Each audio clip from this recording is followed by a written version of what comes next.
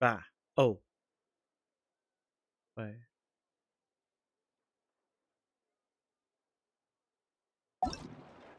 I thought the... Wait, was there really complete silence? Huh. Interesting. Anyhow. Let's meet up with Child.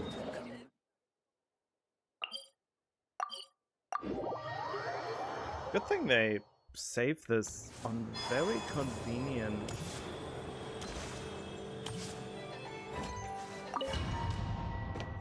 times. Lady Arlecchino, word has reached us that Lady Marionette's troops are all in position. They are ready to act as soon as the order is given. Excellent. The only thing is, they are fewer in number than we expected. It looks like many of them must have lost their lives at the hand of the monsters released by the Doctor. Can't be helped. Allow them to join our ranks and keep in contact. As you wish.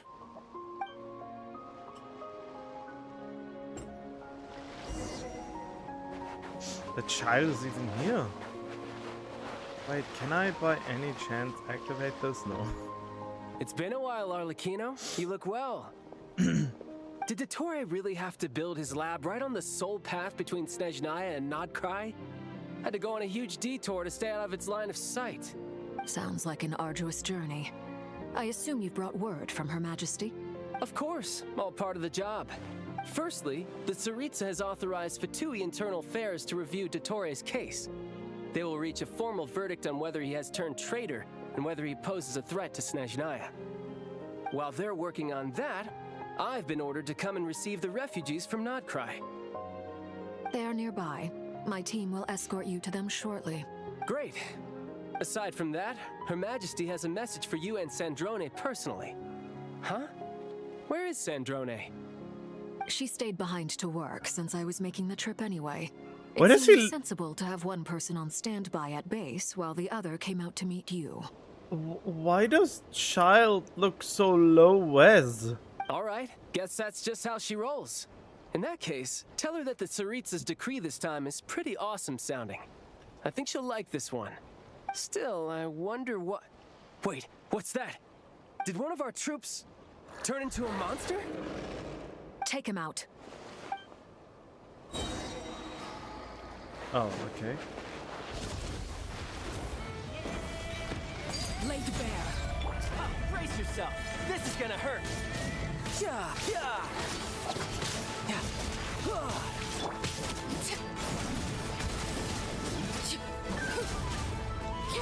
Everlasting as the moon. You've gotten stronger, Arlecchino. Nice. Stop that right now. I appreciate the praise, but I am not fighting you today. I knew it. Another one?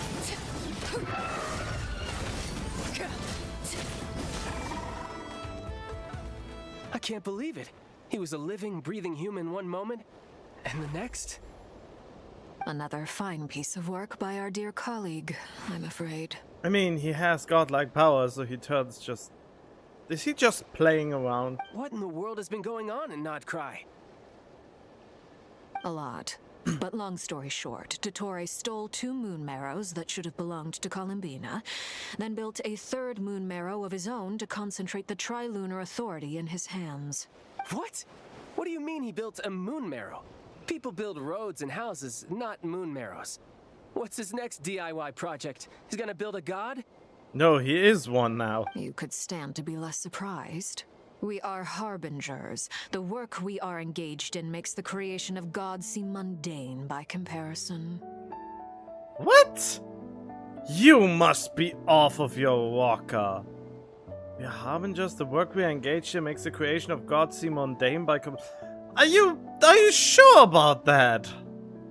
I tell everyone who asks that you once crossed swords with Rex Lapis while serving as a key supporter for Rosaline's plan. But right now, you're acting like a common adventurer. Yeah, I mean, like, not like the gods that seem to be very mortal. I'm more thinking about gods, which can end your life with a thought or something like that. That's a real god in my book. Thanks for speaking up for me. Those two really took me for a ride back then. Then again, surely no common adventurer would manage to get tangled up with them the way I did. That's gotta count in my favor, right? It almost sounds like you wish to repeat the experience. I might have to lower my opinion of you. No. I'll stop talking. Please, go on.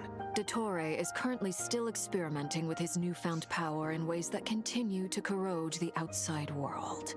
As for the human mutation, I believe this is simply a consequence of his experiments, and not a strategic move. That radiant beast was once a subordinate of Sandrone's. I suspect he was only allowed to live so that he could become an experimental subject. Also, those of us who fought Dottore have been afflicted with a curse. As such, I cannot leave Nodcry. This is so much worse than I thought. No wonder Her Majesty's decree is so extreme. While these exceptional circumstances persist, the Harbingers are hereby authorized to use unilateral executive powers. Should Dottore pose a threat, Arlecchino and Sandrone are permitted to eliminate him. My thanks to Her Majesty. I will pass these good tidings on to Sandrone. Her Majesty has also declared that she will refrain from launching an attack on the now evacuated Nodcry due to the presence of unretrieved research material. A wise decision. By the way, how's my old partner doing? I'm assuming they're with you? Partner? You mean the Traveler? I'm afraid I have bad news. He was captured after our failed assault in Dottore's lab. His whereabouts are currently unknown. What? Why? Since when does Dottore have a bone to pick with him? That is indeed the question. I'm not sure he does. He must have some other goal in mind. This won't do. I have to rescue him. You can't. We have no idea where the Traveler is. What am I supposed to do then? Stand here twiddling my thumbs? Sandrone is working on it. The best thing you can do right now is complete your mission. Fine. I guess I'll leave this to you then. Man, the moment he hears we are in trouble, he wants to save us. One last thing. Tell the Rooster to get the message out to the gods and citizens of every nation in Teyvat. Beware. An uncontrollable pollution is spreading forth from Nodcry. Who was the Rooster? The source of that pollution is a madman drunk on the success of his experiments. The Fatui and our allies will endeavor to contain the threat. However, if Nodcry falls, things are likely to escalate. Considering Dottore is one of our own, all Fatui stationed in Nodcry consider it our duty to stay and fight him to the bitter end. Whatever the cost. Hey, don't be too pessimistic. If it comes to it, I'm sure Her Majesty won't stand by and do nothing. I hope you're right.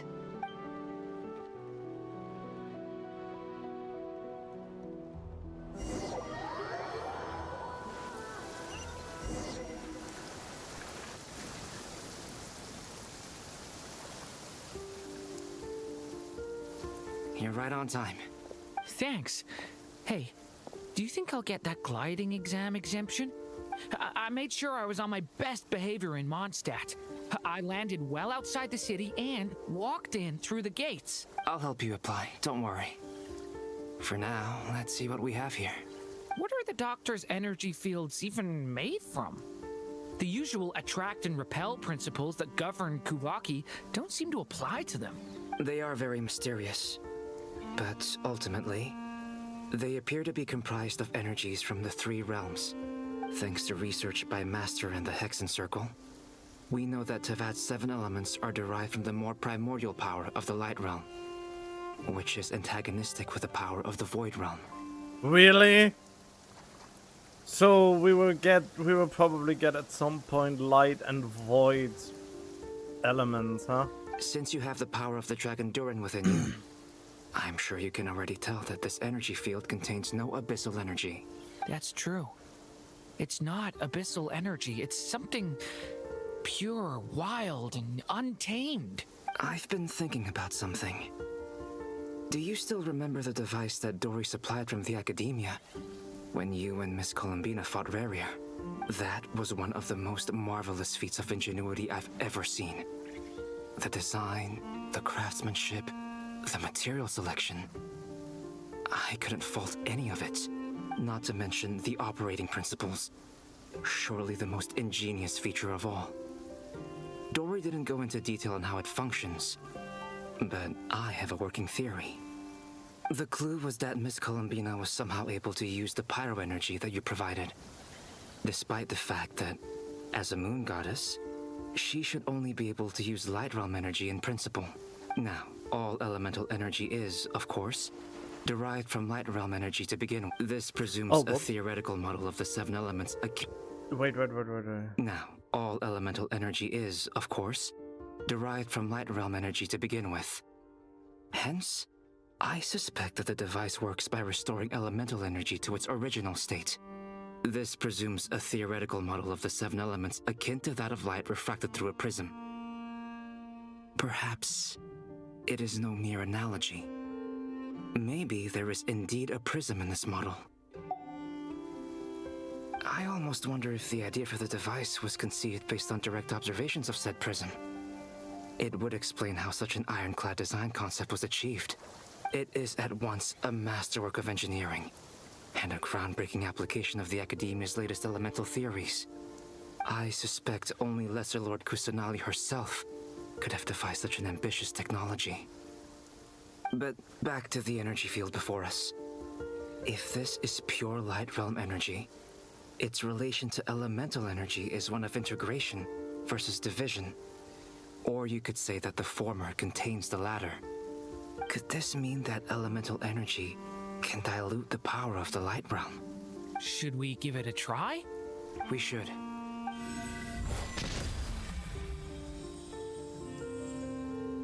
Ha!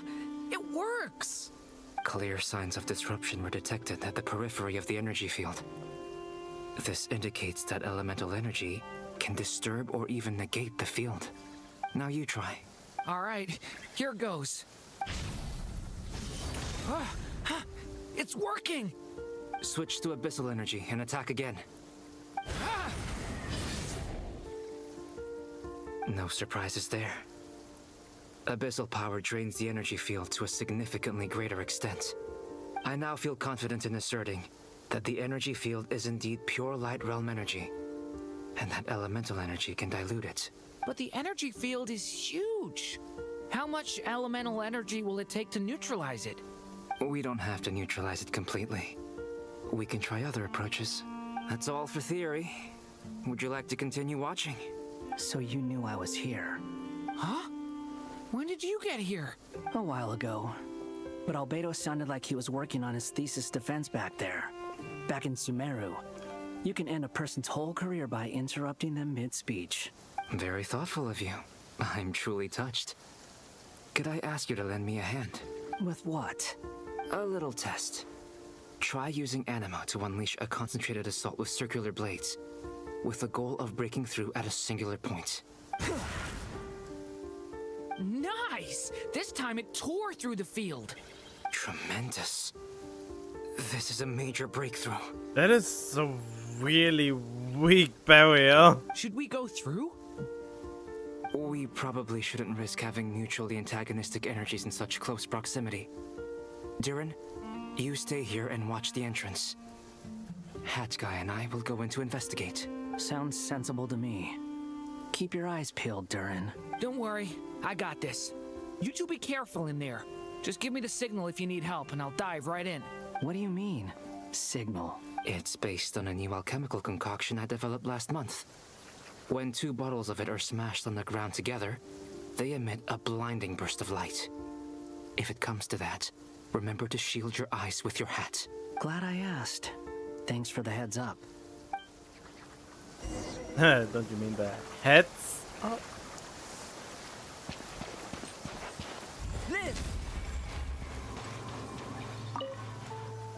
Like I thought. Beyond a certain distance, we can't see the opening where we came in. Maybe that's to prevent people from escaping.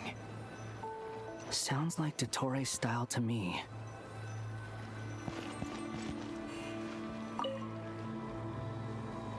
Interesting. Okay.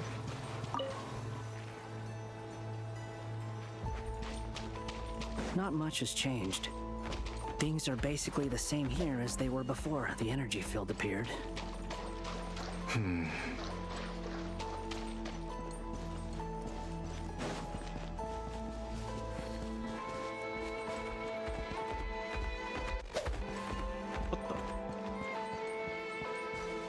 Oh, the music gets all distorted.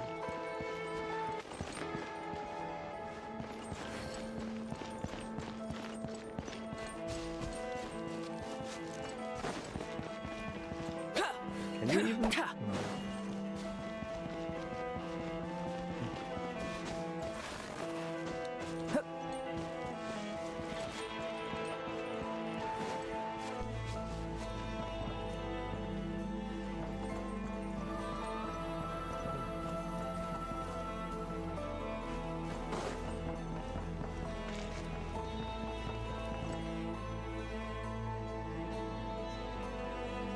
They have no heartbeats and they're not breathing.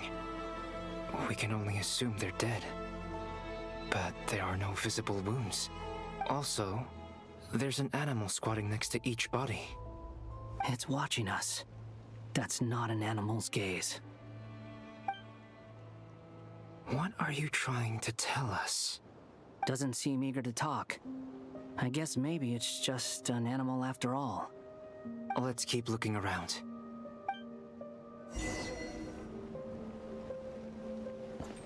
Will it take me?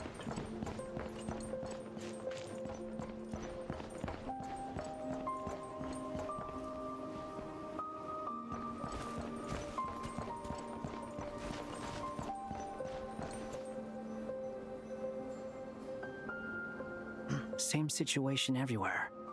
Not a living soul in sight. Just countless bodies with animals standing watch over them. Well, I think we can safely rule out the possibility that they're all pets. Is skirting around the topic your way of showing consideration for other people's feelings? Just being cautious. I don't doubt that you can handle the truth.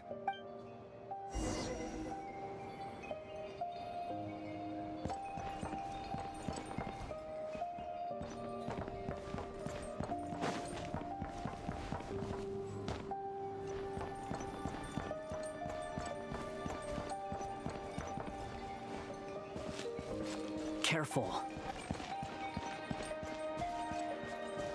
Please, help us. Please. Over there, I hear a voice. God, that is really creepy.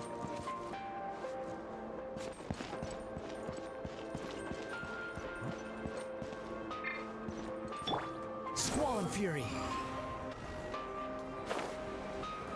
Oh. Please, help us. Please. What happened here? I don't know. Suddenly, everyone collapsed. Then my line of sight got lower. I still have some of my senses left. I gotta get out of here.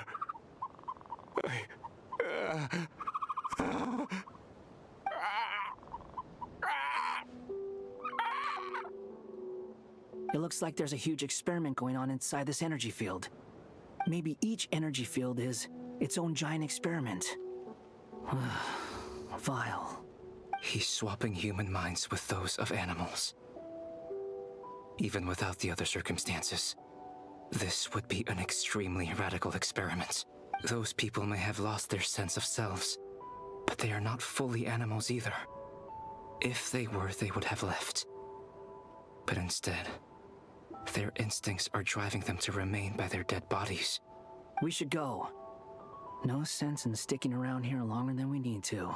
Agreed.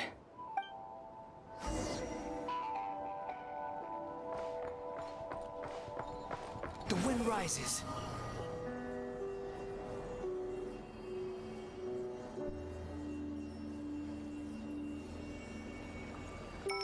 Yeah.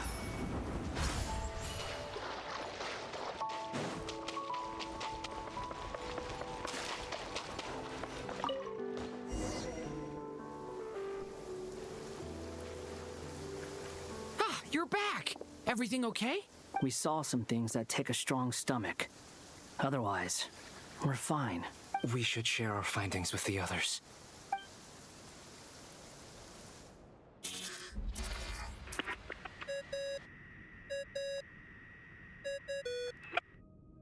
Yes?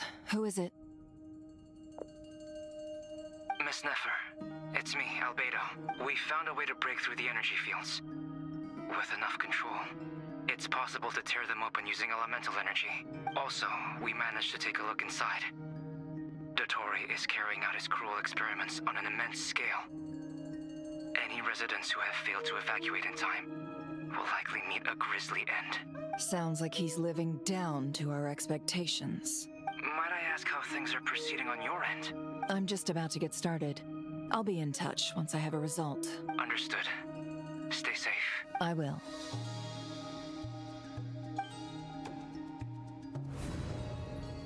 Well, Nefer, I'll link up with you once my tasks are complete.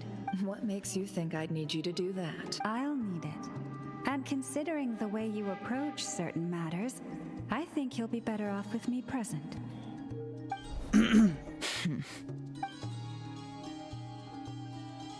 Let's begin. Entering simulation mode.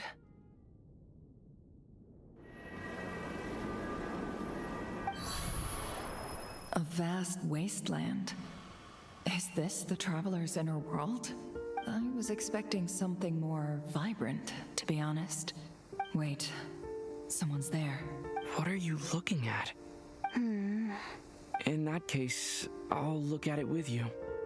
I want to know all about everything you've seen and experienced. Is there somewhere I should return to? Or should I stay here and be the hero everyone says I am? I don't dislike my current life. Roaming the land, fighting battles, accomplishing missions, earning a living, looking after Paimon. It's not so bad. I guess the only thing that's missing is that you're not here with me. This is the conscious layer, which contains a person's true feelings. It is filled with both longing and kindness. I suppose anyone who lives long enough ends up wishing for someone who can't be there. Maybe it's the only way we can feel truly alive. Time to delve a little deeper. Ooh, we got Traveler deep dives. That is actually interesting.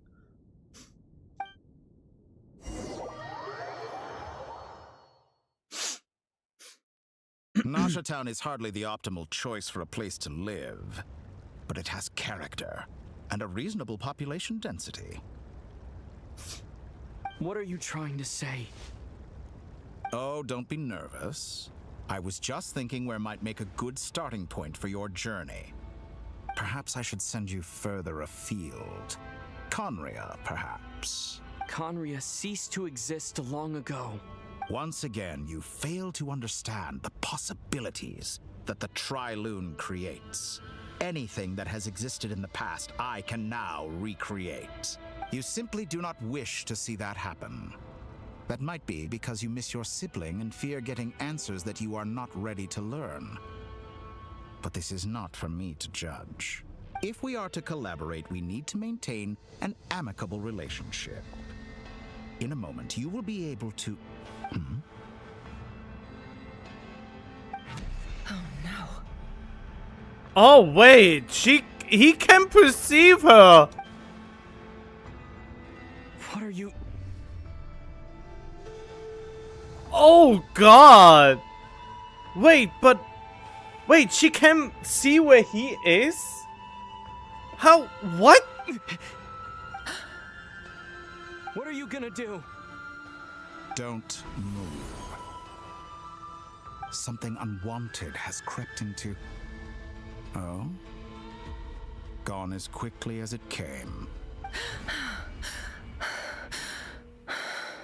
Damn. Did you save me? If I hadn't cut the connection, Dottore might have caught you from the other side and destroyed you. Oh boy, Nicole, huh? This was a good idea, but once is plenty. You were exceptionally brave. Excellent work. Thanks, but now's not the time for Don't that. patronize her. What did she accomplish by doing that?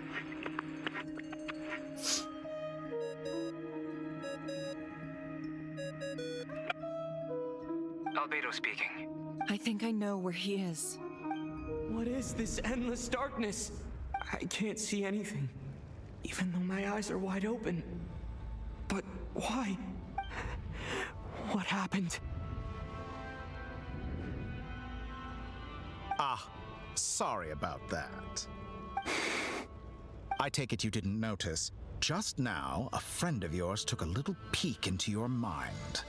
Could it be Nefer? How did she do it? Did she use something as a medium to connect to me? I mean, if he is that all-powerful god, I think he should be able to read his mind, right? Do you think she's aware of your current circumstances? Oh dear. Have I stunned you into silence? I only wanted to slow down your time a little so I could stop your intruder in her tracks. It would have been nice to capture the spy. I must say, I'm finding the ability to adjust the flow of time rather intriguing. The moment you closed your eyes, time seemed to grow impossibly viscous, didn't it? A whole month passed before you opened your eyes again, but only for you. No one else was affected. I dare say this is something only a god can achieve. A whole month passed before you open your eyes again. Point taken. You've proven once again that you have god-tier powers. Oh, you misunderstand. This wasn't about proving a point. I was testing things out. I find I learn best by doing, and I have to admit, time is not the easiest dimension to control. I only wanted to make you sleep for a short while, but it ended up lasting a whole month. Clearly some finesse is required to wield the authority over time as I wish. I hope you're not angry with me. It was only a month's discrepancy, nothing too serious. Had I been off by a year, a decade, or even a century, that would have been quite a different story. Wait, so did you steal time from him? You could have frozen me for millions of years. So much for collaboration. You aren't showing much sincerity. Millions of years? To what end? I wonder if you don't understand humans all that well. They are very pragmatic creatures who understand only that which they can perceive with their senses. If I had you sit here for a week, I imagine people might sympathize. But if I left you here for 100, 1,000, or 10,000 years, the sheer size of that number would cause it to lose all meaning to them. They would not have the capacity to comprehend your suffering, and thus they could not empathize. Yeah, just like the damage numbers in a lot of gacha games. They think bigger is better, but no, that is not the case. I don't know why this... I always think that tutorial is basically meta commentary from the devs about what people don't like about the game, I guess. So my mind always wanders off just because I am stuck on it. And I think what I find most interesting, I always come back to Persona 5 for some reason or another. And in that game, you start out with double and triple digit numbers. And in the end of the game, you barely reach 4 digits. But to that end, the power you get and what it actually is in comparison feels way better than seeing endless amounts of numbers popping up, and actually feeling way heavier when the number starts small and only slowly creeps up. But for some reason, most gacha games just can't comprehend that concept, I guess. But I mean, it makes sense from I guess it makes kind of sense from a business standpoint. Why would someone buy a unit? Well, I say buy, but you know. But yeah, let's just say buy a unit if the unit before it can do it all the same. But to that I say, animation. If the animation looks sick as heck, I would totally go for a new unit. Unfortunately, while gods do exist in Tevat, it is ordinary humans that account for most of the population. Their lifespans are so limited, their bodies so fragile. Did you ever really hope that they could begin to understand someone like you? Your long life and unique origins make you fundamentally different from them. How long will it be before they start to treat you like the alien you are?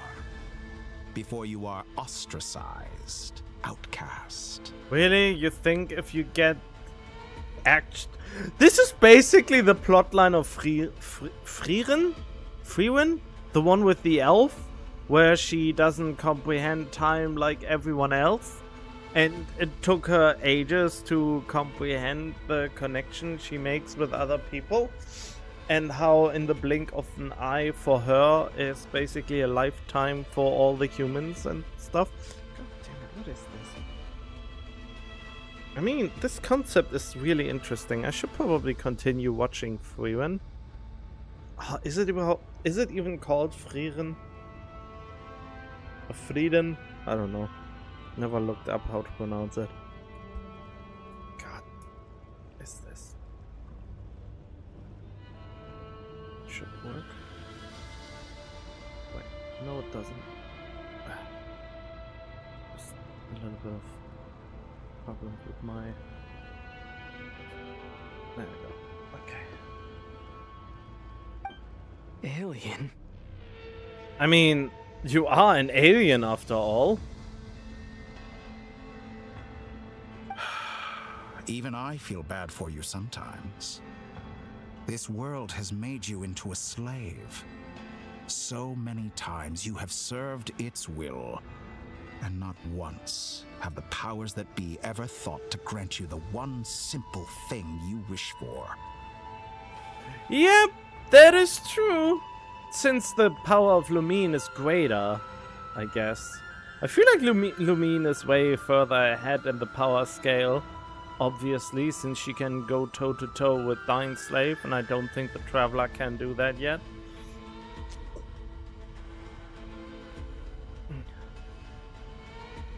You have been treated most unfairly.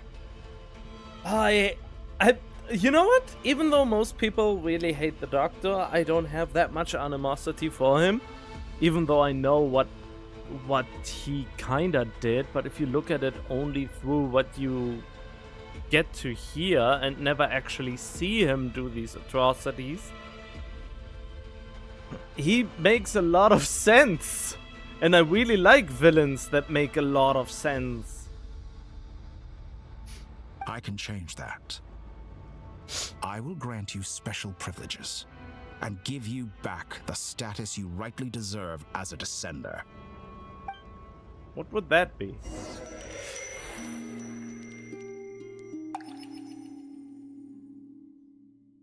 Oh, why? The powers that were taken from us at the beginning of the game. I've entered the past 3 times at this point, but I still have so many questions. For instance, beyond each point being further back in time than the last, what determines the specific locations at which I can make entry? So far, the common thread linking all 3 scenarios is that the Traveler has been present. But it's more than that. I know I sensed something familiar around him. What was it? I'll keep this question in mind as I carry on.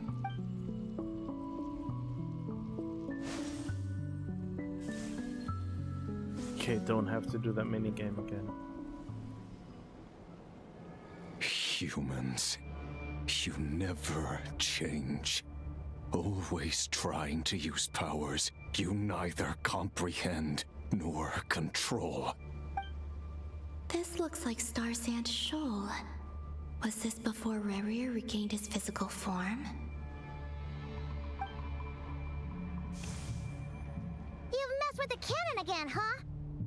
Sorry, but this round's not gonna go your way. The cannon. That's right. I was at Silvermoon Hall and I sensed an abnormal Kuvagi fluctuation coming from Nasha Town. And right after that, came an ominous power emanating from Star Sand Shoal. My body was once torn into countless pieces and hurled into the swirling chaos of time itself. But even so, my life and will were not extinguished. I wonder if I could try to prevent his resurrection. But how would I do it? What can I do here and now? Traveler! Behind you! Look at that light! No, I won't make it in time. He's using the Kuvaki shield, like I taught him. Is he going to use it to block the cannon's beam? He's strong. I'm sure he can manage. But the force released when the beam impacts the shield might lead to collateral damage. EC Island. The Frost Moon Scions will be exposed to lethal levels of Kuvaki. You make it sound like it's radiation. A question, if I may. Kind Miss Columbina. When the cannon's Kuvaki beam was deflected earlier, I saw several bolts of energy streak toward Hisi Island, only to be blocked. Did you also have a hand in that? Oh no. Maybe that really was me after all. Well, future me. But I don't know if Future I have present enough me. power left.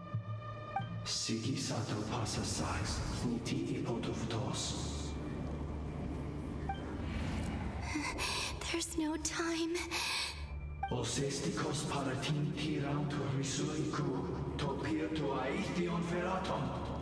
I have to make it.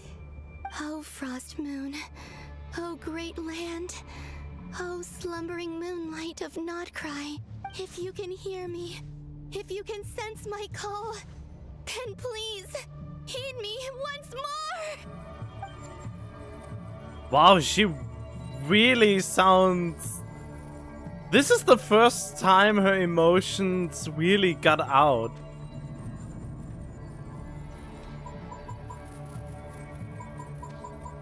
Really? It's a clicking mini thing?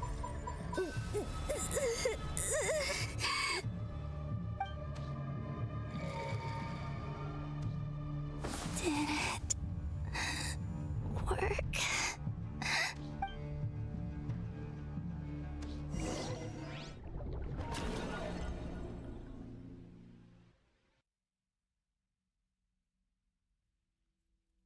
Hey, wake up. Hey, did you hear me? Columbina, I said wake up now! Oh, good morning, Sandrone. It's 3 in the afternoon, actually. And could you kindly not use my quarters as your personal nap room next time? But I feel so safe here. And your coffee, right? It's so bitter, but it smells lovely. That's like you were raised by wolves in a forest or something. What did you drink growing up? Grass tea? The Frost Moon Scions certainly led a more frugal existence than the Fatui. Then I'll bet you've never eaten one of these before. It smells delicious. That's because it's a Fontanian recipe. I had a little free time today, so I made a batch. Rosaline will be here shortly, but if you really can't wait, I guess you can go ahead and... She's already eaten. Oh, it's cute. Hey, at least let me finish before you start eating. Did the Frost Moon Scions not teach you basic table manners? Or did the rules not apply to you because you're the high and mighty moon goddess? These are so tasty. Of course they are. I made them. Wow. I was worried they might contain traces of machine oil. What? She's so great. She just her deadpan commentary makes this so much better for some reason.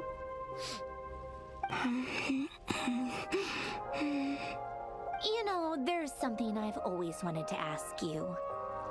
Why did you leave your old home and join the Fatui? I mean, I'm sure their food was awful. But there's gotta be more to it than that. Well, life there didn't go quite how I imagined. What were you expecting? You're a god. Your followers are gonna make some demands of you, right? Surely you can just answer a few prayers here and there in return for the free food and drink. How bad can it be? Well, would you help other people just for free food and drink? The doctor told me that you were created by a great mechanic, Lord something Fisher. The Lord Artificer. Some people can't keep their mouths shut. Oh, Lord Artificer. And didn't he have something to do with the, narcissist? Narcissenkreuz Ordo. Yes, that was it. Narcissenkreuz Ordo. So, would you try to fulfill their wishes? You must be joking. I wouldn't go even if they paid me. I don't even know them. Exactly. Well, I felt the same way. I did not know the people who made demands of me. What do you know? We're on the same page for once. In his later years, Alan did ask me if there was anything I wanted to do. If I had any wishes of my own. Well, I don't. And I'm not in any mood to fulfill someone else's either. Damn. Now, I have so many high tier gacha games to compare now. Well, high tier in quotations, but I feel like even though Genshin sometimes flip-flop between way too cliche and actually really good, not quite as one. So, I mean, Netland was so and so. It had some highs and it had some lows. But Not Quite So Far had a really good, steady build-up. And it culminates in this, I suppose. I don't know. I guess Netland, I didn't like Netland that much just because of the... I think the biggest problem with Netland was that, for me specifically, is that the voiceover was completely all over the place for the English language. And since I can't really bother with the other languages, I couldn't enjoy it as much. The finale of Netland was kinda cool and all that, but I don't know. It was more a hype moment than anything else. But this Not Quite story so far is really cool. Even though they use I mean, I should actually give them shit for using time travel mechanics in this one, since they are always messy and don't seem to make the most of sense, even though they really are trying hard to do so. But I like this banter and that the characters are just playing off of each other. I don't know, I mean, Genshin and ZZZ, for example, are made by the same company, even Star Whale, and I feel like Star Whale is became mind-numbingly boring, with a few hype moments at the end of each patch, but everything else, the explanation, so the investment in characters was just not there for me. And the pandering towards a very specific character that was very ham-fisted was also not to my liking. And in this game, it feels like, yeah, we get to know the characters. They get the proper time to actually grow on us. We have small interactions, a little bigger interactions, and small interaction within high stakes, low stakes. We get basically the whole thing. And in ZZZ, the latest patch was really on the lower end, just because of the ham-fisted pandering and waifu baiting that they did. And it really hurt everything in that thing. They could have used that time much better for developing the story than waste like half of it on pandering. And here, I'm not bored by this. How can a company have so vastly different kinds of storytelling habits, and one of them can be consistent, the other one gets an absolute nosedive, and then another one is very inconsistent? I mean, yeah, of course, they are always different dev teams, I suppose. So every dev team seems to handle something differently. God, I wish a combination of ZZZ's gameplay with Genshin's storytelling would be kind of fire, I guess. But alas, it shall not be. Who's Alain? He was the... You know what? Never mind. You're not gonna remember. Anyway, the point I'm trying to make is, neither of us is the self-sacrificing type. Let me ask you this. What sort of place would you like to live in, if you could choose? A place where people don't ask me for things I cannot give them. Where they don't worship me, or fear me, but just want to chat with me like a normal person. I'd also like the freedom to come and go as I please. And ideally, it would be somewhere with the smell of coffee and snacks. Not to burst your bubble, but no such place exists in the world. Now, take your snacks and scram.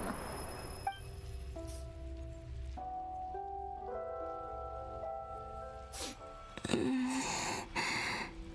I pass out? Of course. I'm back here again. I dreamed of events from my past. Sandrone. Traveler. I miss you all so much. Back there. I guess I managed to harness all the Kuvaki energy on Hisi Island. But how did I do it? Time is flowing backwards here. And I can use that familiar power to enter the world of the past. That mystery ally everyone talked about. It was me all along. I can sense that there isn't much more power remaining up ahead. What lies at the end of all of this? Will time keep flowing into the past? And will I ever find my way back?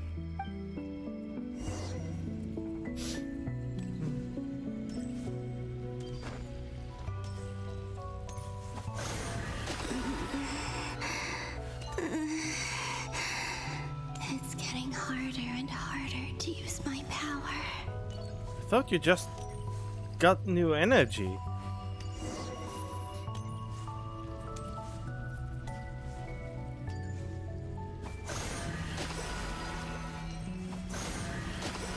Oh, right. I'm no match for the abyss in this state. I need to avoid the contaminated fragments.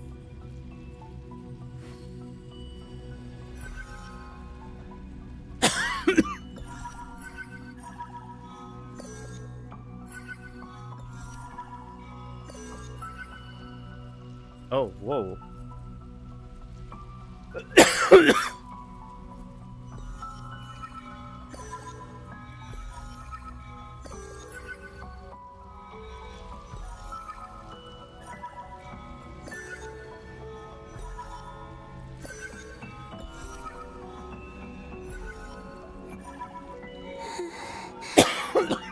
Time to go. I wonder where I'll find myself this time.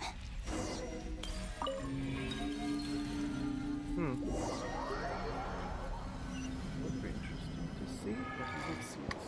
The Final Night Cemetery. This is where Flint's is based.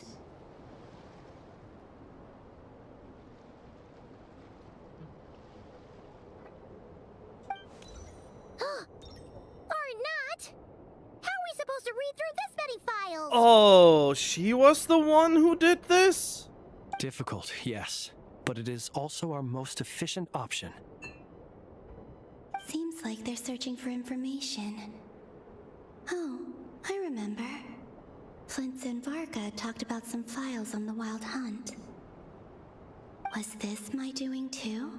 To expose the true intentions of this Rereer, we need to dive into Notcry's history. Are my actions changing the past? Or are they simply completing a process? Yeah, that's exactly how it feels like, huh? I mean, if this would have never happened, would have all of this happened to begin with? What was the point if it just... This is the kind of thing that I don't understand how this is logically supposed to work. This is the only this is the only thing in the story so far where I think, wow, that is just, on the one hand, oh, kinda cool, but at the same, this is so dumb.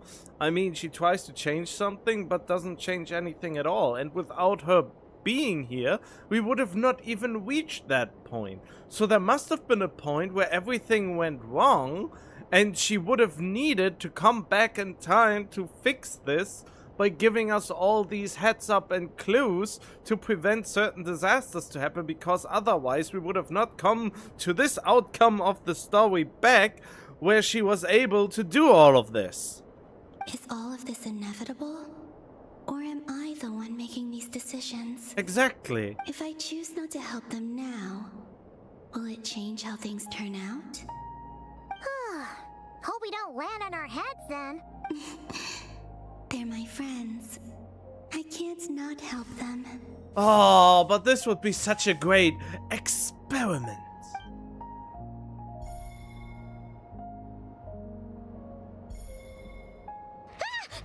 Ghost! And the other one was... here. Hey! Another file's moving! And now she gets pulled out. Wait, I thought she would have gotten pulled out now. Like the time before.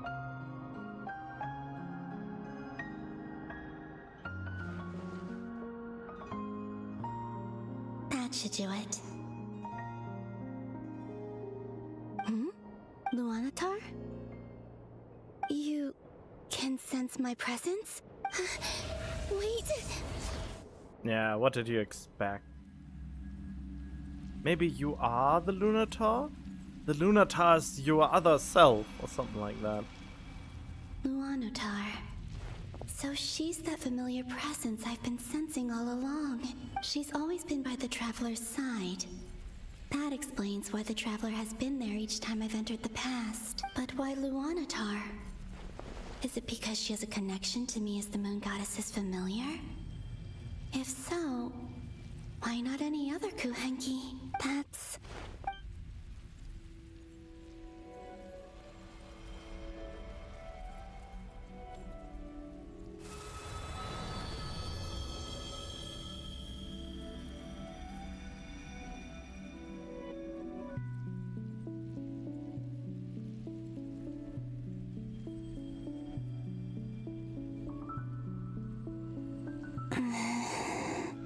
I cannot sense any power up ahead.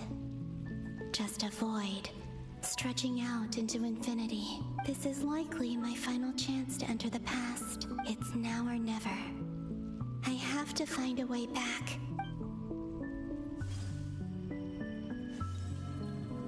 Is this maybe the point you were brought back into the world? For the first time that we encountered you? Easy Island? How far back in time is this? Where's Luanatar? I can't sense her presence this time. Seeing Enefa and Aino reunited like that sure was heartwarming. Traveler, Paimon. So you are Luanatar? No. Stay calm. I don't have much power left to change things. I don't even have that much time left here. I have the feeling she is Luanatar. Think, Columbina. How do I find a way back? A way back... to where? Do I go back to Moon Prayer Night? Or to the future that followed? And if I return in my current state, what will become of me then? Dotori's actions that day proved that he'd been planning that for a long time. He had already seized the power of 2 moon marrows before capturing me. Even if I managed to get back, how can I fight against him when he wields the Tri-Lune authority? I can't. If I go back like this, I'll be playing right into his hands. I have to find some way of rivaling the power he has usurped. Wait. Time flowing backwards. The Tri-Lune authority. Does that mean I think I know what the final destination of this lunar reflection might be. I know what I must do. God, the ear breathing, man. Speaking of homes, we must already be close to where the Frost Moon Scions live. The vibe here feels different. Just like the scenery. But how do I communicate my plan to my friends?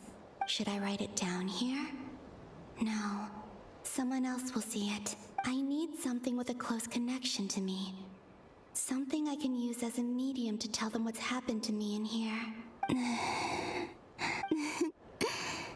Now it makes sense. Flowers?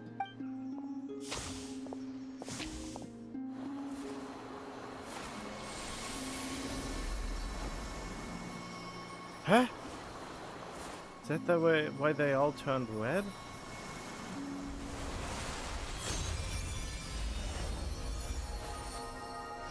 Yeah, I knew it! Lunator was her all along. See? I called it. Hey, what was that? Felt like some sort of breeze blew by, and then the petals suddenly turned into... Huh? It was I who brought Luanatar into being. I gave up a piece of my own soul to create her. That's why I could sense a familiar power from the moment I entered this space. It also explains why she's been present in every past location that I've entered. Because we have a deep connection. I mean, literally part of yourself, so it can't go any closer than that. Hey there! What's your name?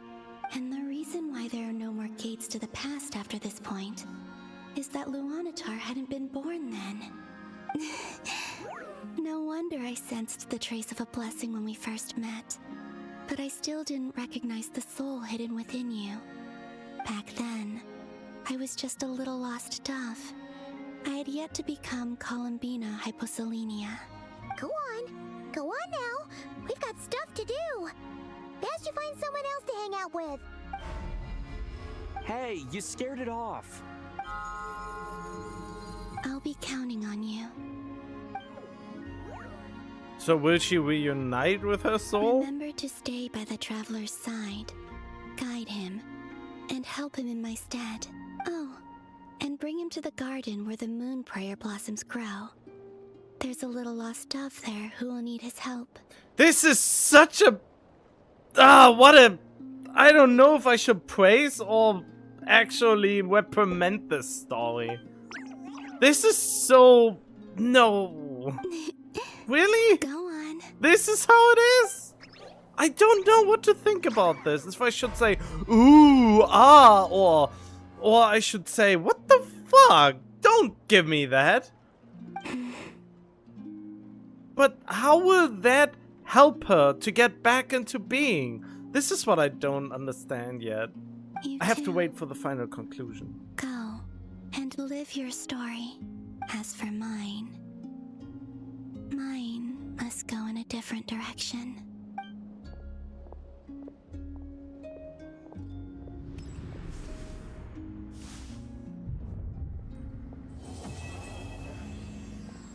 Wait, what? What do you mean quest complete? It's far from over. Not even close. I need to kick his ass. I already know that he will be a boss fight. How would you like to experience the thrill of never being held accountable for your actions? You could crush people like ants without consequence, or tear off their heads or limbs as you please. Nah, doesn't seem very appealing. Believe me, such a life is but one small step away. What point is he trying to make? Freedom?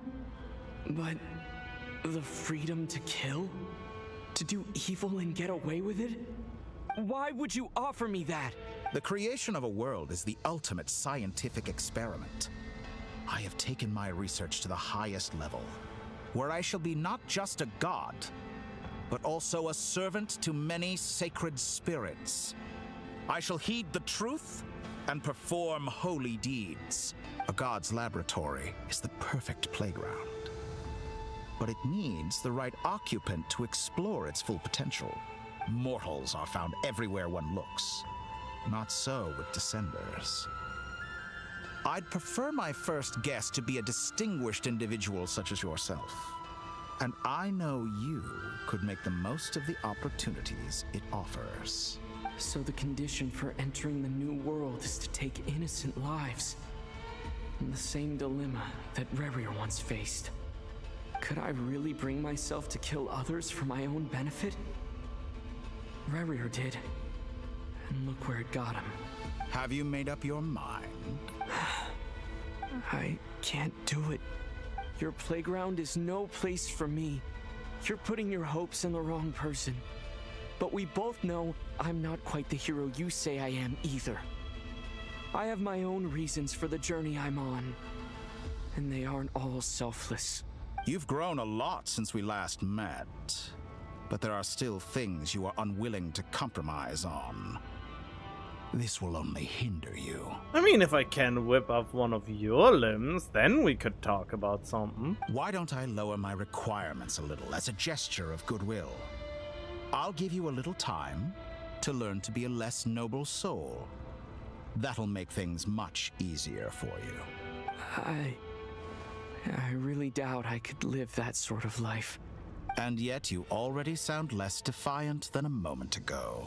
The benefits appeal to you because you can read the signs of the times. What? Why don't we return to my research facility? Your last visit was so rushed. There is much that I have yet to show you.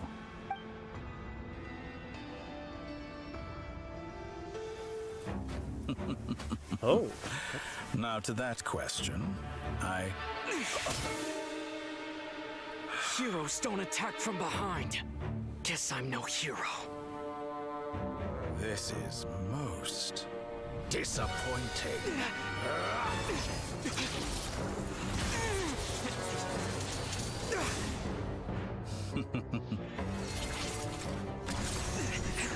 What? How? Why would we? Couldn't he just use his time dilution?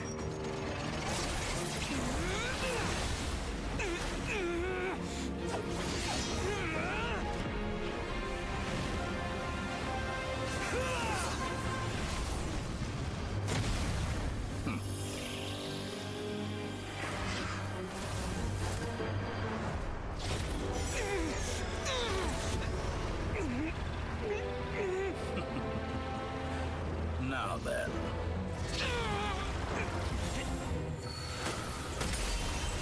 Huh? Wait, the Wanderer?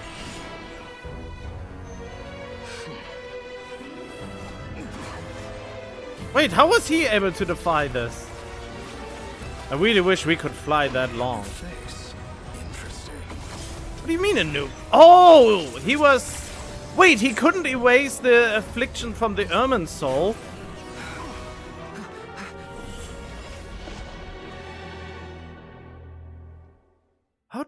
What? Huh. So we got out? But what now? Does Dottore only have this power inside of that thing?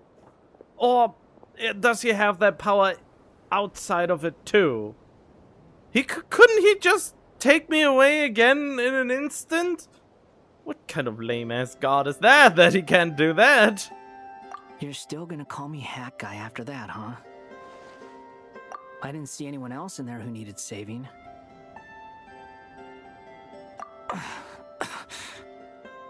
It's nothing. I'll be fine. Why are you looking at me like that? Is it that shocking that I'd come to your rescue? I owed you a favor back in Sumeru. Now we're even. Distracting Dottore was tough. I won't lie. He's not gonna fall for the same trick twice. That was my one shot. I'd hoped to use it to take him out. Ugh. I never wanted to obliterate someone more than I do right now. Dottore doesn't recognize me, but his segments were originally made based on an analysis of my operational principles. I expect it's only a matter of time before he figures out what I am. So Dottore doesn't recognize Wanderer because he deleted himself from Ermine's soul. Should have called him Wanderer, I guess. Did he really miss his only chance for revenge by saving me? Why the long face? Hey, I'm not blaming you, okay? And I'm not complaining either. Rescuing you and killing Dottore are equally important goals. Huh. Wow. Are we really that good of friends? Everyone would be pretty stuck without you. It's best you live to fight another day. How are you holding up? Are you all right? Hat guy said to put safety first, so we agreed to run as far away as we could after leaving the energy field and only meet up once it was safe. You don't look injured. It seems that Dottore didn't do anything to you. All right. Rescue operation complete. Let's head back. This is weird that he could just do that. So Dottore really still has to learn how to control stuff, but couldn't he just have, you know, slowed down time in an instant? There's a lot more work to be done before this is over. This is the thing that doesn't make sense to me. Even though he doesn't have full control of how he can manipulate time, he should have enough control to immediately hold us completely down. This is, or at least that's what I think. Act 8.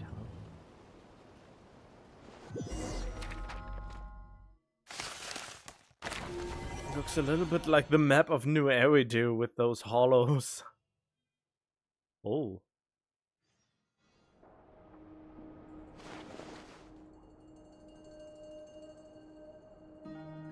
Wait, there's the voiceover. Why? The peripatetic circle. The caravan's goats were stone points us with denied, but also be commanded that.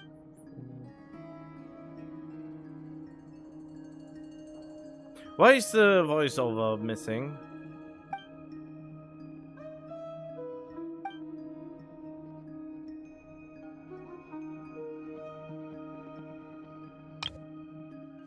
Oh, they are not supposed to be voiceovers since there's nothing. Okay. Why are we here?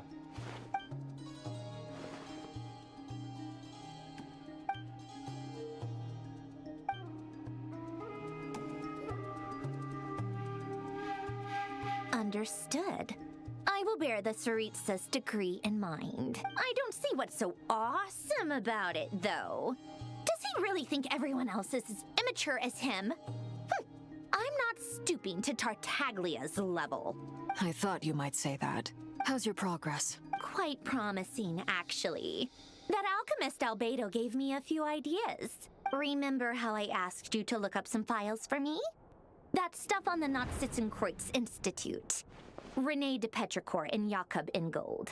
Alain Guillotin despised Rene's theories and methods, but he never managed to come up with better alternatives either.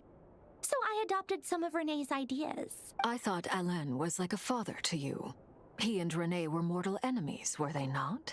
And what would you say if Lenny and his friends one day learned something useful from someone you utterly detested? I would applaud them for it. That would mean that they have surpassed me. For all we know, Alain Guillotin might have thought the same thing. Not that it matters, though.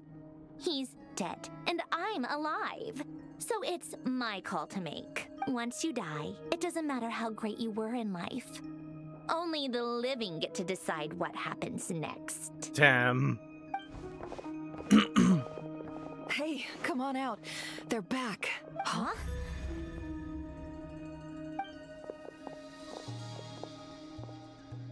You're back? And your head's still screwed on? And you still have all your limbs? What does it look like? Way to keep your composure, madam. Excuse you. I am perfectly composed. Glad you're okay. Yes, it's a huge relief. Worry? Oh, yeah, right. You think we, the Fatui, were worried about you? We were worried sick. Hey! I love how Alekino just throws her under the bus. I were already friends. You are free to join this mission in whatever capacity you please. Much like your tea parties. It's a laugh a minute with you guys. I must say, I was quite surprised when Mr. Albedo told me he would need no additional aid. We discussed this on our way back as well. I am rarely so unequivocal, but in this case, we had full confidence in Hat Guy. Why can they not just call him Wanderer? Why do they go with Hat Guy? He said he knew what he was doing. Albedo and I pretty much had to just wait outside on standby. Meanwhile, Hat Guy broke into the energy field and rescued the Traveler solo. You didn't have to mention that. Well, I'm thoroughly impressed. You are a force to be reckoned with, Hat Guy. I just wish he would have not aged so poorly in the actual game when it comes to power levels. Is he back? Is he really back? Traveler! It's really you! Oh, thank goodness! Paimon missed you so much! You can finally breathe easy, Paimon. It's great to have you back in one piece! Oh, Paimon's been having nightmares the whole time you were gone! I mean, the stars are in your eyes after all. Look at them. You know, once you reach my age, there's nothing better than watching a misty-eyed reunion between friends. It's nothing. Same goes when you get to my age, too. I bet Ino and Anefa would be tearing up as well if they were here. Varka, I'm not sure Anefa can cry. Oh, yeah, good point. Hey, your eyes are looking a little red and puffy. Come here, let's hug it out. Wow, you're going in there, huh? What? Ew, no. No, thank you. You're not my dad, okay? Knock it off. Everyone, I'm sorry for all the trouble I caused you. But the silver lining is, I didn't come away from this ordeal empty-handed. Did you now? While I was being held captive, I learned a lot about Dottoro's current capabilities, and what he plans to do with them. Allow me to explain. Could you explain to me too? I'm still... The three moon goddesses were even more powerful than we imagined. No wonder Dottore believes himself to be equal to the gods. Maybe even superior. Utter blasphemy. While everyone was gone, Nefer and I made an interesting discovery. And I believe Miss Sandrone has something to share too. Ma'am, perhaps you could do the honors? Called it. Getting rid of a pesky troublemaker like her is like trying to clean up after a crumbly cake. It always comes back to haunt you. Our next step is to find a way to bring her back. A place where time flows backwards, with no destination in sight. Surely it must have been created for a specific purpose. But I fear the answers are buried deep in Tevat's history, held by great powers beyond our reach. It sounds like she's on a specific path through time, just traveling in the opposite direction to us. The question is, where does that path lead?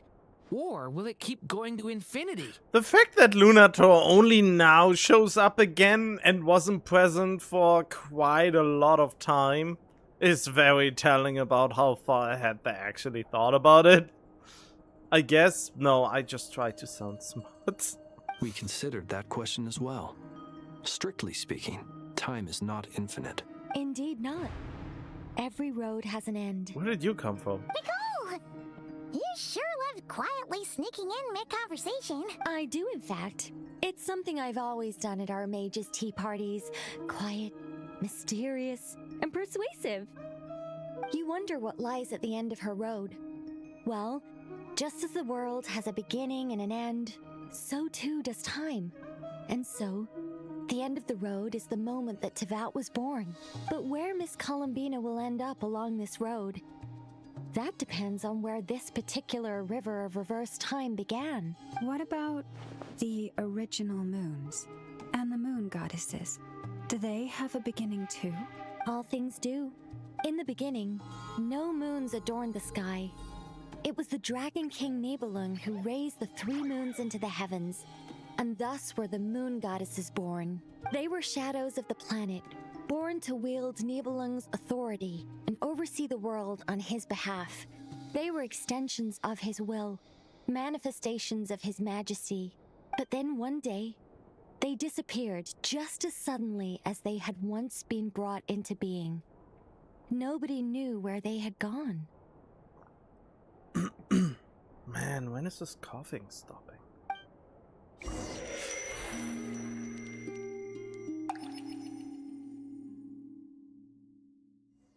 This rescue mission was way too abrupt. No more paths back to reality have emerged since. This is something I feel like they rescued him too fast. And without real explanation why he was capable of doing that to begin with. This is currently my biggest complaint, honestly. But how can I be sure that I'm going the right way without scenes from reality to keep me on track? I can't even be sure of how long I've been walking for. The further I travel, the less stable this space becomes. There are even moments where I can sense something that feels like abyssal energy.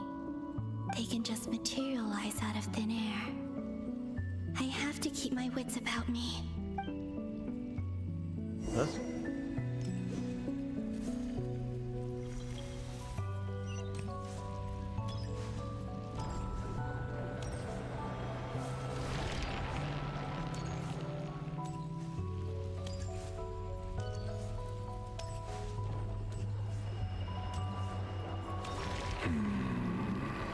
Maria. Is that the ray here of Solnari? Oh, damn it. You are the moon goddess. But how? Please, there's no need. I'm not interested in fighting anymore. Huh. I find that a little difficult to believe. Yeah. Honestly, so do I. The way you used my own power against me was a brilliant strategy. And then, in the final moment before I was thrown into this space, I got to see an old friend. Mr. Dainsleif.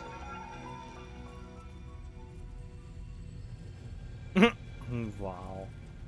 Right. It was so long ago now. But we were friends once. And when I first got here, I was filled with hatred, remorse, and rage. How I cursed and devoured. I tore everything here apart. I was consumed by the desire to leave this place and have my vengeance. But to no avail. This is a place with no exit. This is the second time I've entered this space. Though I have no memory of the first. I was torn to shreds the moment I entered. But this time I survived. It must be partly because of this new body. And partly because of all the Kuvaki I absorbed in Nodcry. Are you the source of the abyssal power in here? Not all of it. Some is from when I first arrived here and tried to destroy everything. But there was already a degree of abyssal power here before I entered. And like a venomous snake baking in the merciless sun, it tried to slither into my shadow. Tried to? So, you rejected it? Yes. Because after that, the world suddenly became silent for a moment. What do you mean? The voices in my head, they were gone. And then, I saw her. Her? Thelindis. My former lover. Never mentioned that she saw a memory of Thelindis leaping into the moon's reflection. More precisely, I saw her afterimage. I'm sure the real her is long gone. She was just an ordinary Conrian. She couldn't have survived here for very long. Anyway, why have you come here? Didn't you know it was a dead end? If I hadn't escaped through the moon gate, my friends would have been in far greater danger. Oh, I see. Because of your power. The power of a moon goddess. I mean, in the end, it didn't even matter because he completed the Trilune anyway. So far, there was no point for her trying to escape. But then again, I guess the point was to delay Dottore to actually finish his work. So it got delayed a little bit further. What? But ultimately, she only bought a little bit of extra time until he finished the replacement. You'd like to know how I know, wouldn't you? The one who resurrected me said so. I could hear a deep lust for power in his voice. Do you mean... Dottore? Dottore. So that's what he's called. He'd been collecting fragments of my body for a long time. All so that he could resurrect me at the moment of his choosing. I had no interest in his research. But being as corroded by the abyss as I was, we were aligned as far as hunting the moons and recovering my strength were concerned. So that's why the Wild Hunt suddenly became so active in Nodcry. When I left the Fatui in my weakened state, Dottore must have felt that his time had come. Moon Goddess? Could I ask a favor of you? What? I know this is a lot to ask, especially from someone who tried to kill you. If you refuse, I won't fight it. But this is the only thing I desire now. Nothing else matters. What do you want? I'd like you to take a message to Thelindis for me. Thelindis? But... Yes, she's dead.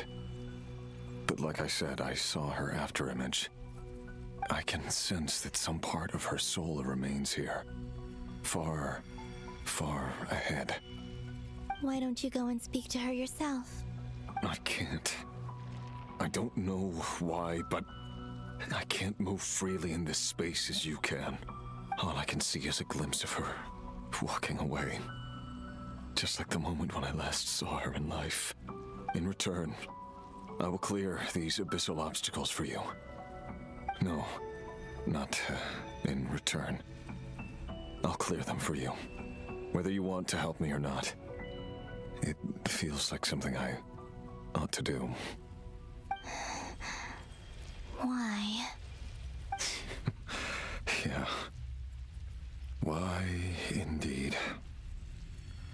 I've been asking myself that question a lot recently. Why did I do the things I did? I'm tired of it all. Tired of the person I became. People used me. And then I turned around and started using others. I hurt a lot of people. I think I grew tired of it long ago. But I wouldn't admit it to myself. And ultimately, that's how I ended up here. What do you wish to tell her? All of it. My past. My mistakes. Everything that happened after we were separated. Is it okay if I give her the abridged version? Yeah, that would have been quite the long story.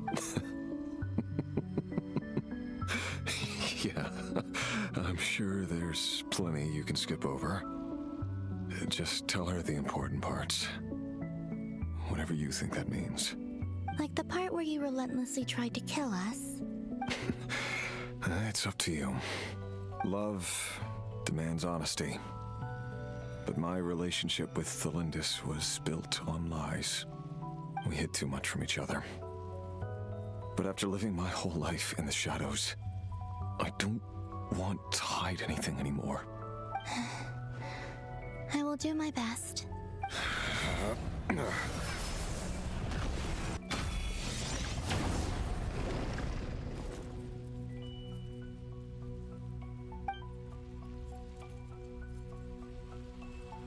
There. The Abyss will no longer stand in your way. Even though Mr. Dainsliff felt he had to fight you, I think he still regarded you as a friend. Dane? He said that you betrayed him, but he also felt great remorse at never having understood what you were truly going through. Why tell me this? Because if he'd known that someone could take a message to you, I believe that's what he would have said.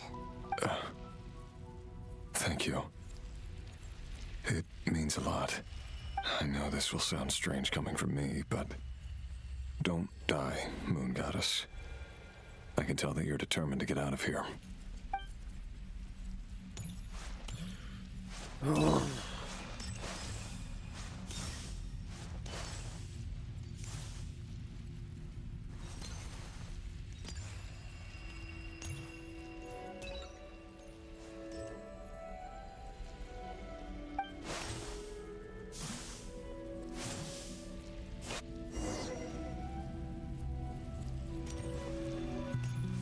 He kept his word. The Abyss is no longer obstructing my path.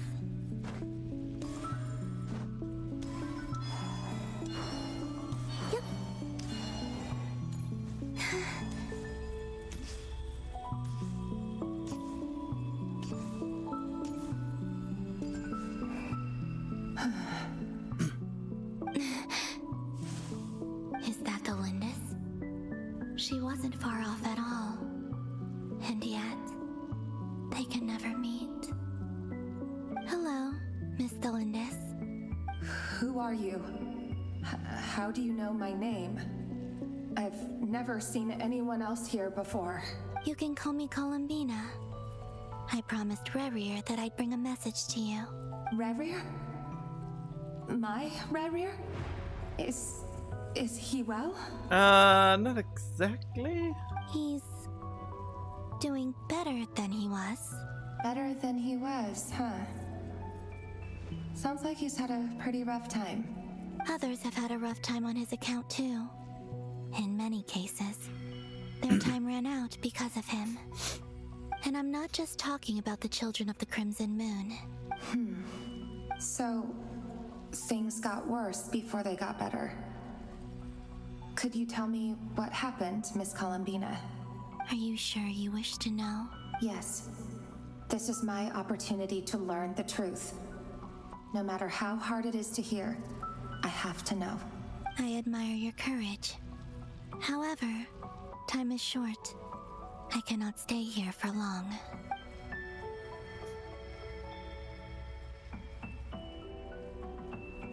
Rerir had seeds of hatred in his heart, and many people nursed them for their own ends. On some level, everything he did was to try and find a way to see you again. But in the end, he came to regret his mistakes. He wanted to apologize for hiding his past from you. Beyond that, he did not say specifically what it was he wished to convey to you, but I'm sure that you've always been on his mind. You are what has kept him going over all these years.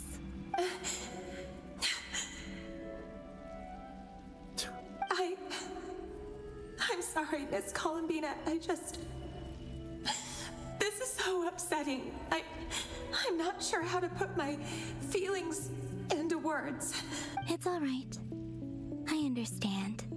Well, that's everything from me. So, I guess I'll be... Wait. One moment. Time flows backwards here. The road ahead only leads further and further into the past. I know. I intend to reach the end of that road. Without a moon marrow, without the three moons' power, you won't make it far. Wait, unless... Are you one of the moon goddesses? You could say that. I see. I often think to myself, if life is like a train ride, why haven't I reached the terminus? Where am I even going? And it's not just me. It's this whole place. Wherever it is, it seems like it's existed forever. It's such a mystery. Where is it going? I must seem so ridiculous. I can't answer these basic questions, and yet I jumped right in here without hesitating, only to be torn apart the moment I entered by powerful energy currents. Only my soul remains now. Thinking back, I was suddenly overcome with fear and terror in that moment. Perhaps I too became bewitched by the abyss. I may have been the leverage it needed to control Rayrir. I used to be a researcher at the Universitas Magistrorum in Conria, researching the iridescent moon's marrow. Eventually, I came to the conclusion that time in here flows in reverse. Rayrir was one of the Vinster King's retainers. With me, he was in an impossible position. It plagued him constantly. Could it be that she sets herself up like a slingshot? Since she left a soul with the Traveler, who currently exists in the present, and she makes the distance time-wise bigger and bigger. Could it be that at the end of this road there is something that triggers like a slingshot effect that tries to pull the soul pieces together? And then her existence now gets merged with the Lunator of the present, and then she's actually kind of reborn. I wanted to help him escape his lot in life. I wanted him to be happy. So I thought I'd use this place to return to the past.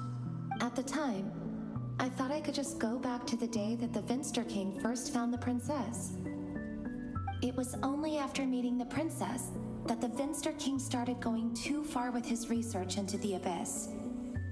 That was the day all of our woes began. I couldn't kill the Vinster King himself, so I had to find another way to save Rayrir.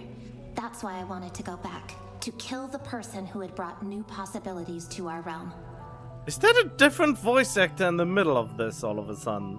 I'm sure it was a futile endeavor, but the abyss probably enhances the basest human desires. So I naively hoped I could change everything, but I was simply too weak. Like a speck of dust against the whole universe. Look at me. I didn't even survive the journey here. Not physically, at least. I know I'm never getting out of here. But you're different. You can make it, and I want to help you. I owe you that much. How do you plan to help me? Have you noticed the golden energy that exists here? Based on my past research and my observations since coming here, I believe they carry you forward faster. I can share what I've learned and help you understand the pattern in which this energy appears. Okay. I think you just might... Now, I know you will be able to change the past. Also, I've been speculating about where this space ends. The documentation was scant, but from what I know of the legends about the moons, the oldest ones seem to begin with Nibelung, king of dragonkind. Wait, so she will inherit the original moon. I think that's where this all will end up. And with that power, she can bring herself back to that piece of the soul she left behind. And in turn become a part of the world of Teyvat, so it doesn't reject her anymore. And she will not be sucked out of power anymore. I have no way of verifying any of it by this point. But if it's true, you might be able to reach that era if you keep walking. Understood. Thank you, Miss Delindis. I'm the one who should be thanking you. If you hadn't entered this realm of everlasting death, what use would my deductions be? Thanks to you, they have some meaning. About Rayrir, I'm so sorry. For everything. It wasn't your fault. That's not true. Because we both feared bringing trouble upon each other, neither of us ever told the truth. And that dishonesty sealed our fates. But enough about that.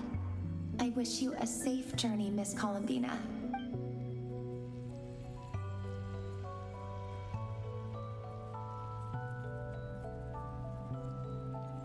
And may the outside world never have to experience pain like this again.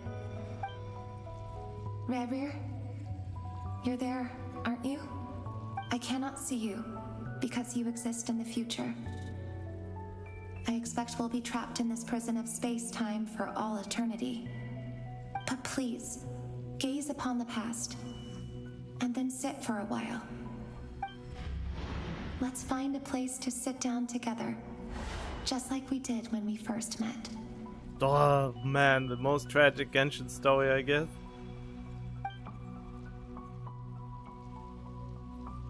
At least the ones that I know of. There's probably more. How long have I been walking? How much further till I reach the end? Is there even an end to be found? Everything's getting blurry.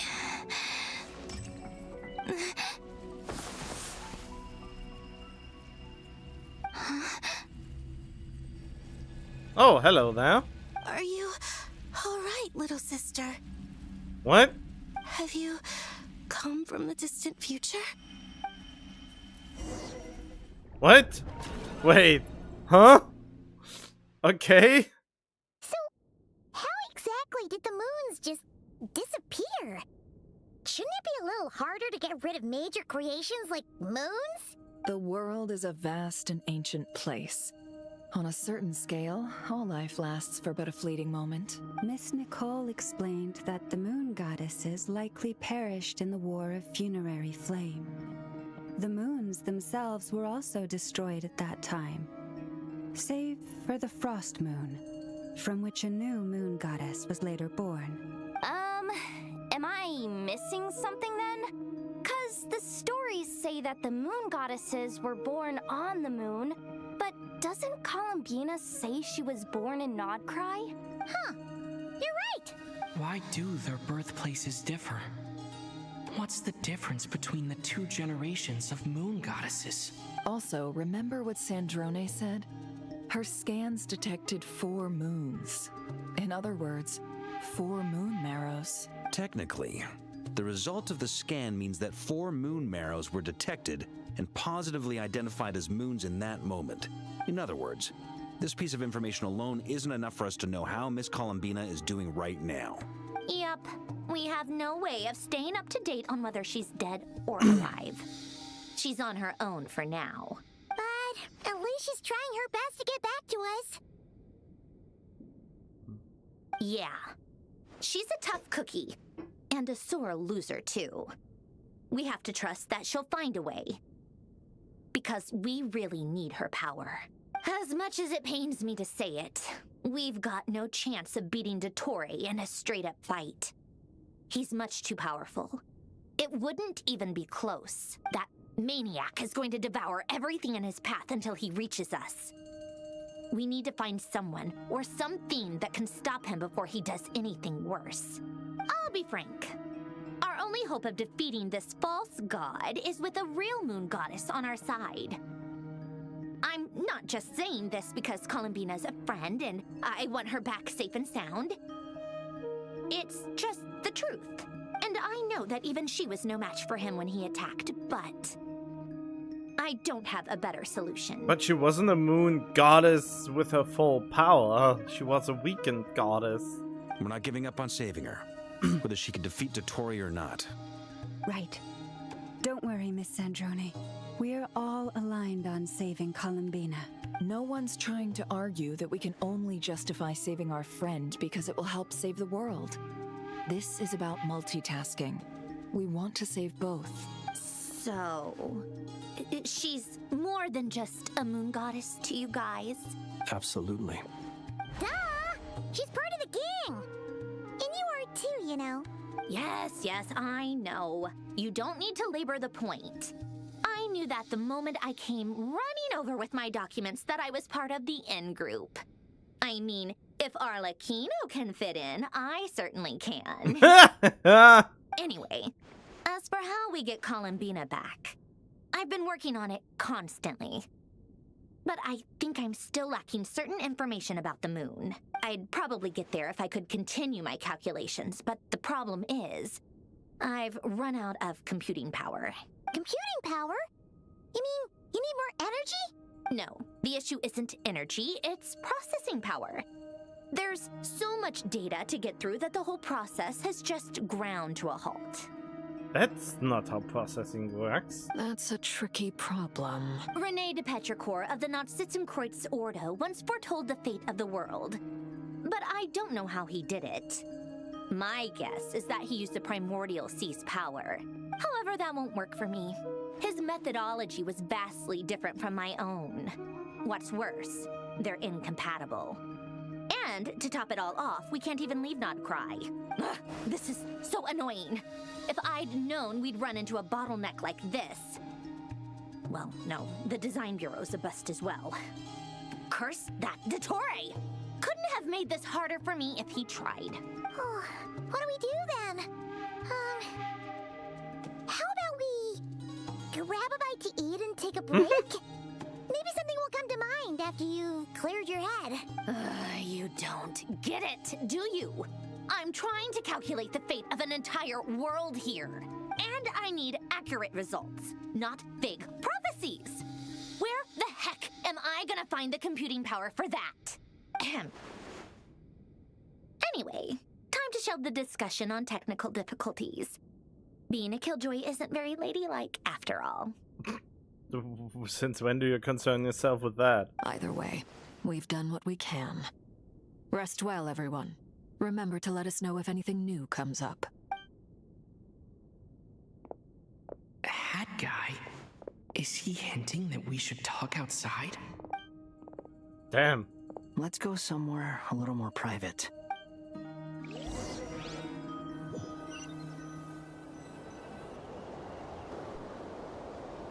You know that Dory went back to Sumeru, right? Yeah, she mentioned she was planning to head back. Things aren't looking good for Nodcry. She's gone to spread the word so that Sumeru has a chance to prepare for the worst.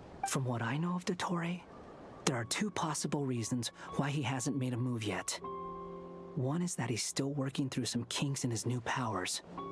The other is, he wants to see how we're going to react. He'll easily devour everything eventually, so I guess he's in no rush to make it happen.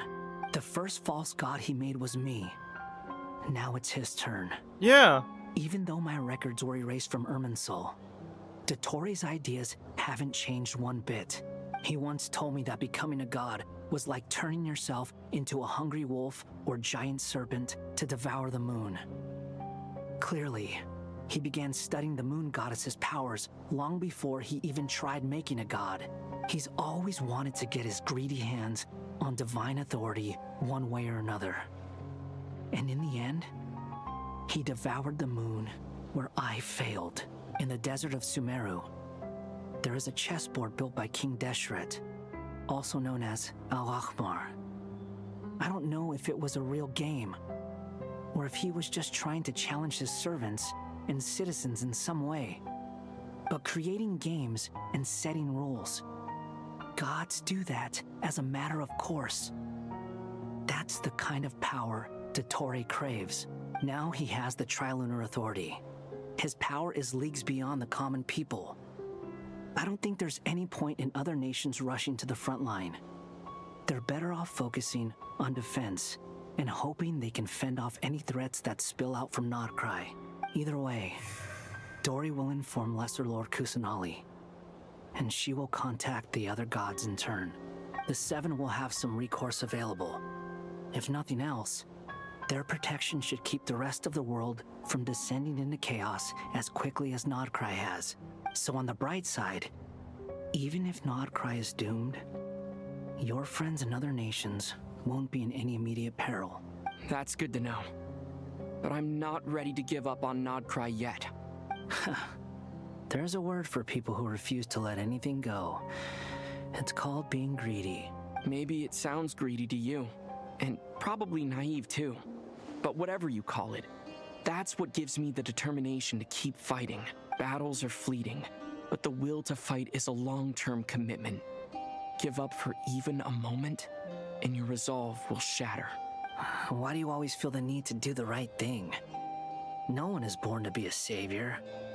I mean, who's gonna criticize you if you fail or give up? Don't take this the wrong way, but Dottore said something similar to me.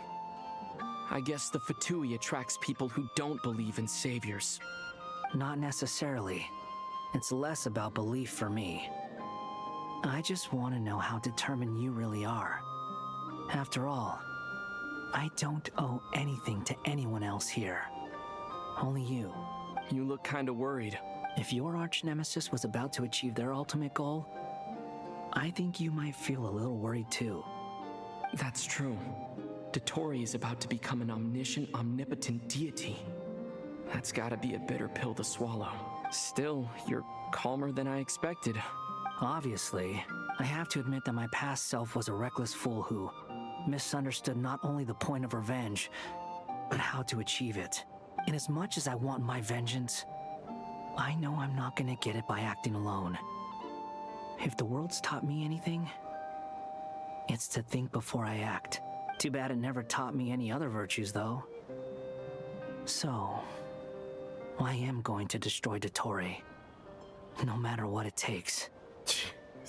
So, what's your plan? I'll get to that.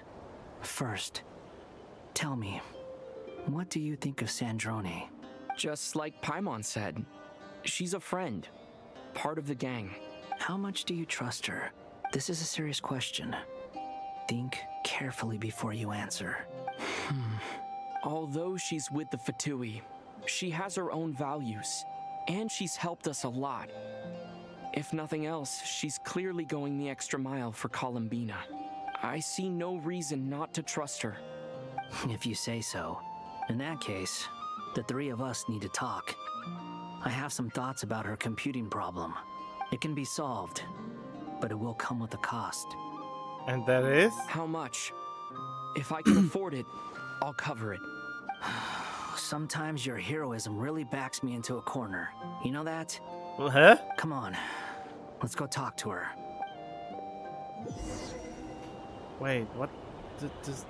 Has it to do with energy thingies? Hiya.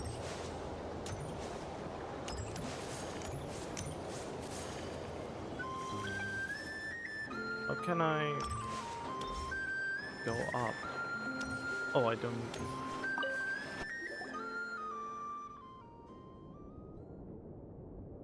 Miss Androne, traveler. Hey there. Paimon's here too! She was just helping them sort through their things. How did your chat go? That was fast. The call only just ended. Well, you said it was urgent, so we got here as quickly as we could. Albedo, I have some alchemy questions for you. I see. Looks like my knowledge proved useful after all.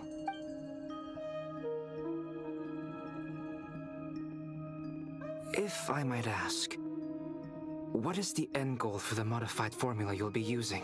I needed to predict the future of the entire world. But I've run into some teething issues since trying to implement Renee's theory of the four Orthants. I see. I'll have a look at it. Still, computing power is the real issue here. How do you plan to solve it? About that, it's been sorted. Oh, with the Traveler's help? Actually, you're not wrong. He found the person with the solution. Was it Hat Guy? Yeah, it was him. Wow! Go Hat Guy! Seems like all that time studying at the academia is paying off big time. But where is he? Wasn't he the one who asked Albedo and I to come here? Come with me. What is the cost? Hat Guy? What's happened to him? Hat Guy! Can you hear us? No response. I guess he's in hibernation. Hat Guy mentioned that he was a puppet. It seems that his functions are currently shut down. I presume this has something to do with the solution to your computing problem. That's right. He and the Traveler came to see me. So he revealed that he used to be one of the Fatui, huh? Wait, what? You have a solution? Would you calm down? Why do you always react so hysterically to everything? Excuse me? How would you know? You shouldn't be so quick to judge complete strangers. It's very bad manners. Oh, please. It doesn't take that long to figure out that you have a temper. Where does a mere student get that kind of confidence? I've actually published more papers than you. Not that status counts for much. Even Paimon's applied for academia admission. Huh? Are you serious? See? This is why I can't be bothered to explain myself. She recognizes no one's skills but her own. Okay, fine. I'll hear you out. So, tell me, how do you propose to solve my computing power problem? This world itself is constantly processing all kinds of information. If it's the world's future you're trying to calculate, you need a processing device that's designed to cope with that volume. Easier said than done. Only Irminsul can handle that kind of... Wait, is that what you're suggesting? But surely we can't just plug my formula directly into the ley lines. You should be able to tell that I'm not human, right? Yeah, I noticed. The technology, though, seems pretty ancient. Very different from Pontaine's. It's a completely different system. Conrian, to be precise. I'm what they would have called a puppet. Puppets need an energy source and processing power. The artisans who built them sought out the materials most suited for that purpose. You? Do you mean... The Traveler and I have talked it over. He's willing to vouch for you. So, I'll allow you to borrow my core for your calculations. Damn, that is a pretty big cost. We have to trust her to give basically him back after she is done with her calculations and not keep him forever and going back on her word. It was built using wood from a silver white tree, which makes it a small part of Irminsul. Conrian technology and Irminsul wood. Who in the world could have built you? Are you sure about this? A puppet without its core will cease functioning completely. And if it's left in that state for too long, it might not recover. You could die if you do this. You do realize that, don't you? Is that concern I hear? I can put two and two together, yes. No need to rub it in. I won't lie to you. This has never been done before. I cannot guarantee your safety. Doesn't matter. I'm prepared for the worst. So he is basically giving himself up? Did you two actually talk this through? Is he... Are we really considering this? Yes, we discussed it. The bottom line is, he trusts me, and I trust you. Let's give it a shot, shall we? Honestly, I have no clue where this kid even came from. But for whatever reason, he lent me his core to use in my formula. I'm very close to finishing my calculations now, and the core is currently in use. So I'm sorry, but I can only show you a sketch right now. This is what the core looks like. Okay. Looks like a seed? A silver white branch. It certainly matches the legends told about Irminsul. Is Hat Guy gonna be okay? He's not gonna die, right? Right? I mean, that is a possibility. In theory, he should be fine. As long as we put his core back in time. Beyond that, all I can say is that I'll try my best to avoid risk and make sure the core doesn't sustain any damage. I think I know why you called us here now. Someone needs to watch over his body and make sure it's protected until the process completes. Correct. He said that the only ones he trusts here are you two, and the Traveler. And the Traveler will have other work to do. He will have our undivided attention. Aww, Hat Guy. On a more positive note, things are progressing steadily on my end. I'll call everyone in for a meeting once the results are out.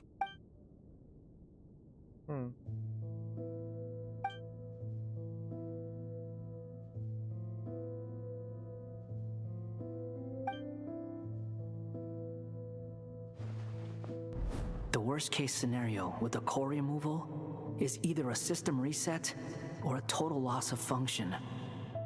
But I'm not afraid. A quiet death should have been my fate long ago. A core is completely different from a heart.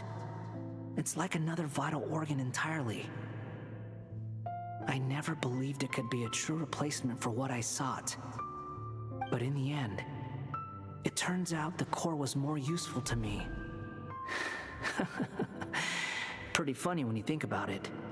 It's like the punchline of my entire life. It's kind of interesting how much depth they give to a character that is so old. They really pull back characters you haven't seen in ages and gives them actual weight in the story in one way or another. Do you think there's any difference between a puppet and a human? If not, then this would just be another samsara.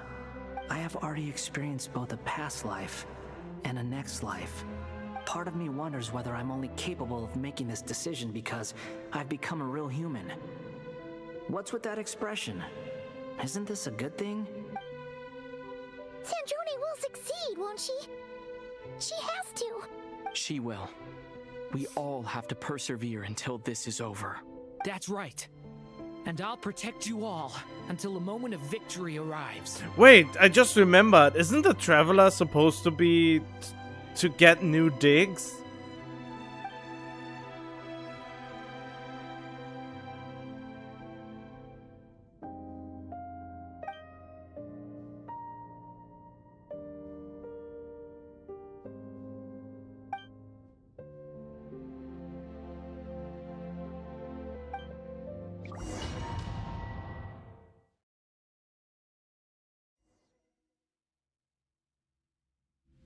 Hello. Who are you? Call me Sonnet. You have the same power as Canon. Wait, you mean a little bit canon?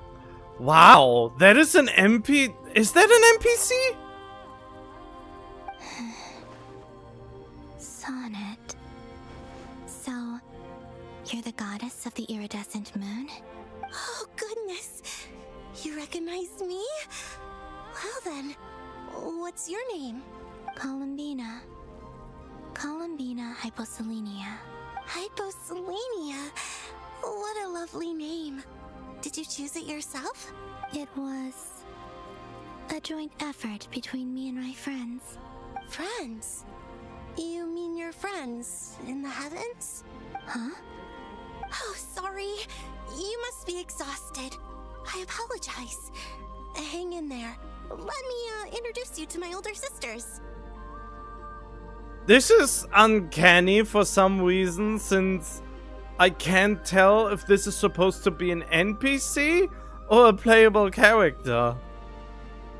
It's a little bit too detailed to be just an NPC, but... Do you mean the other two moon goddesses? Arya and Canon? Wow, you sure know a lot.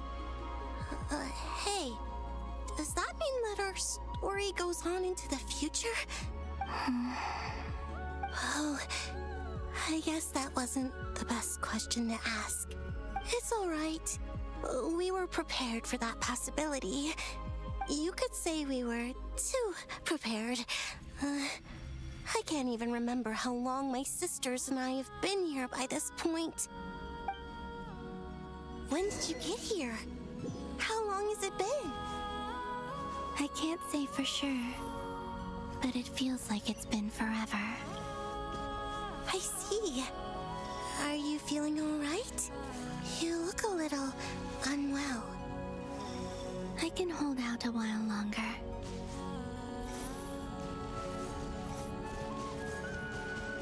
We don't have far to go. The place where my sisters and I are based is just up ahead.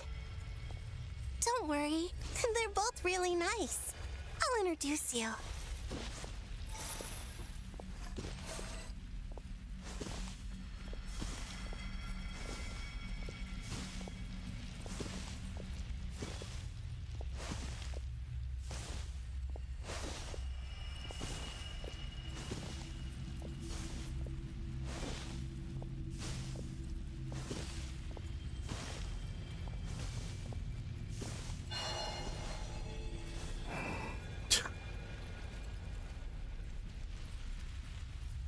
Sisters, I'm back.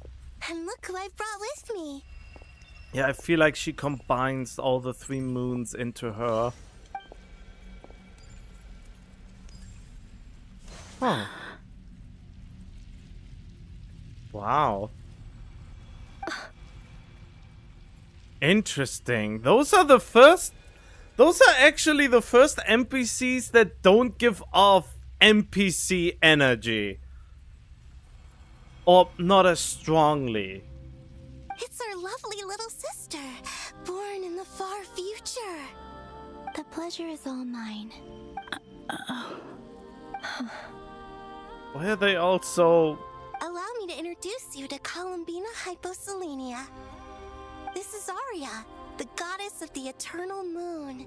And this is Canon, goddess of the frost moon. Canon, don't you think Hyposelenia's power is similar to yours? Hello, Columbina. I apologize for our startled reaction just now. And please, forgive our little sister if she's been annoying you. She tends to talk a lot. It's fine. You seem shy. Don't worry, Columbina Hyposelenia. No one can hurt you here. Could you tell me where here is? Please. I must know.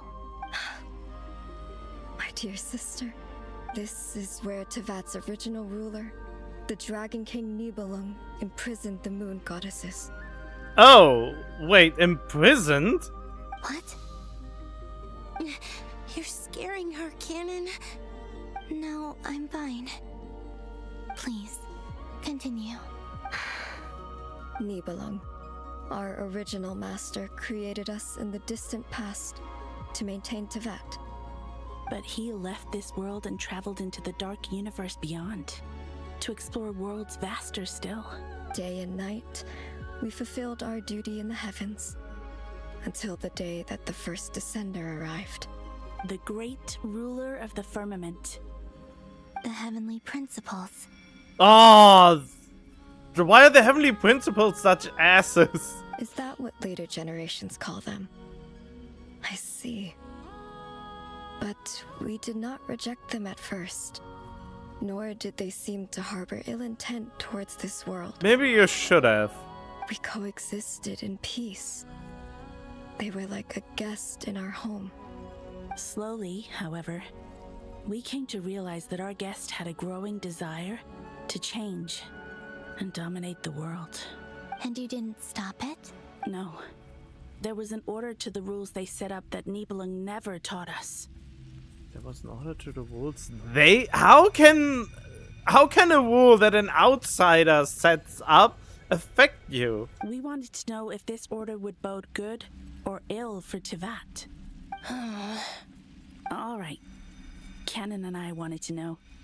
Sonnet was against it from the outset. Later, we discovered that this great ruler of the firmament bore an almost paranoid hostility toward the desire of certain life forms to seek power. Or perhaps they feared them.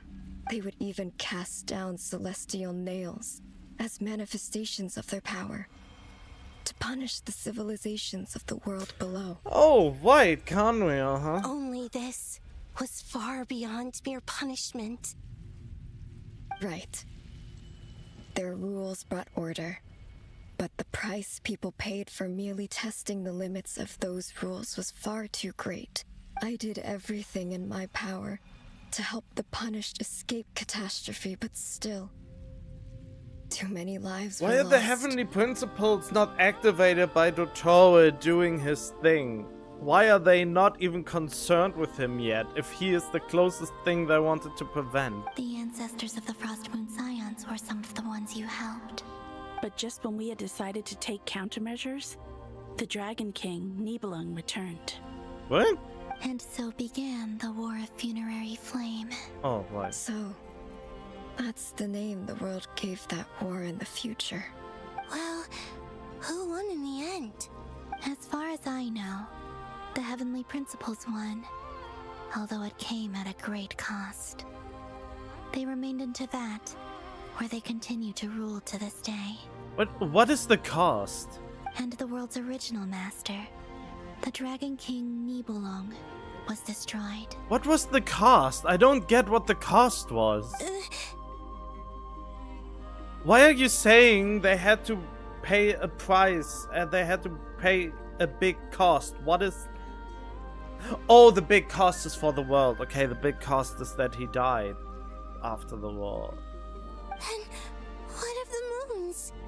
Are there still 3 moons in Teyvat's skies?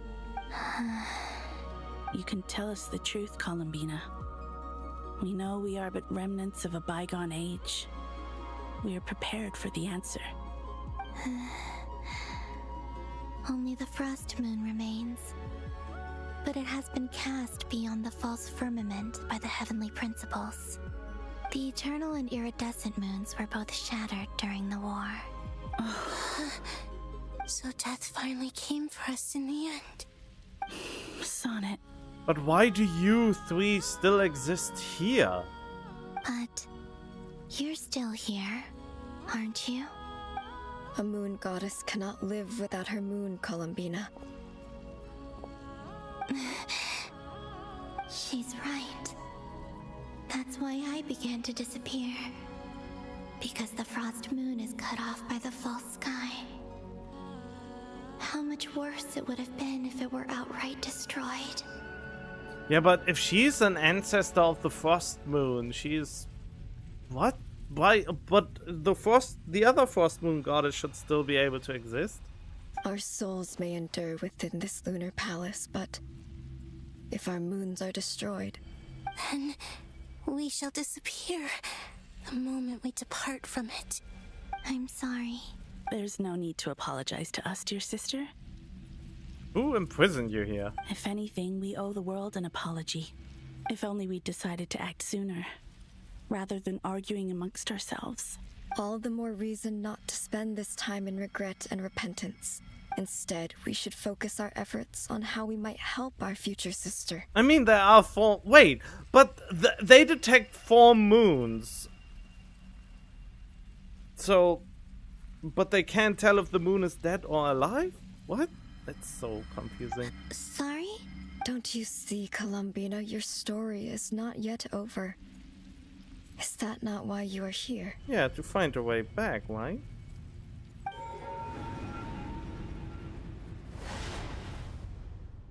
Huh? Who's that? It's done.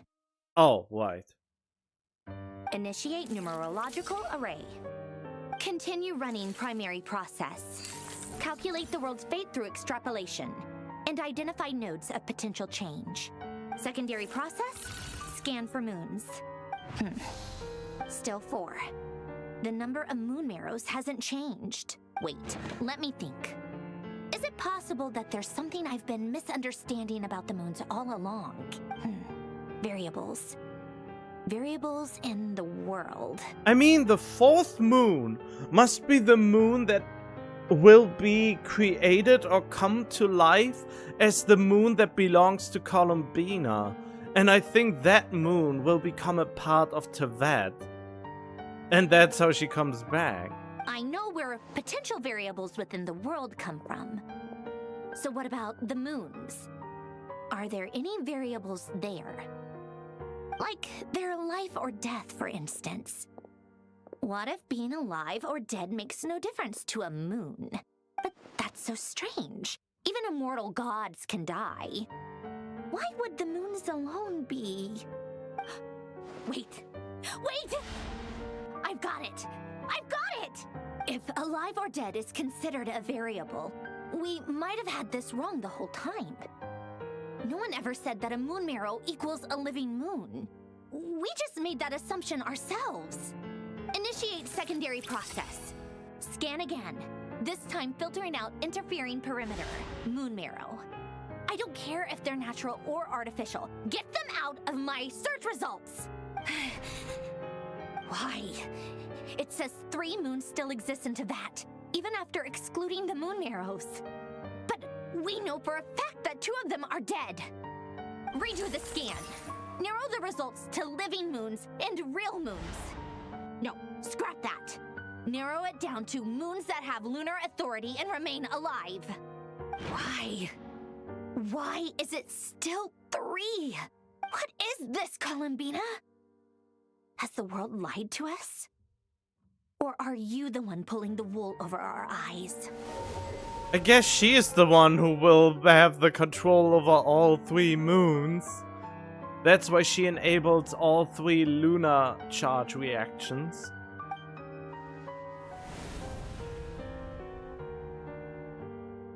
So, you think that the moon's reflection might be where Nibelung imprisoned the 3 moon sisters? Yes, it would explain a lot, such as why that space would respond to a moon goddess's power, opening the moon gate at her command. It would also explain why Miss Columbina has been unable to leave, and why time flows in reverse there. In the messages she sent, Columbina promised us she'd find a way to return. But we have no way of knowing how, when, or where this might happen. The fact that she still has yet to reappear in this world indicates that returning from that place is no easy feat. We cannot afford to simply wait for her.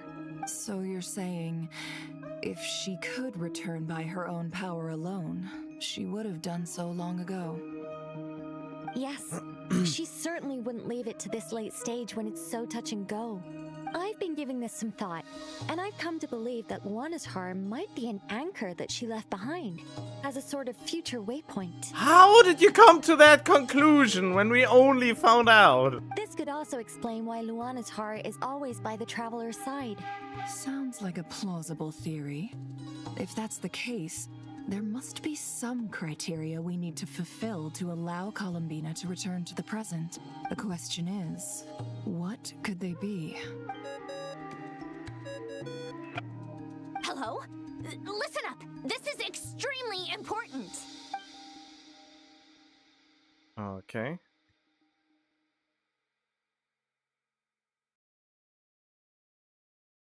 Wait, what? Not only is Columbina alive, but she may well exist in a form unimaginable to us. I'm still unclear on the details, but she's done something truly inconceivable in the past. And the clue to what she's done lies in the moon and Tevat sky. Truly amazing. Oh, I'm so delighted for her. Wait, what did she do? I'm sure we all feel the same. And I'm sure Columbina is ready to get back here and fight by our side. I'll keep my calculations going and try to find some way of coordinating with her. But that's not an excuse for everyone else to slack off, okay? All of you had better keep trying to think of solutions. How can the dead moon still live? And Luanatar...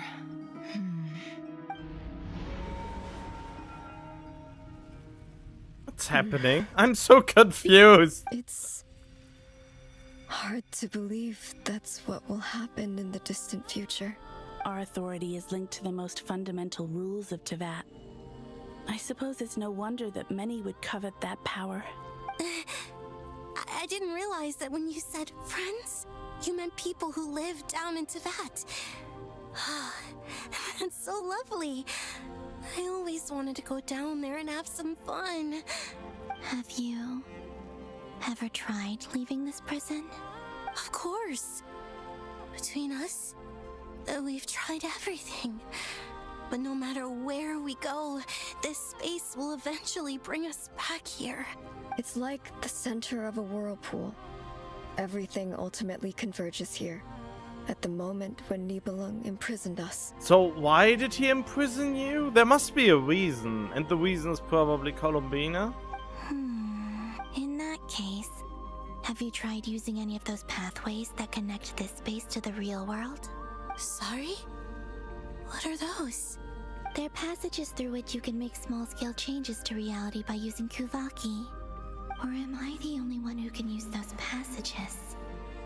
Because part of my soul remains in reality. Kuvaki. What is that? You don't know? It's a unique kind of elemental energy found only in Nodcry, the land from which the moons arose. Oh. Well, it's true that the moons first rose up from the part of that you say is called Nodcry. But there is no difference in the elemental energy between there and anywhere else. What? It's one and the same. Could you show us some of this Kuvaki? Hyposelenia? Maybe if we see it, it'll make more sense. Oh yeah, that's why they said about this prison system. It may look different, but if you separate it into its elements, it becomes the elements themselves. Okay.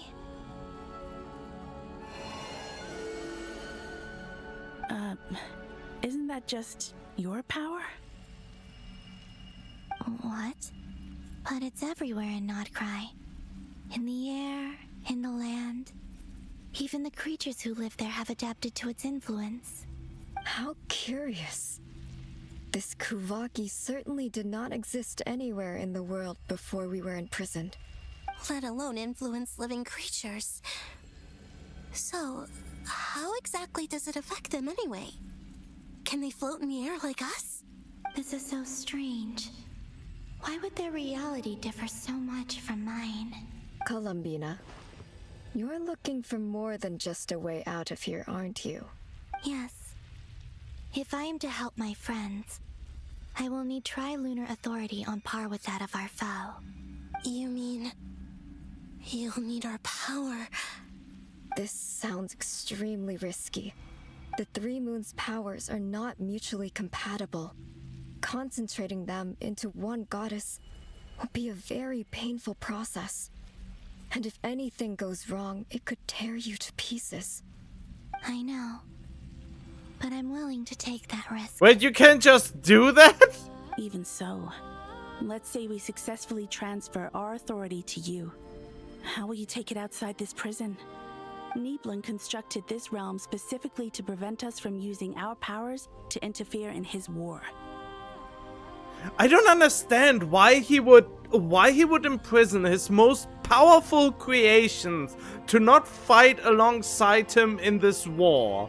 That makes no sense to me, unless he planned this from the get-go, that they would unite their power to be reborn, and then basically keep on the fight against the heavenly principles in the far future, where they may have a bigger chance of succeeding, which is probably where the story is going.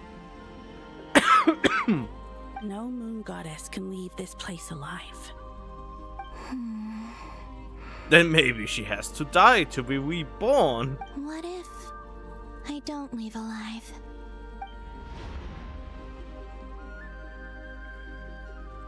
Where do we even start? How are we supposed to figure out what we're meant to do to help Columbina?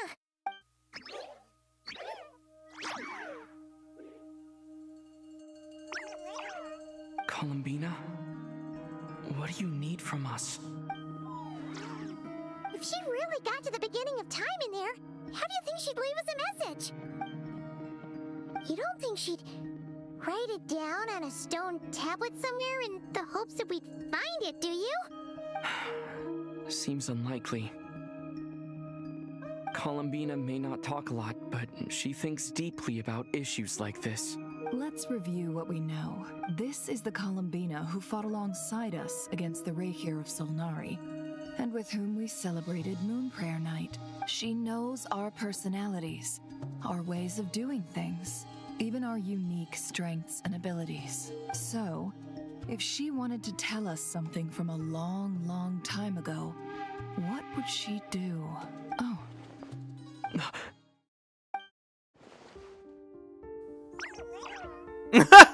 Okay, yeah, now they figured it out. Traveler, You once said that those golden ripples also appeared when Luanatar was born. What if Columbina left Luanatar here, not just as an anchor to the real world, but for some other purpose? If she is part of Columbina, and Columbina knows that I can see past events through her... Oh yeah! Like when you peeked into Rarer's past through his heart! Never, wait. What do you mean, wait? If you're right about this, and you can really see past events through Luanatar, your eyes, they'll... Wait, what? Why would it affect her eyes? Oh, I know. Looking at Rarier's past in Conria was already enough of a strain on my eyes. Looking this far back into the past, it'll surely blind me. But it's our only chance. This is the only way. What? Why? You never mentioned that kind of strain when using this thing. Boss. We spoke about this once, a long time ago. Do you remember what I said, Yehoda? The day I lose my sight, the Curatorium of Secrets will be yours to run. But... What's wrong? I'd be overjoyed if I were you. This day's come a lot earlier than either of us expected. I need to know you'll honor our agreement, Yehoda. Promise me. Yes, Boss Neff. I promise. Wait, are they actually making a character retroactively canonically blind? Are you sure you don't want some time to think this through? What is there to think through? I should have gone blind after our battle with Rarier. Frankly, it's almost criminal that I got away with it for this long. Then at least let me take some precautions on your behalf. And if you really do lose your sight, I'll visit your office every day and make sure you're well looked after. Oh, please, anything but that. I was actually ready to go through with this. Are you trying to scare me into backing out? As if I could ever scare you. I'll assume you're just joking to calm your nerves. All right, enough chit-chat. Let's do this. Wait, so the further you... Why did they never mention this? Or did I just miss it completely?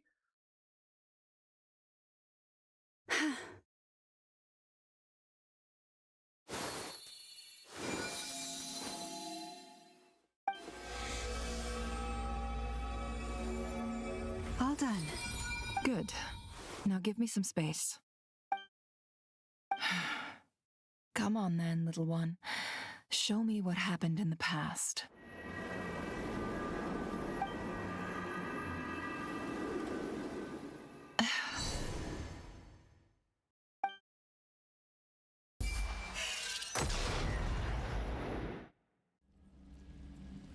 Damn. Between the Trilunar Authority, Kuvaki, and the sole surviving moon, the Frost Moon, I think I might know how to get back. But I will need my sister's help. Time to go talk it over with them. Why are they all so far apart all of a sudden?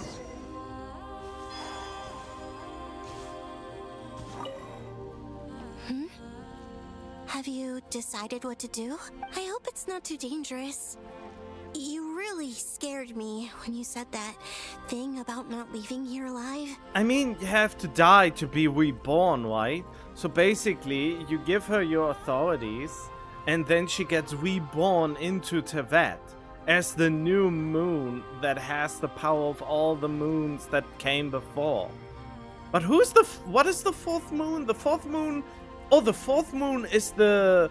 The fourth moon is the artificial moon, I guess, that Dottore created. Come on, let's go find the other two. Wait, are you actually following me now? Very slowly, I guess. It seems you have reached a decision. I'm all ears. What do you propose? Why did you spread out like this?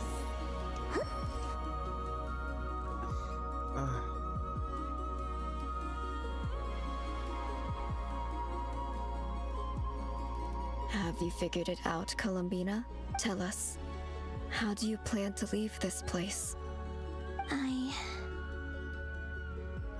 intend to die here, in this moment, and then be reborn in the future with the help of my friends. What? What are you saying? How can the dead be reborn? I mean, the Buddha would say that it's very easy. Barely an inconvenience.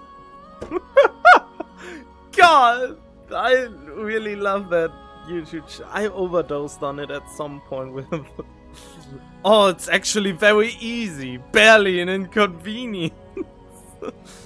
And how will you inform these future friends of your plans? You can't exactly leave oracles. Nothing can escape this place. Not a single ray of moonlight. And even if you found a way, what if they never find the message you left for them? You'll... No, that won't happen. Come again? They will find my message. I'm sure of it. I'm not following. How exactly will you achieve this? With the power of bullshit and anime. And friendship, of course. It's quite simple, really. First, I will leave my soul here.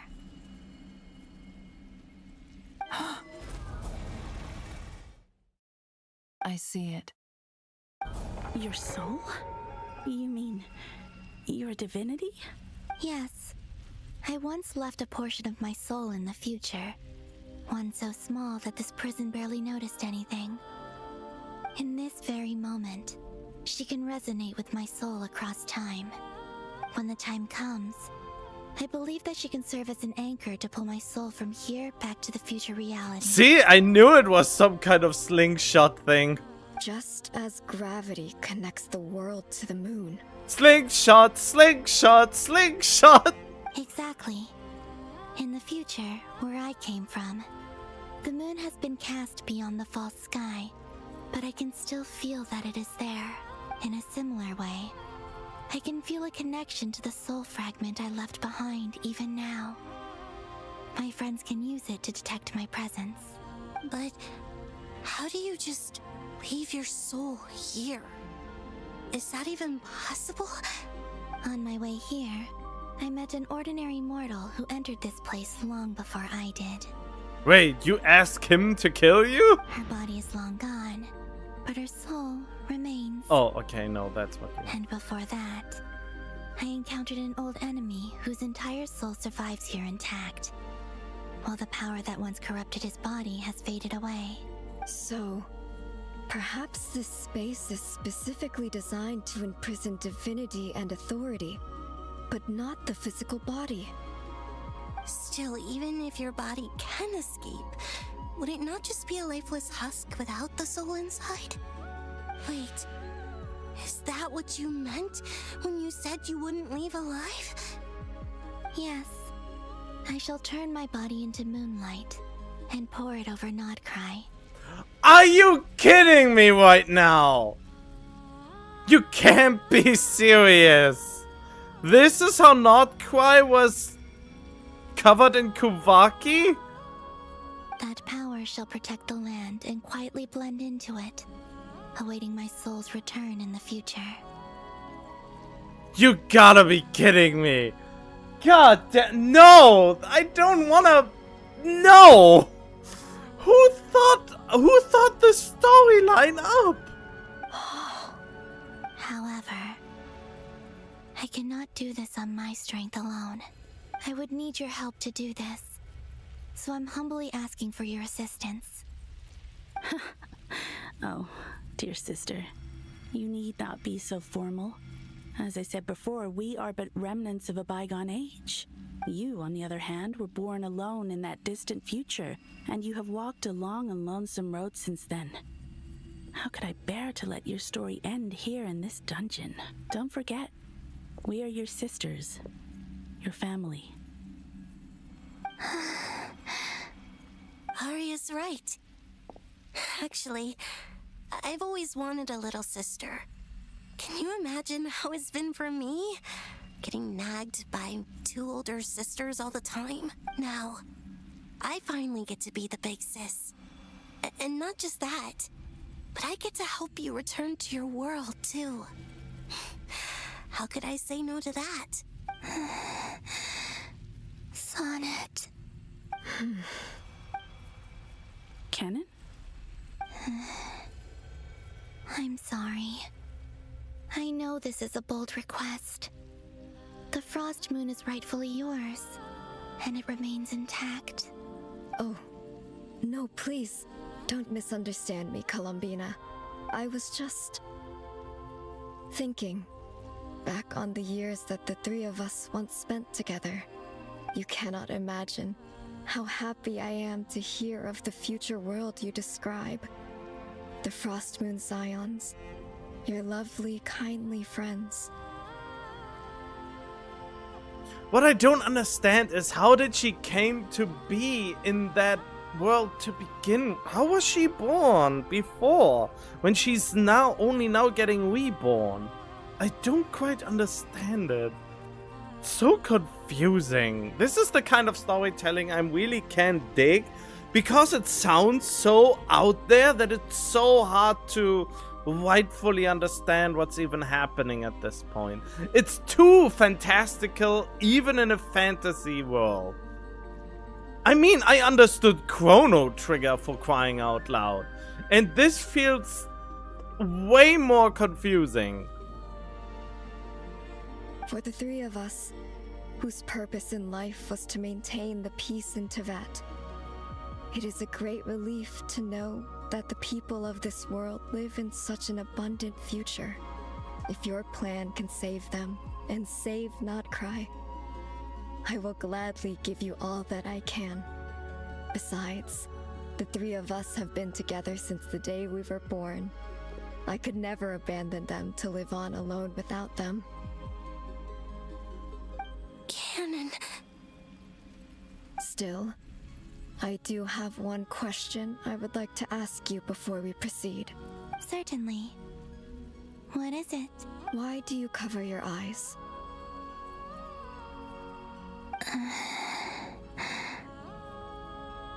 Yeah, I was curious about that too.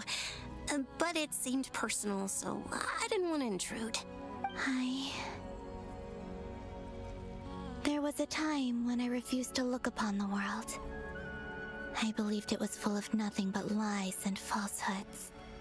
I wished to hide my feelings, seal my heart, until I could return to my true home. I see. Perhaps that decision saved you from ever having to see the false sky again.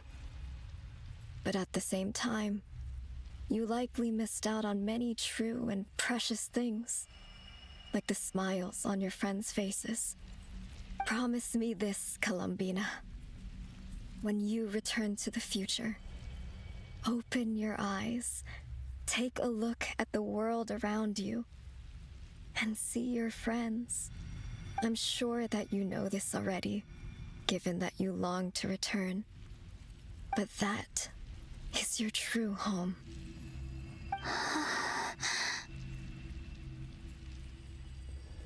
Yeah, the only...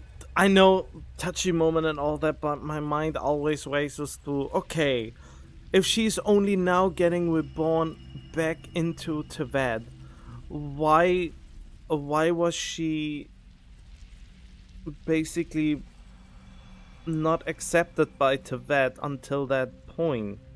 I mean, she wasn't trapped. Was that just an after effect caused by this weird time paradox that we are having? I don't know. It's so hard to understand. I know what they are going for, but it's so hard to understand the start point. Where's the start point of her?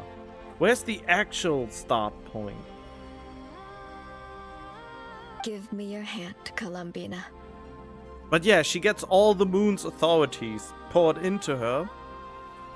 She turns herself with that power into moon energy, and then pulls herself back to the soul she left behind to be reborn into Tevat proper. Arya, Sonnet, you too. Okay. All right.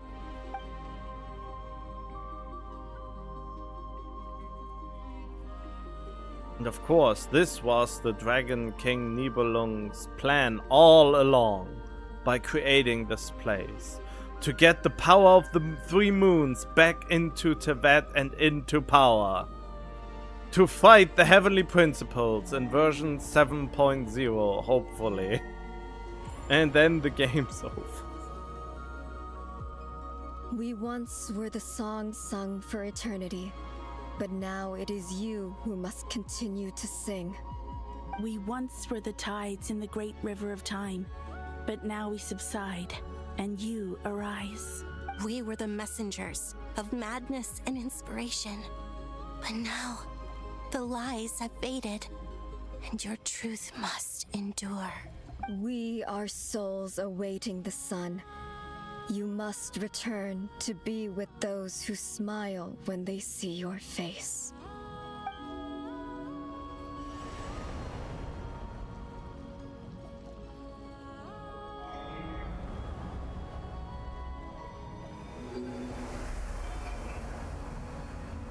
Thought it was a painful procedure. She doesn't seem to be much in pain.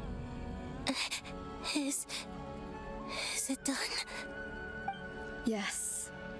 We have transferred the authority over all three moons to Columbina Hyposelenia.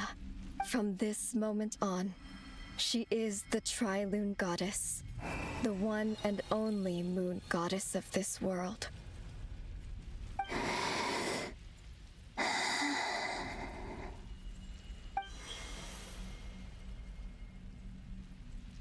Thank you. Thank you, my sisters. Now go, and do what you believe is right, Columbina Hyposelenia. I feel like she had probably one of the best Archon-like stories.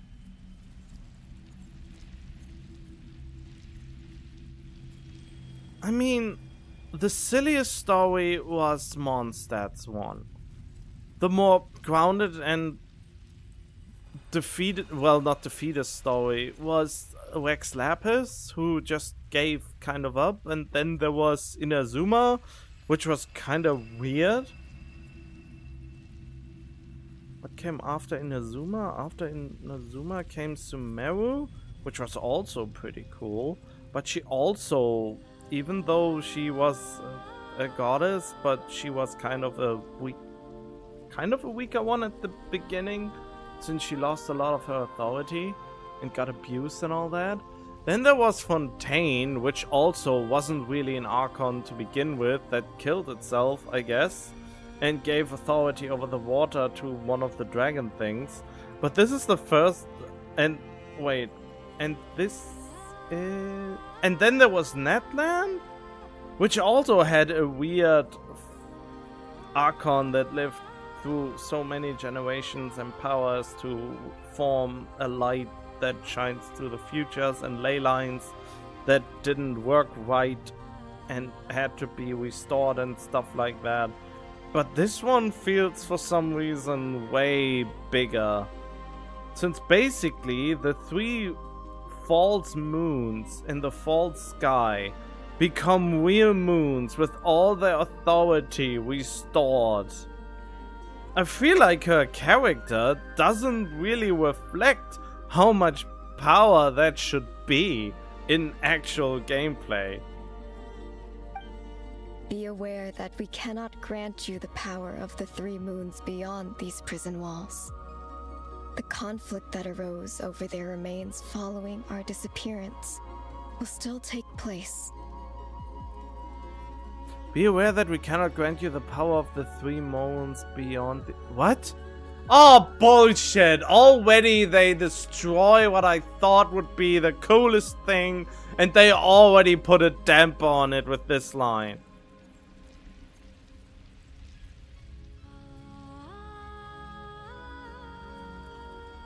I understand. Sisters, oh, my body, it feels... Now that we have given up our power and authority, our bodies are merely mortal shells. This prison is dissolving them as we speak. It's okay, Sonnet. The end must come for every god, just as it does for every human. That's all this is. The final destination of our lives. Canon and I will be by your side the whole way. We have one final request, Columbina. Could you use the Three Moons' power to send us back into the real world? Wait, what? How would that even work? Now that we have lost our powers, I doubt this space will seek to hold us further. Oh, why? That makes sense. It's just... we would like to spend our final moments together in the only place we ever called home. Of course.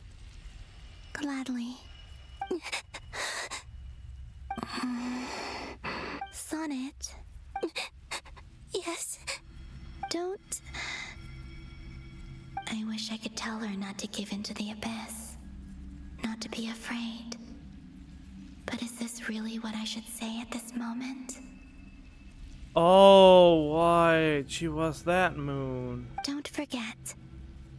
I'm so glad to have a big sister like you. No, Hypo. Thank you. I'm okay. I'm not afraid. As long as my sisters are with me, I won't be afraid. It looks like this is goodbye, sisters.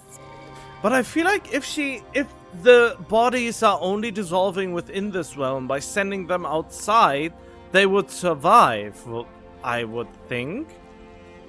Ah, my finger. Goodbye, Columbina.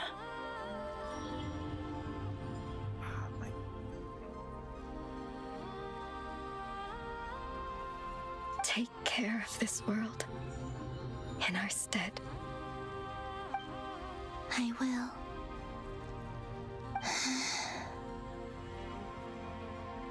And now, it's time for me to bid farewell to my body too. May it become the moonlight that keeps Nodcry company through the long years ahead. So this is why Nodcry was not always home to Kuvaki. Yeah, but it all doesn't really make that much sense now, does it? Does it really? I mean, like, where did the first Columbina come from? How was she born into that world but rejected by it, only to now be reborn proper into the world? Ah, it's so confusing. It only appeared after I poured my body out upon this land, and only this land. Kuvaki responds to me because it is me, my body, answering the call of my soul. And the golden energy I've encountered on my way here was, in fact, that very soul, which I am about to leave here to guide me.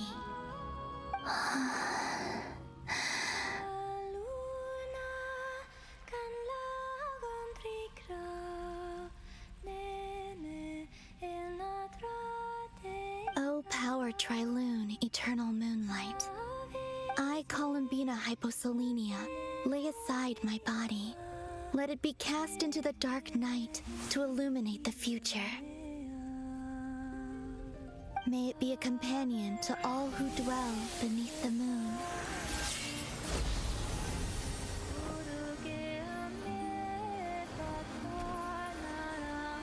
Until the time comes for me to return home.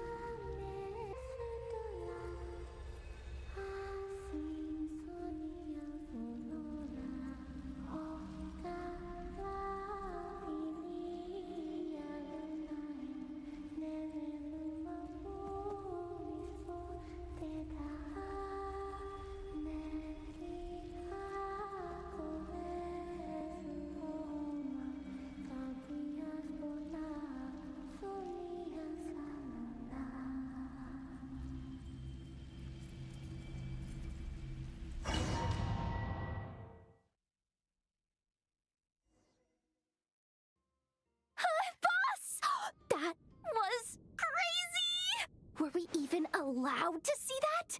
Is anyone? Can you still see? How many fingers am I holding up? I see 2 fingers, and a look of sheer terror on your face. Truly astounding, Miss Nefer. Your eyes have glimpsed the very ends of the world, and yet they remain as sharp as ever. Or is the credit for this miracle due to Miss Lauma? It seems that even time itself is no match for your medical skills. Surely you jest, Mr. Flins. I suspect we have Columbina to thank. She must have realized the immense toll that the ritual would take and purposely set aside some of her power in the past to protect Nefer's eyes when this moment arrived. There is always a great price to pay for witnessing the truth, but it seems that this time, Columbina has shouldered that burden on our behalf. She chose the perfect method of getting a message to us. Though her eyes were always shut, she was clearly so perceptive. She knows us well. She knew exactly how we would think and what we would try. Despite being separated by time and space, we're seeing the same possibilities and seizing the same opportunities. We still don't even know if she's okay right now. But as long as there's a chance we can do something, we'll fight to make it happen. I'll get you back somehow, Columbina.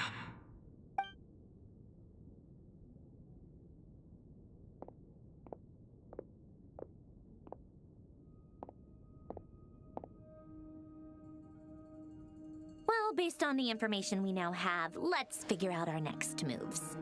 Thanks to these gentlemen, we have a much clearer picture of the situation with Dottore. The civilian population has been moved to safety, so we no longer need to hold back. Miss Androne, how are the calculations going? So far, so good. I'll keep seeing how far I can push the system, though. Can't have Hatman being powered down for nothing. There's still a long road ahead. Where should we begin?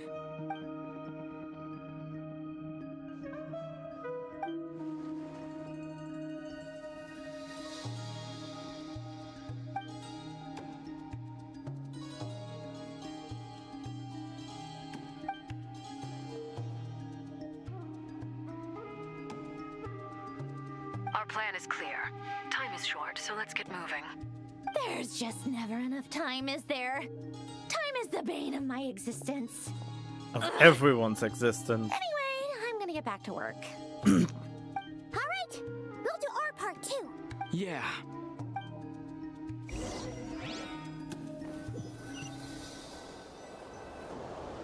Albedo's theory says that elemental energy can dilute the light realm's power. Wait, I have to use the thing. I need to know. So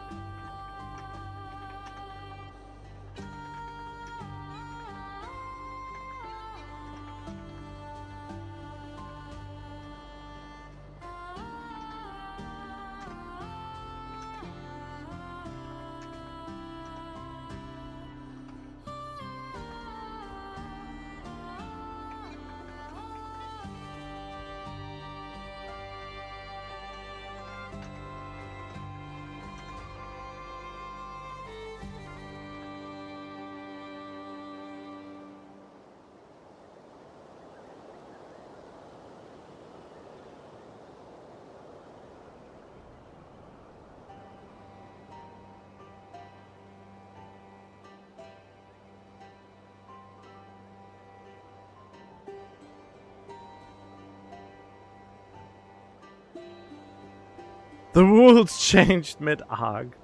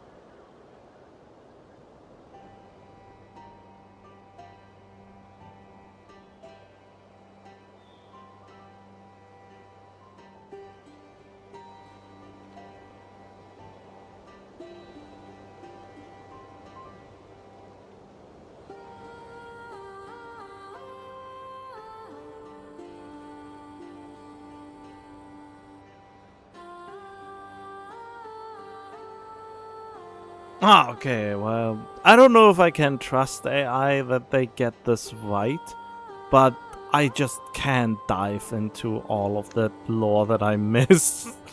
So I'm trusting it at least partially. Okay,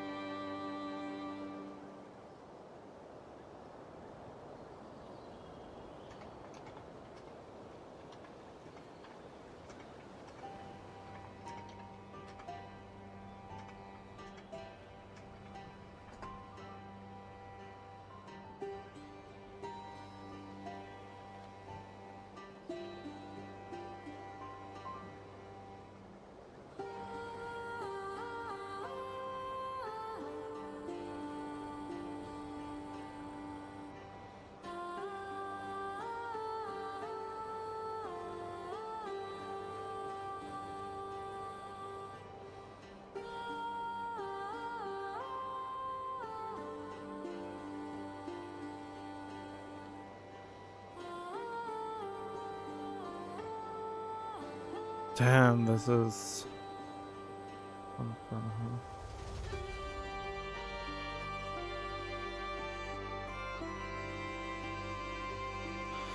I guess I understand it a little bit now, if that information is at least correct in most parts, I suppose.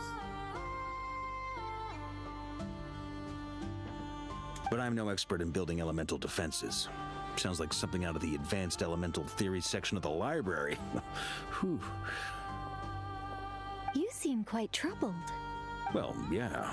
I mean, who doesn't get a little flustered when they're completely out of their depth?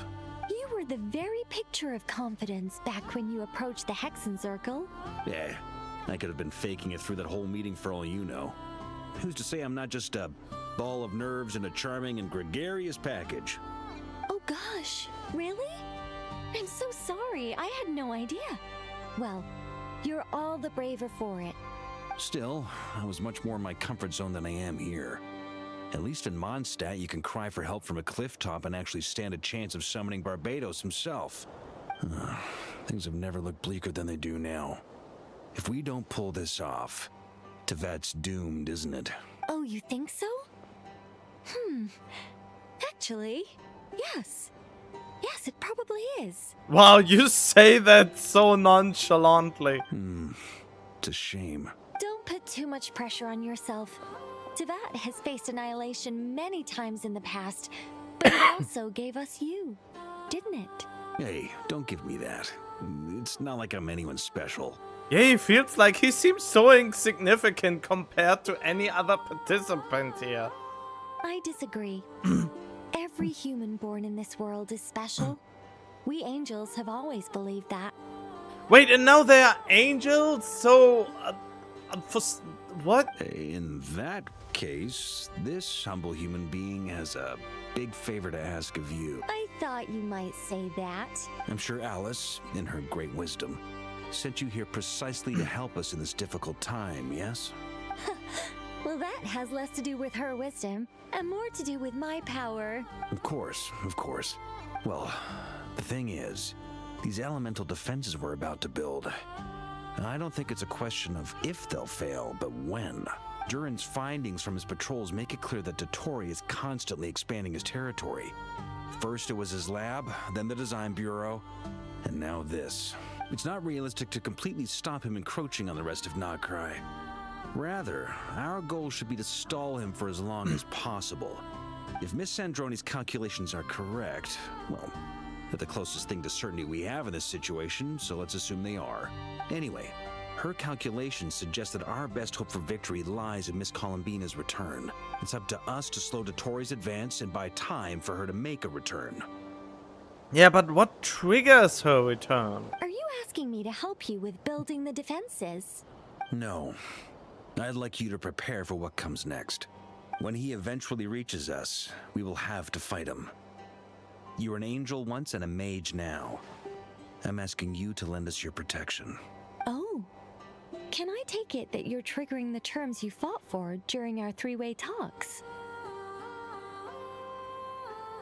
Well, technically those terms were about protecting Mondstadt. But if you're happy to agree to the change in location, then yes, let's do that. You're cashing in on this much sooner than I'd imagined. Well, yeah. The way things are going, I might not get another chance. Very well. The mages have heard the knight's plea, and we will respond. To tell the truth, Alice and I had already discussed how we might help you all, so I didn't come empty-handed. I always like to be prepared.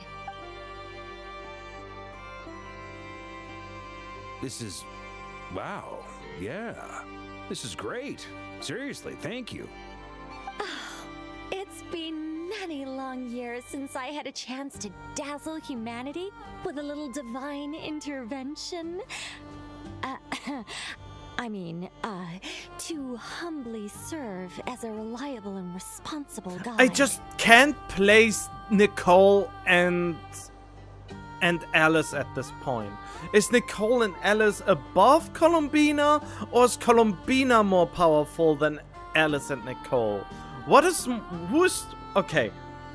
Oh, that is a good question. Wait, I have an idea now. Okay, who is...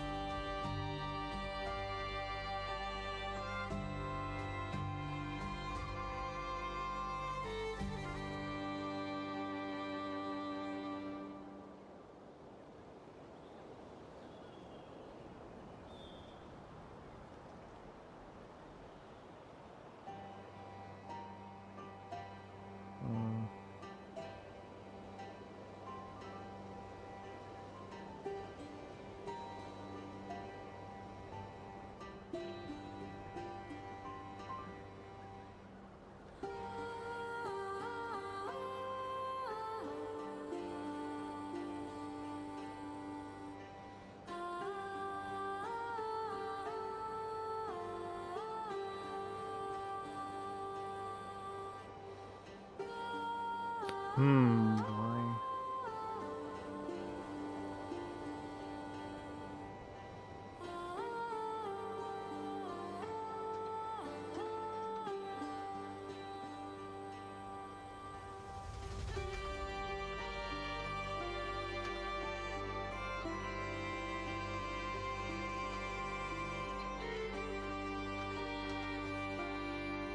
Oh god, I have so many questions to this. I'm currently going down a rabbit hole of lore with something that probably can't bring me the answers. Someone who's actually into lore would even able to answer.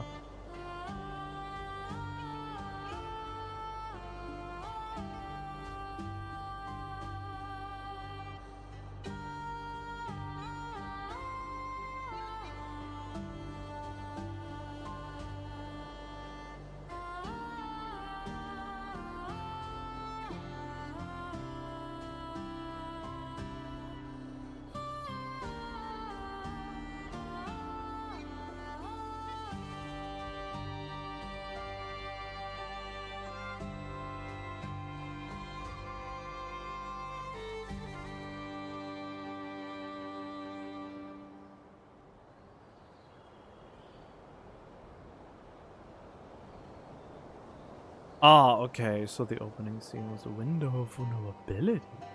What a nice way to put it. Okay. Anyway, Knight of Boreas, please accept this gift in recognition of your great virtue. Go now. May the angel's blessing deliver you safely to your destination.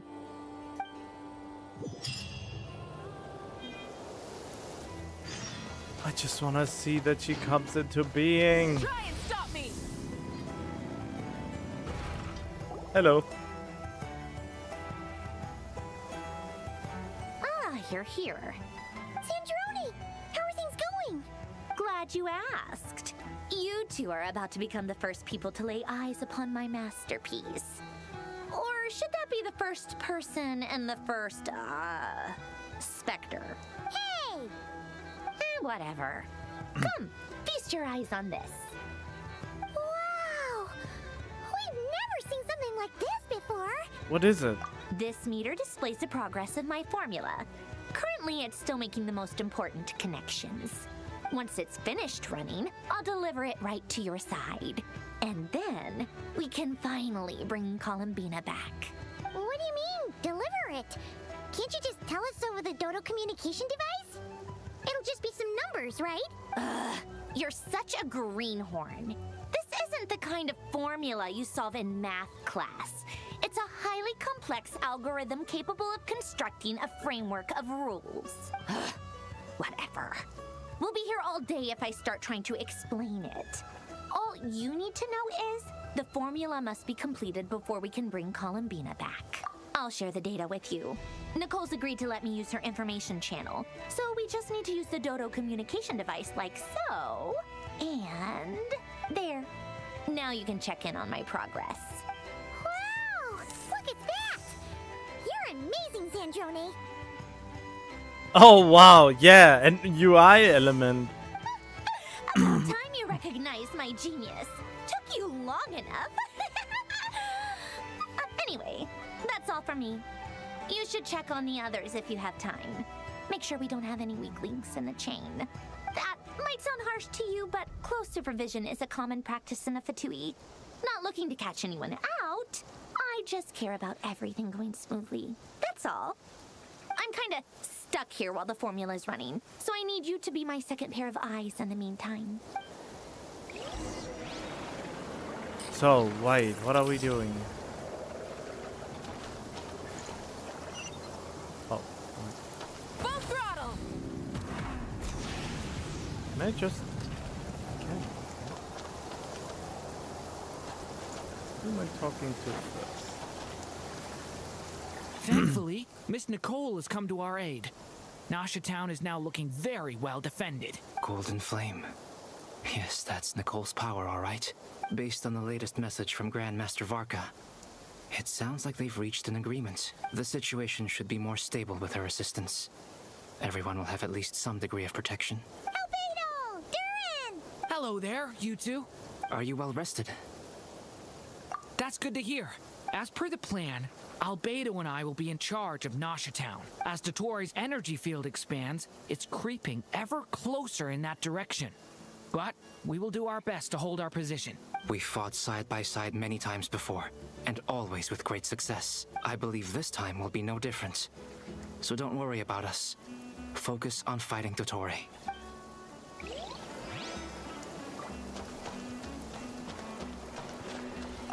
As Dotori's energy field expands, it's... We fought side by side. Oh, I believe okay. this time...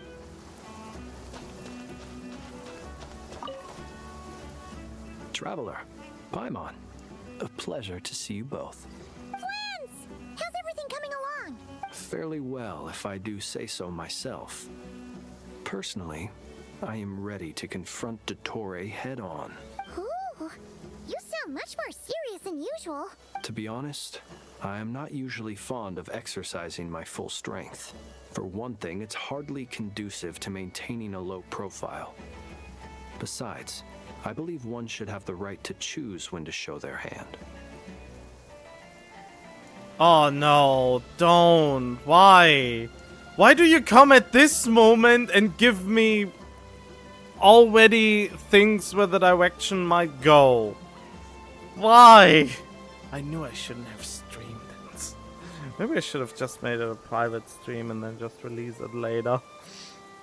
No, I think something bad is gonna happen.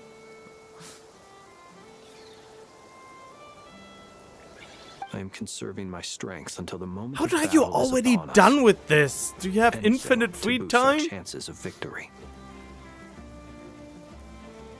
Seeing you get into the zone like this really puts Paimon at ease. Wait, I thought you didn't even play this anymore.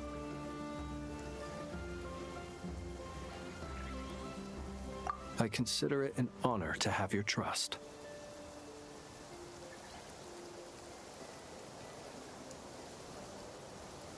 I don't even want to make sense of it. Rest well. I look forward to seeing you both in your element during the battle. But this basically confirmed that I probably should play this on my own time.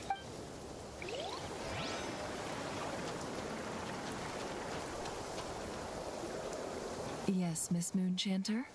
What are you staring at? You always address me in the strangest ways. Lady Moonchanter 1 minute, Miss Moonchanter the next. Yes, and? Are either of those incorrect? Not as such. It's just that I simply call you Nefer nowadays. Uh-huh. That's my name. What's your point? The point is I don't add any honorifics or titles. Meaning what? That maybe we're on friendlier terms now than we used to be. Is that how you see it? Then I thought I was the one with eye damage. Paimon, traveler. Yeah, you don't make your case better with this. Just swinging by to check in on you. How are things going? Did you manage to get some rest? Now I think she will die.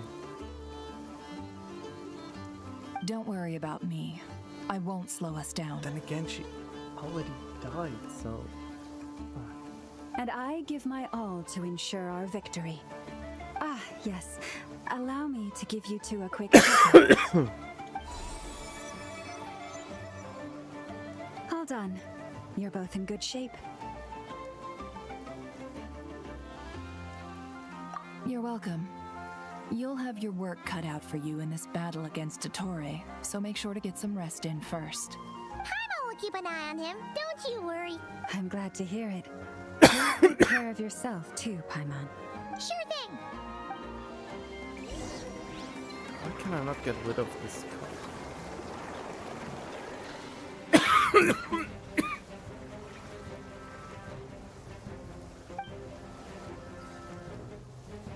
Here they come. That's quite a horde. Nope. No. Wait, what do I want to do? Oh yeah. Water.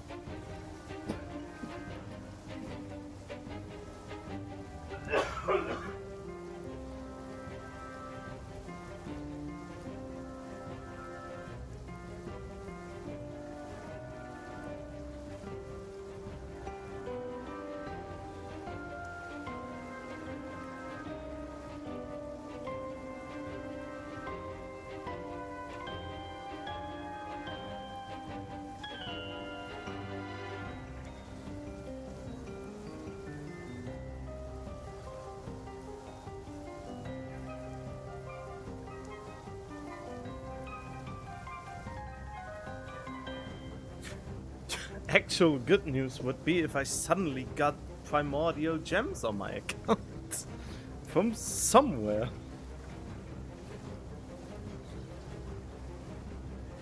Since, I mean, it's neither a surprise, nor is it. I mean, you always get the characters, even if you don't have enough pulls for it to begin with.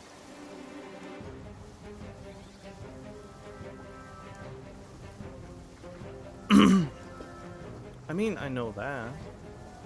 But yeah, I mean, like, your luck in pulling, when it comes to pulling on these games, is so out there that it's not a surprise at all, or ever.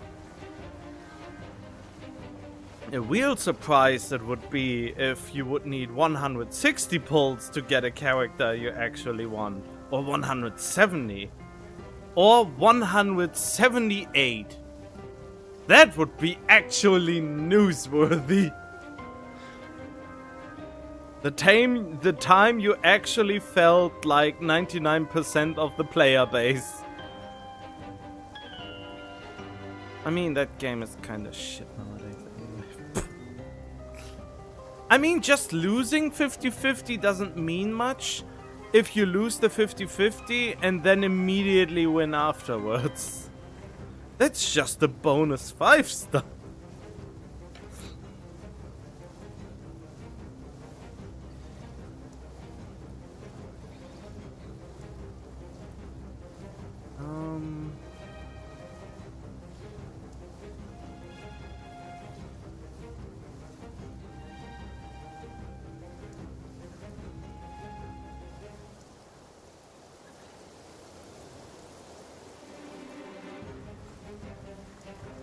Okay, what am I? Wait, can I even retroactively change this? What do you mean tried? Silver Palace is not out yet. You have news on Silver Palette and didn't lead with that and instead gave a low-key spoiler? Are you telling me that Silver Palace has released and I haven't noticed? Or is there better going on I'm not knowing about?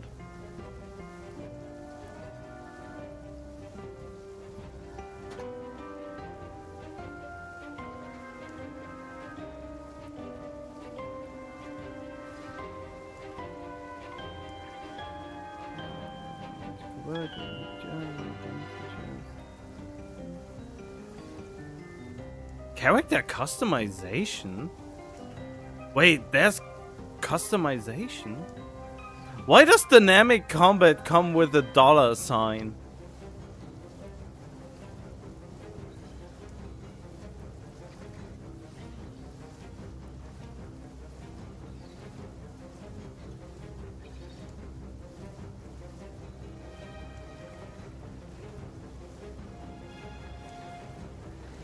January 15.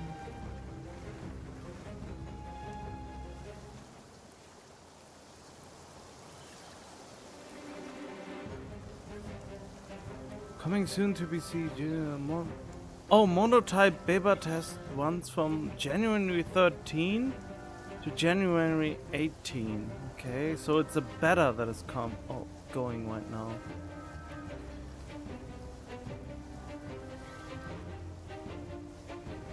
I mean, until it is on PC, I won't be touching it since I don't play on my smartphone. A smartphone is not a suitable gaming device.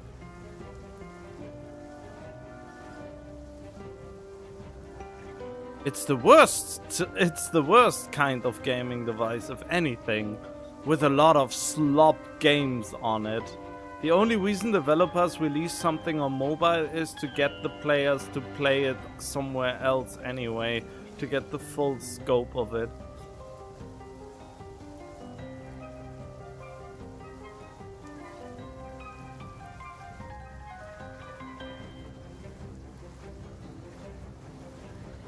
I mean, how are you playing? It is in a beta. It's not even downloadable. It's supposedly in beta testing.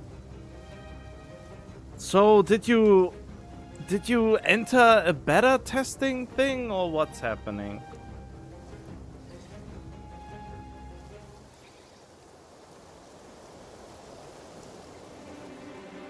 Check test access, pre-register.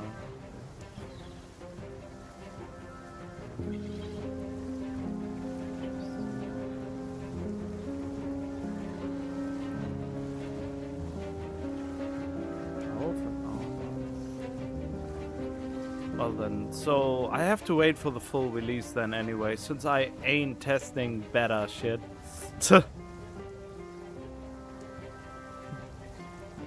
As we expected. Oh, I got so sidetracked.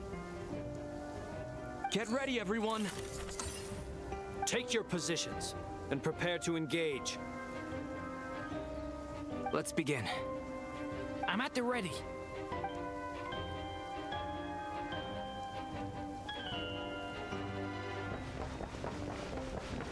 Okay, why is it first person?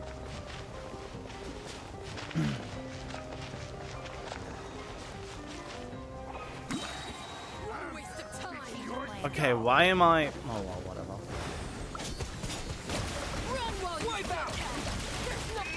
I already died. Oh, whatever.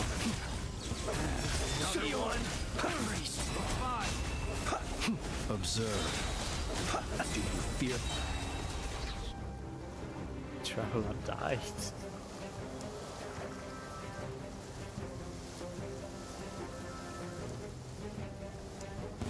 Yeah, but it's not. Oh. You poor lost lamb. For the everlasting. Can't hide the truth. These creatures cannot stand against us. Oh, a fighting talk. Just don't let your guard down. That goes without. What? Okay.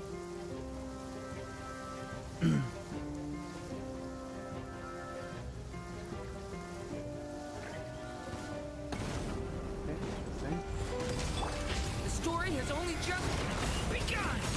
Witness my great undertaking. Burst forth. That was easier than I thought.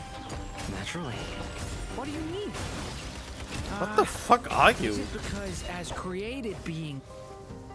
Oh, really? Why do they not let us fight to let the dialogue play out? One of my biggest pet peeves. Just let the dialogue play out if you're too fast in killing the enemy. I mean, seriously, what's the point? By the frost moon of old. It all adds up. It all falls into place. Take too long. Time to come clean. People have always used fire to drive away wild beasts. Wouldn't a lantern work just as well? You read my mind, my dear friend. I was just about to say that. All right then, dear friend. Bring the light.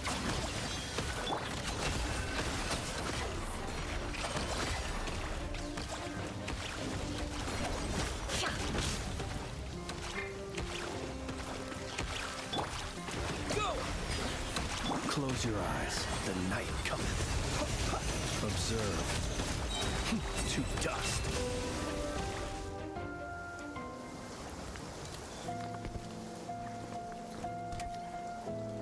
Oh, hello, there you are.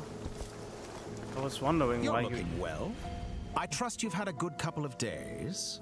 Dottore. It's actually a good thing, in my view. If the subjects of my experiment were to die prematurely, it would throw quite a wrench in the works. And so, I must thank you all for your resilience. We are no longer on the same level, but you are nonetheless worthy of my respect. A creator god should be merciful and gracious after all. And in any case, it is only right that before I end your lives, the world is informed of the arrival of their new god.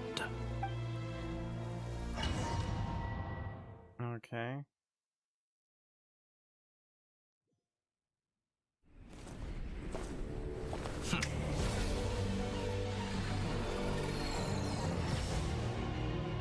Heretic of the false moon, Il Dottore. Okay, so this is the boss fight, is it?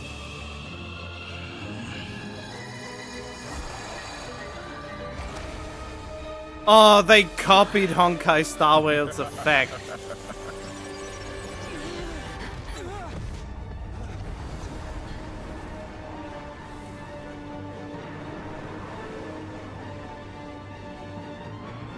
Well, Honkai Star Whale copied this since I think there was something like this before it. The experiment begins.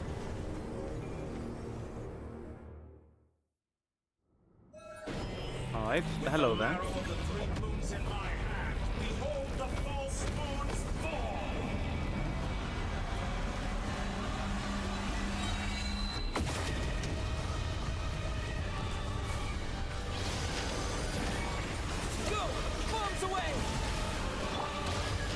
Forest, protect us. By the frost moon of old. The long sleep beckons. Be silent. Wait, what? What did it say? I couldn't read that. Couldn't read that. What did it say? I mean, it says fight the doctor, I guess. Branch into song. Water jet! It all adds up. Keep it up.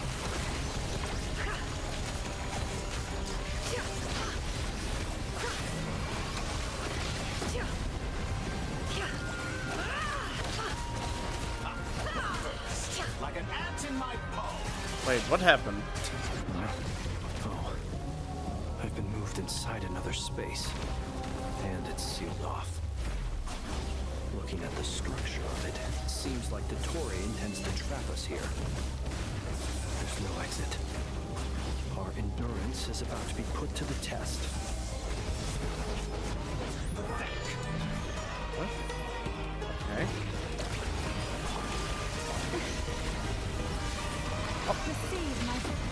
Wow, he really interrupts you a lot. You barely managed to touch my... Did you honestly think that would hit me? I mean, it did, right?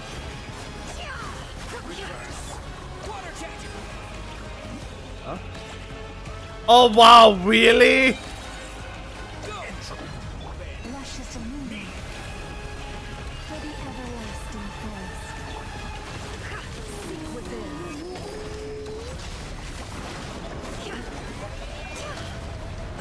Yeah, I'm just risking it. Fuck it.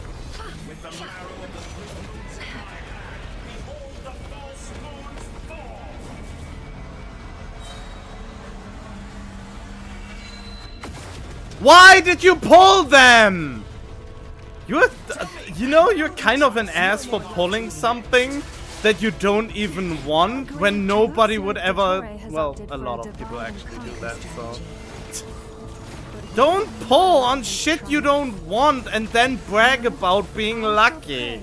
That is just such a dick move, to be honest. Or at least in my view it is. Wait, what happened?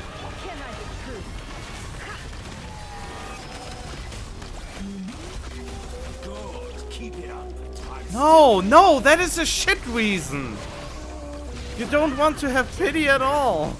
Unless you actually want the character. Also, you can't even see your pity number to begin with. Which makes this even dumber. Sorry to say it like that. I'm just that aggravated about that kind of stuff. Might be the reason why I'm never lucky, but oh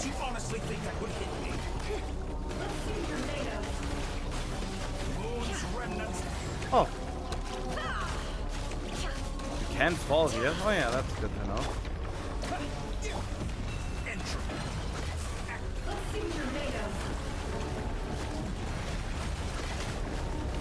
What is even happening here?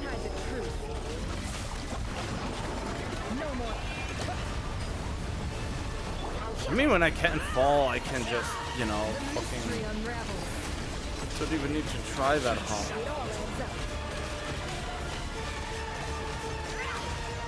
Yes, stay right where I am. You know. That which cannot stand against me. Oh, not the traveler. What's this supposed to be? A knockoff version of the space Columbina got trapped in? There really is no way out. We'll see about that, Dottore.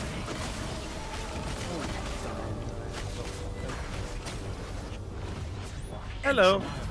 I had not intended to take your teammates away. But you have a choice. Obey, and I can release them. An excellent deal, if you ask me.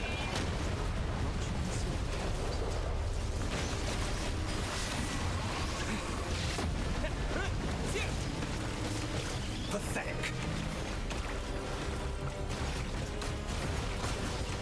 Be shackled.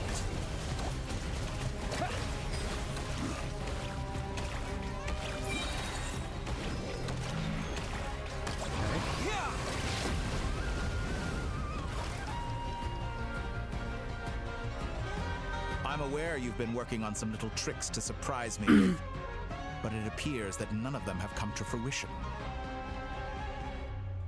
Does it say 70%? My guess would be that you're trying to bring Columbina back. But then, where is Sandrone? Or are you trying to buy time for her? I mean, wouldn't you already know that if you are just that smart to begin with? I always found their friendship to be a curious phenomenon. Two highly incongruent personalities, and yet they share a deep connection. Would you even know anything about that? Speaking of Columbina, I once saw her as like a younger sister. We got along quite amicably while she was with the Fatui. But then one day she suddenly decided she would refuse to take part in any further experiments. To this day, I truly don't understand what I could have done to upset her so much. You don't? It's such a pity. I could have had a sister, a family. But alas, she grew to dislike me. Maybe the human experimentation is what slightly put her off. You're not fit to be family to her. That I can't deny.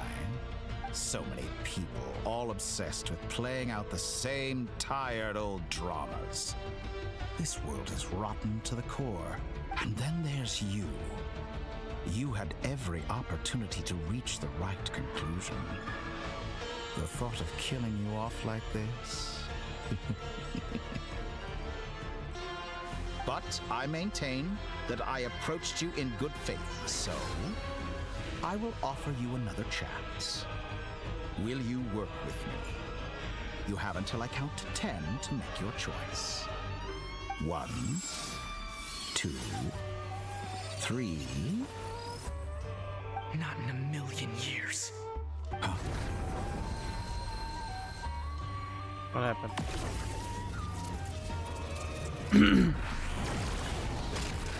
Oh, hello there.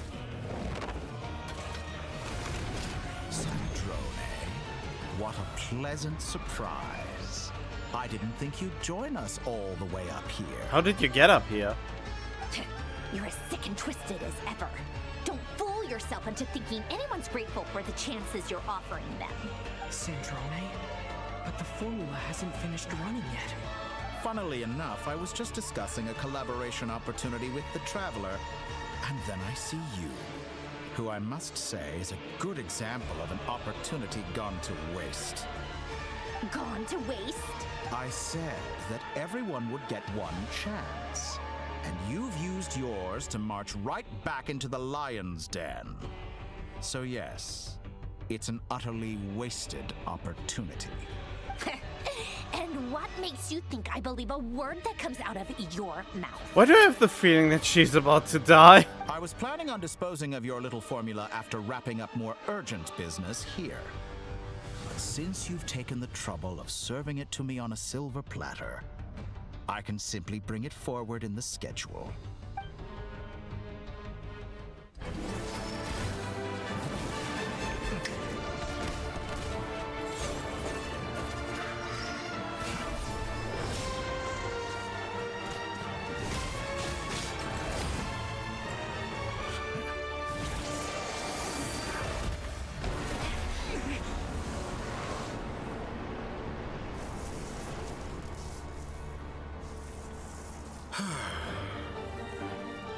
Is this your life's work?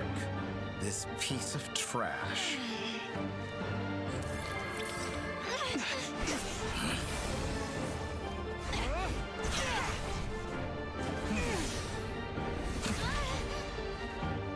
It feels very underwhelming for a god, to be honest.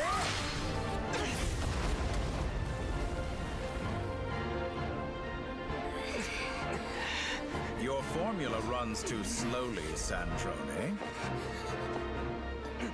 You put your hope for success on others instead of fighting dirty. That is why you have failed. Now, whom should I slay first? Any volunteers? No one? How nice of you to leave the decision to me.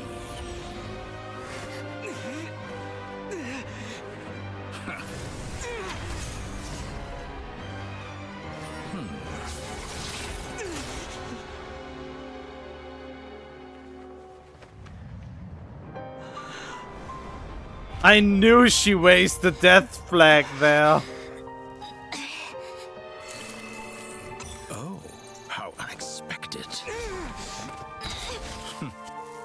Sandrone, any last words for me? Oh, wow.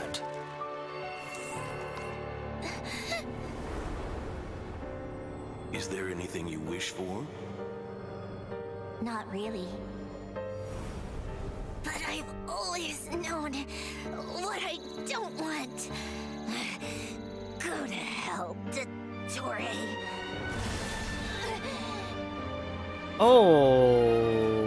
Okay. No! Wait, is she actually dead or? And now, you have failed. I mean, she was a puppet, so I would think, you know, that you can rebuild the body? No, is that not the case? Is that actually her being? Did I miss that? Now you see how fragile mechanical contraptions are. Just a gentle tap, and they fall to pieces. I wonder if she stays dead or if this is just a fake death. But then again, there is precedence that if a Tui died before they became playable. However keen of an inventor Sandrone may have been, her death spells the end of the formula that was running inside her body. Of course, I have to commend her for making it this far. As her colleague, I have to admire her stubborn tenacity. Oh wait, Nicole's magic could still do something here. Now, it is time for you to take your place by my side. My count was interrupted, but the second chance I extended to you still stands. Once again, you are welcome to join me. By now, I'm sure you have gained a greater appreciation for the power and authority I wield. What is stopping you from embracing a new world of endless possibilities? Not in the mood to talk? As you wish. You seem less talkative than usual today. I'll change the topic to something more He's not very talkative apropos. Sandrone was always like this, never trusting anyone, always so reluctant to share her research with them. Objectively speaking, she had her strengths. It is remarkable how she extracted and even optimized the world formula from so much data. But her inability to trust was her undoing. Had she allowed someone else to monitor or run the formula for her, you might still have a chance at victory even now. I feel like she did that.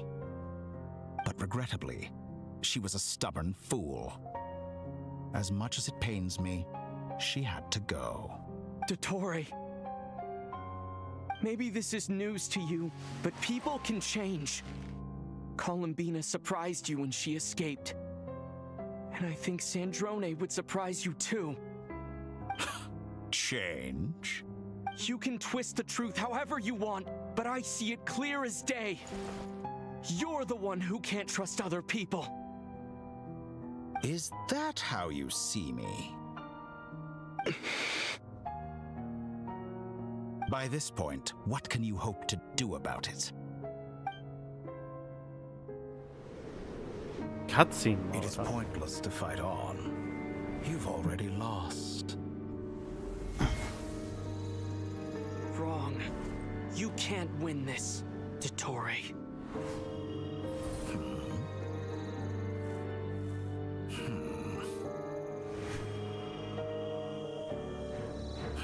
What?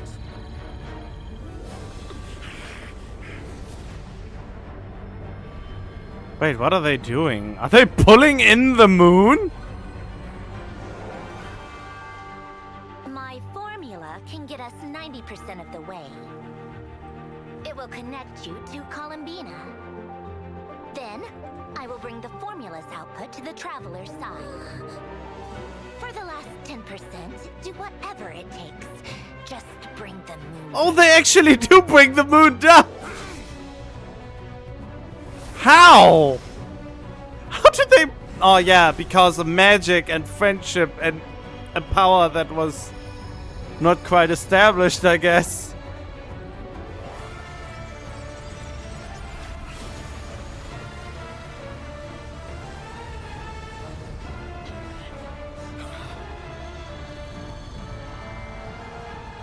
Well, I mean, I could totally expect him to close up.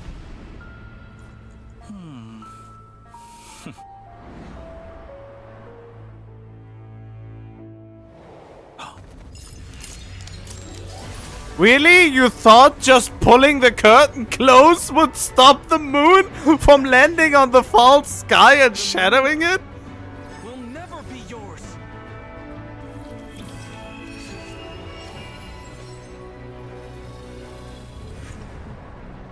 Wait, that was running inside him?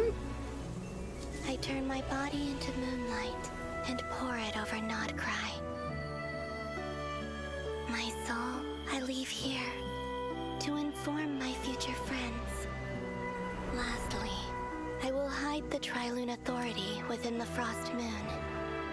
And when my body, soul, and authority are reunited, finally...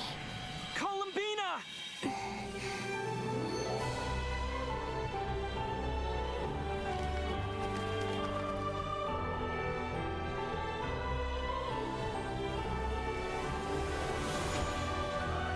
Oh, wow.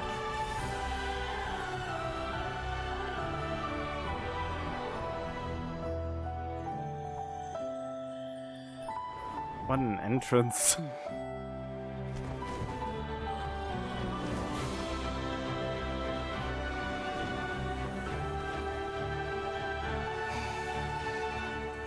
It's been too long.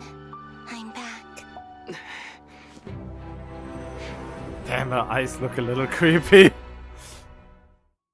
Hello. Stay focused on the battle, Traveler. What a touching reunion. Though I personally find myself repulsed by the sight of weaklings huddled together for war. Now, if you're quite finished patting yourselves on the back, show me how long you can struggle before you drown. Watch out, Columbina! Manipulate space itself! What the fuck was that? I know. Wait for the right moment. We'll strike together. Moon's remnants fall. Okay. Oh. Ah! Bullshit. Well, whatever. Huh? Ow. Yeah, I can't lose anymore. What is that?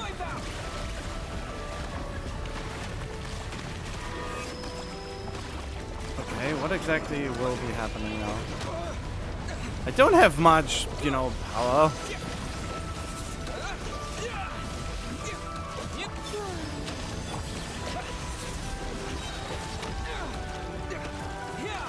Oh wait, I forgot she can do this. Oh, or maybe not. Wait, what?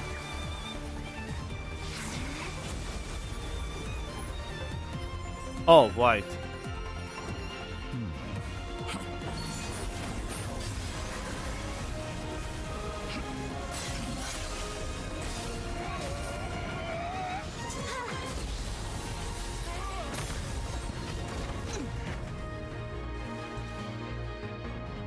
I never understood I shield. grant you the new moon's blessing. Wait! The moon shines upon you. Wait, is that actually a traveler? No, it isn't. That is just a one-time thing, isn't it? Yeah, it's just like in Natland.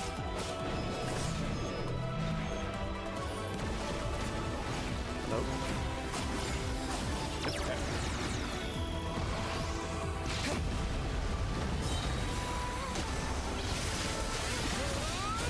Time to pay for your heinous crimes. That was weird. Hello. No longer must the world cower in the cold night.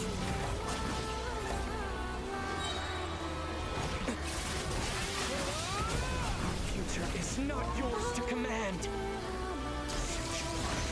Ow, ow. Let the moonlight dispel the darkness. Sure. I'm keeping it slow just for the sake of dialogue now. Everlasting as the moon.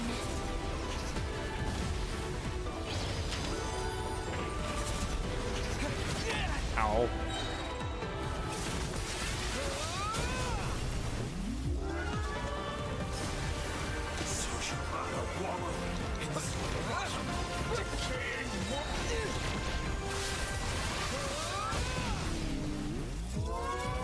Oh, he's healing again. Only I could have shaped the new world. Only I.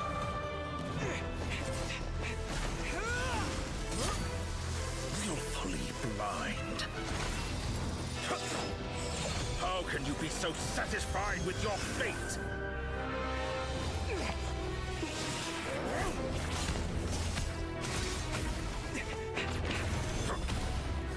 Do we get a new title?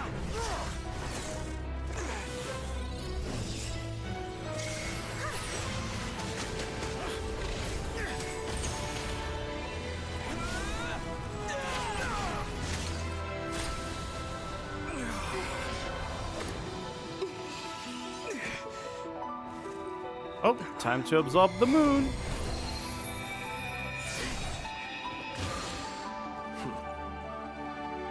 This battle was never about fate. It's about friends, family, and the home you stole from them. So dull. Only the weak rely on each other for comfort. You should see. How does this even still work if she whipped one of the three things out? That will never happen.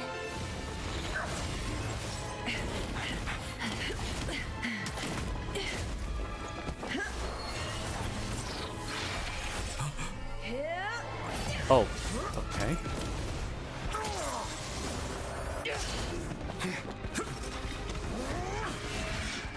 What happens if I don't press the button? Will it just happen anyway?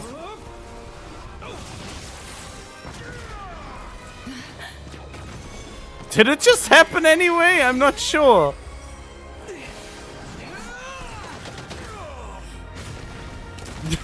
I hate quick time events that don't do anything. They feel so pointless. The moon lights up this world once more.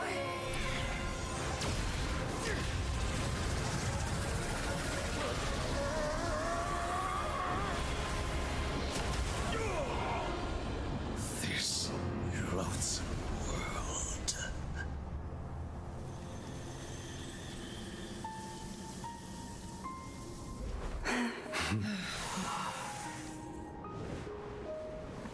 No, this world is our home.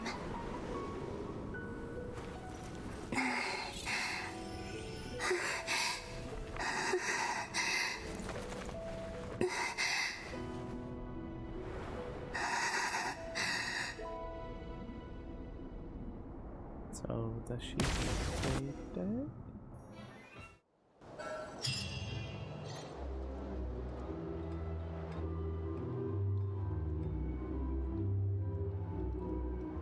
They slowly begin to heal already. People gradually return. The first moon in the sky also remains within this world. I mean, yeah, we have a moon again. Great. No, you're doing it wrong. The moon looks like this now. What are you trying, children? The new moon, Mom. It looks different than before, doesn't it? Oh god, that looks like a ball of water. Also, can I go buy a sugar sculpture today? Please? Just one? All right. I suppose today is a special day after all. Almost like a festival.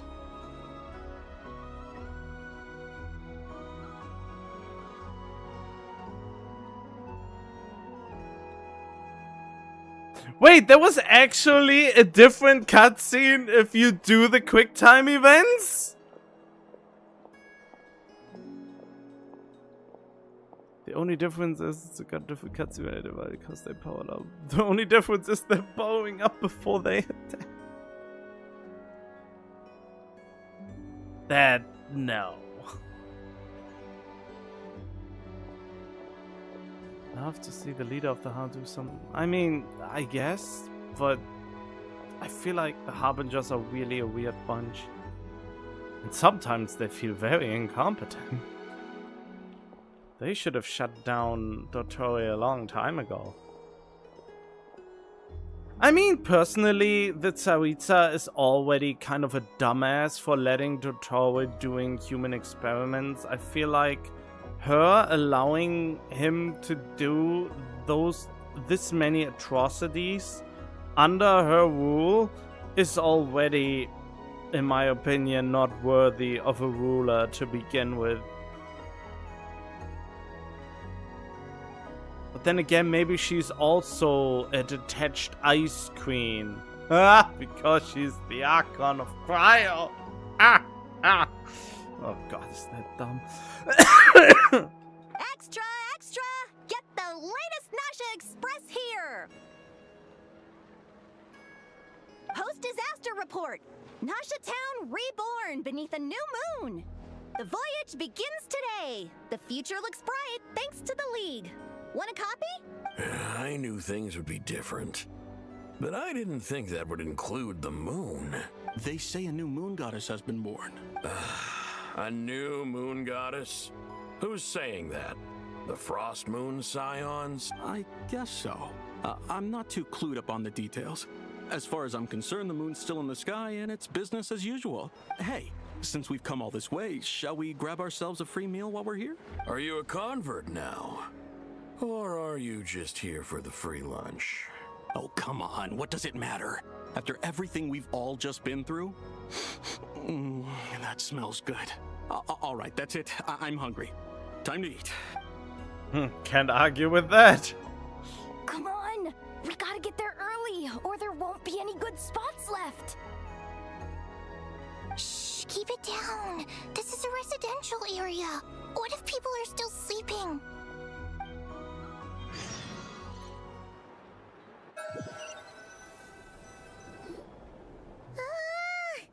Why is it so noisy outside? It's okay. Paimon was pretty much awake anyway. It's been so long since we last had a chance to relax, huh? Feels like time is moving slower than usual. What about you? Did you rest well? Still winding down from everything that's happened? Or are you wondering how our friends are doing? Or is it about what Dottore said to you? There was too much at once happening again, and that confuses me. But don't push yourself, alright? Let Paimon know if you need to talk. What we just went through was a lot. It's totally normal if you need some time to get back in your groove. Luanatar disappeared after Columbina came back. Apparently, she was part of Columbina's soul or something. Yeah, or something. Still, Paimon kind of misses Luanatar somehow. But anyway, you did great. So did Paimon. We all worked our butts off to contain this disaster, and in the end, we made it. So, chin up, Traveler. You should be proud of yourself. Hey, don't poke fun. You should be glad that Paimon's growing as a person. Bet you were worried about me again. Oh, sniffles completely in the microphone. Paimon didn't think you'd mention it. You have no idea how anxious Paimon was. She was worried sick about you. Well, if you really want to show Paimon you're sorry, you're gonna need to make it up to her. You better be ready to splash out on a lavish meal.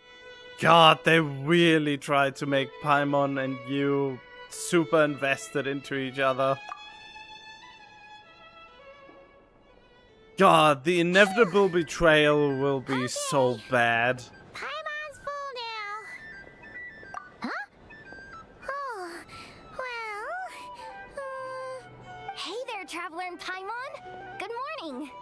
Morning, Yehuda. Here for some breakfast?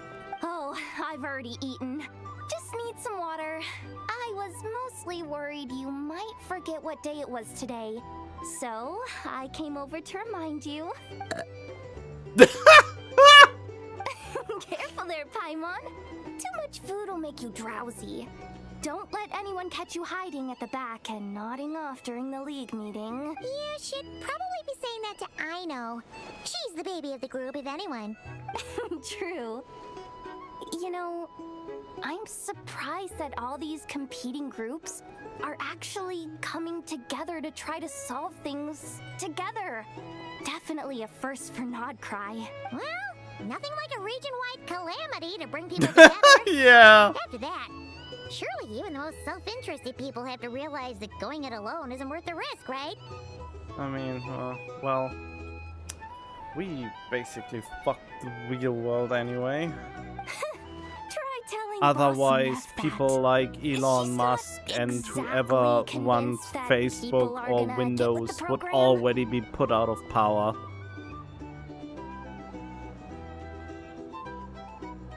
Really? But if she's so pessimistic about it, why'd she agree to be the Curatorium's representative in the League? Probably 'cause even though Unity sounds like a pretty far-fetched idea, the benefits it would bring make it worth a shot. I think things will work out, though. I swear, Nodcry feels like one big family now with everything that's happened. More than it used to, anyway. Paimon's with you on that one. And it seems like plenty of other people agree, too. Just listen to the bustling streets. All right. Everyone's been rebuilding these last 2 weeks, and the evacuees have been coming back in droves. So, when is the funeral? Life's slowly returning back to normal. Which means my workload's probably gonna shoot back up. Were you about to head out? There's still some time before the ceremony begins, you know. Oh, the funeral ceremony, right? Yeah, we were gonna take a stroll around the square and say But hi they to are way friends too first. chipper for that. Sounds good. See you later then. Wait a minute, so in this one... I mean, I already know from a slight spoiler that you can decide to not have the mask on. But I'm still wondering, can you put it back off and on whenever you want to? If you want to negotiate prices.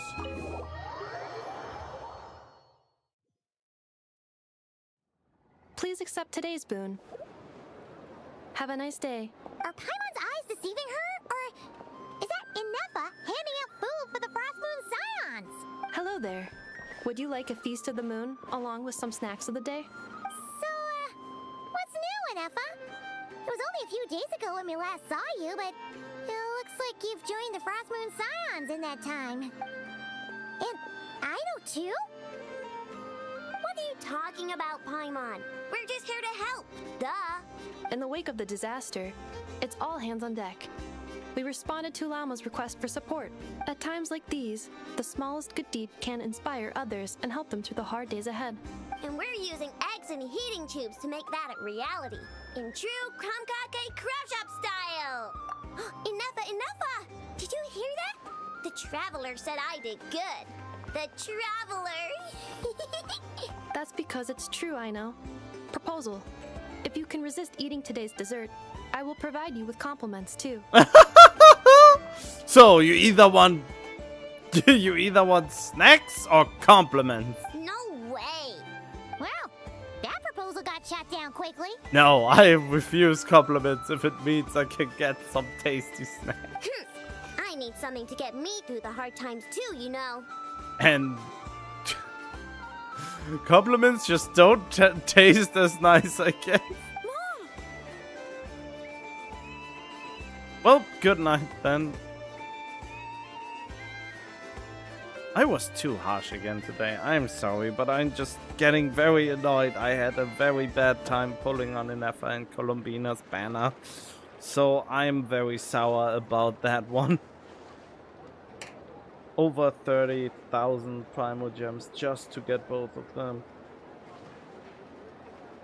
sucked up my whole funds. Well, my whole Primogem funds. I have still other funds, but they were hardly fought for. Yes, dear. Go right ahead. Excuse me. Could I take a photo with the robot lady? She helped us get safely out of Notcry, and she helped us get back home too. She's the best. Of course she is. And since I'm the whiz kid who built her, that makes me even better than best, right? But you stole my snacks, though. You stole my snacks. Oops. Shall we move to the open space near the center? The view there is better. Thank you. Aren't you the better pick for this job, Flint?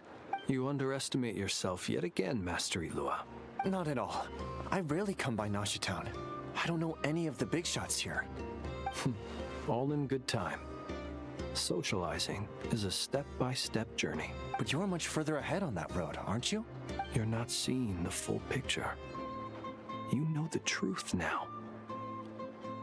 My friends do not understand my habits. There is no question about it.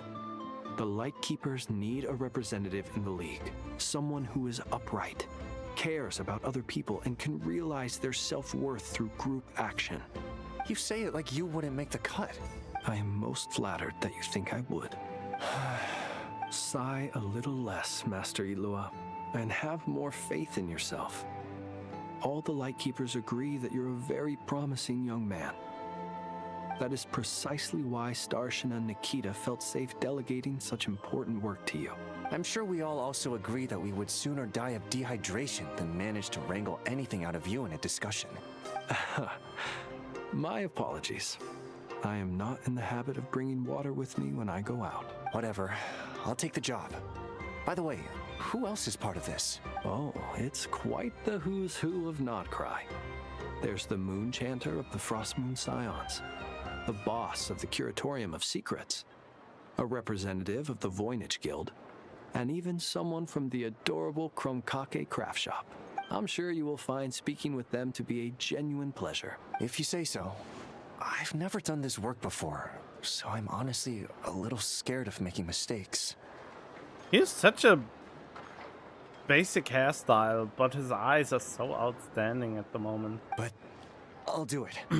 Not only is it our duty as Lightkeepers, but because I want to make Notcry a more welcoming place. An admirable attitude to take. The beacons are lit, Itlua. We're but one step away from breaking through the blizzard. We have the chance to band together and build our shared homeland into an Elysium. This is unprecedented for Notcry. An opportunity not to be missed. Yeah, you're right. I'll do my best. Quite a few familiar faces have arrived. Let's go, shall we?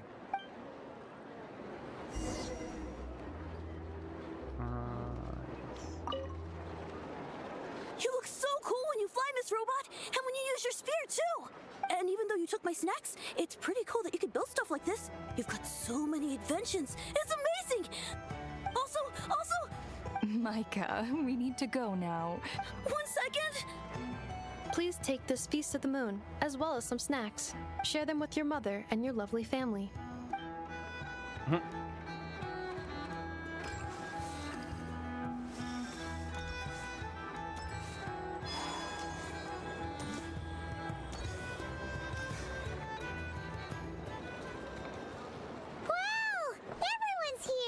You seem well rested. I know no one's asked, but I'm sure you all want to know, so let me just say, we're doing great. Thanks. Well, great, but not perfect. I'm starting to lose my mind from boredom. Can't drink a drop of alcohol while I'm waiting for my wounds to heal. I'm sure you had a sneaky swig or two. Wait, how'd you find out? I'm sure you must be missing Mondstadt after all these years away, Grandmaster. Yeah, you could say that again. Every time I get news from Mondstadt, it makes me want to go back and see the place for myself. Honestly, once things are wrapped up here, I think it'll be time to head back home. Yeah, but what's with his entry banner? What will be the plot for him to stand out? Hey, looks like someone's taking the stage. Can everyone see okay? Anyone need a boost? I'll just listen from the back. It's fine. You're taking this pretty seriously, huh, Durin? Well, it's not every day that I get the chance to see how people speak in official settings. Soak it up like a sponge. I'll make sure you get a chance to practice for yourself later down the line. Actually, I know just the thing. You can debrief the Knights of Favonius for me. Mr. Varka, are you forgetting that I'm not a Knight of Favonius? I can knight you. Any particular title you'd like? Is he joking? I really can't tell. You'll have to figure this one out for yourself. It'll be a good learning experience. It is my honor to host the opening ceremony for the League, and to have this opportunity to speak to you all in my capacity as Voynich Guild representative. Could this person also have been pushed onto the big stage by the real big shots? Guess I'm not the only one then. Oh, you have a scar on your neck? What happened there? We come here today, having weathered the trials You're an and hardships of NPC yesterday, fucking and having learned from them NPC the number importance of unity and 2438, not Cry Edition. You feel so basic it hurts when you compare to the moon goddesses they showed.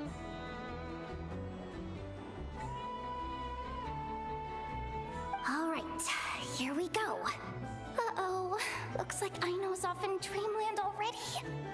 Wait, Boss is looking kinda drowsy too. What's up with her? Come on, get this speech over with already. Nodcry is our home, the land we rely on for survival. And as we chart a course for the future, may we persevere through the storms ahead as we sail towards a new era of prosperity, freedom, and hope. Alright.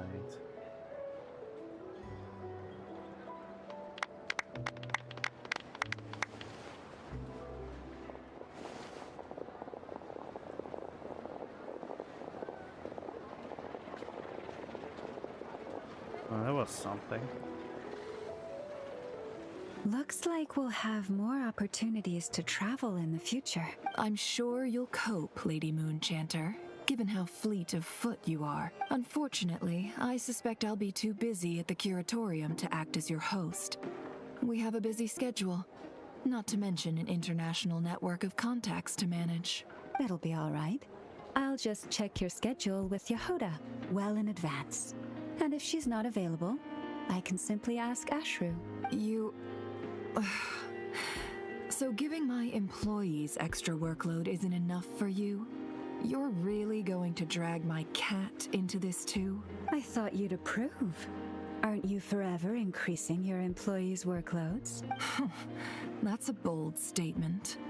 Are all the Frost Moon Scions feeling more audacious now that your moon goddess has returned? Columbina's return has brought joy to all who care about her. That includes both you and me. As for the Frost Moon Scions, we are learning how to thrive independently, without relying on the moon goddess. It is up to us to make our home a more livable place. Joining the League is one of the steps we are trying towards that end. I like the word try. It's nice and non-committal. You can opt out at any time and still say you tried. You don't see a bright future for the Frost Moon Scions? Or did you mean the League? I'm just not as optimistic as you. The Frost Moon Scions should count themselves lucky that they have a leader as stubborn and enterprising as you. But Nodcry's a big place, with all kinds of people. Most of them don't enjoy answering to a leader, or even listening to reason. Well, that's where you and your methods come in. Unless the Curatorium of Secrets is only here for appearances. For now, yes. And that won't change until this venture becomes worth my while. What would make it worth your while? Getting out more than I put in. Right now, I'd barely break even. but I'll grant that it's a good start for Nodcry. Then maybe it's worth a try. All right, you can stop now. Or do I have to join the Frost Moon Scions before you'll get off my back? You'd be very welcome to join us. Hey, you two! Congrats on all your hard work! What are you chatting about? Nefer was trying to dissuade me from adding to her employees' workload. Also, she's considering joining the Frost Moon Scions. Sorry, what? Your conversations are always the most interesting. Don't eavesdrop like that. And there's a clipping texture. Would you two care to join me for some tea before heading to your next destination?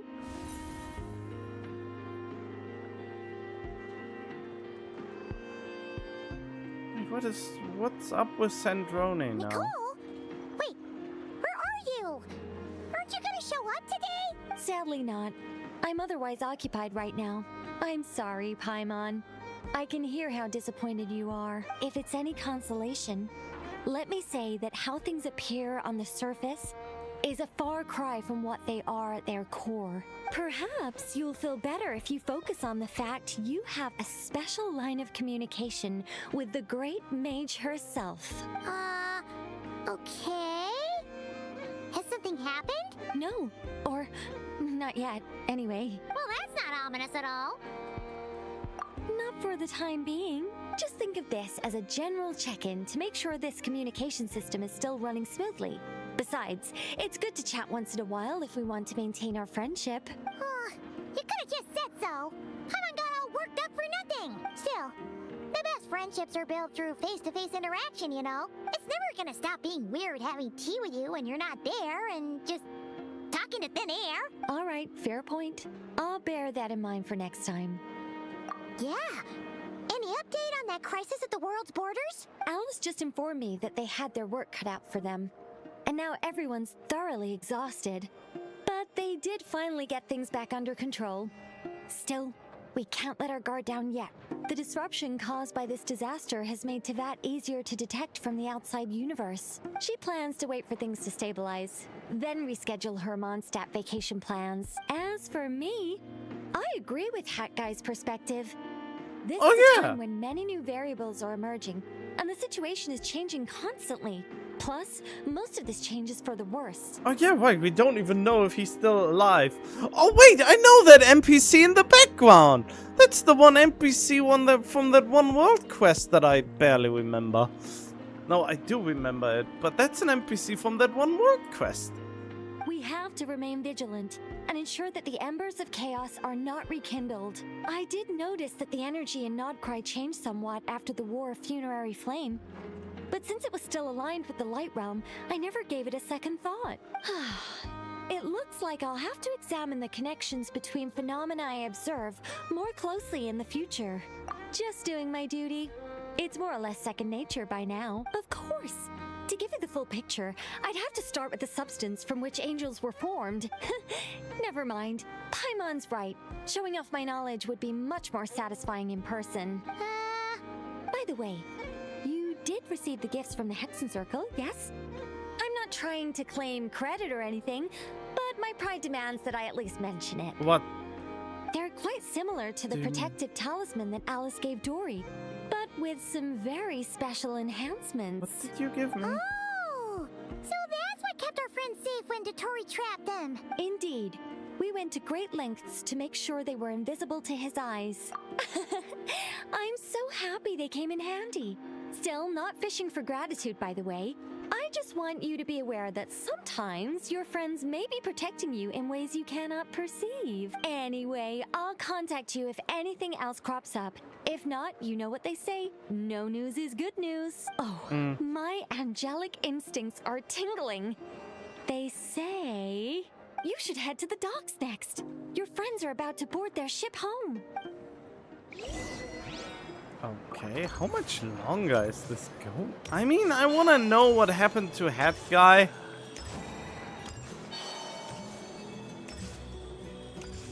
It seems like an important thing to know.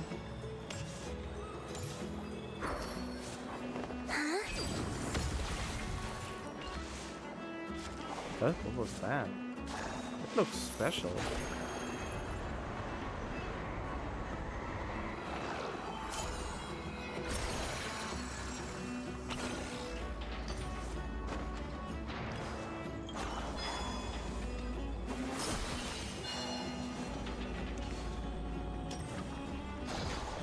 teleported.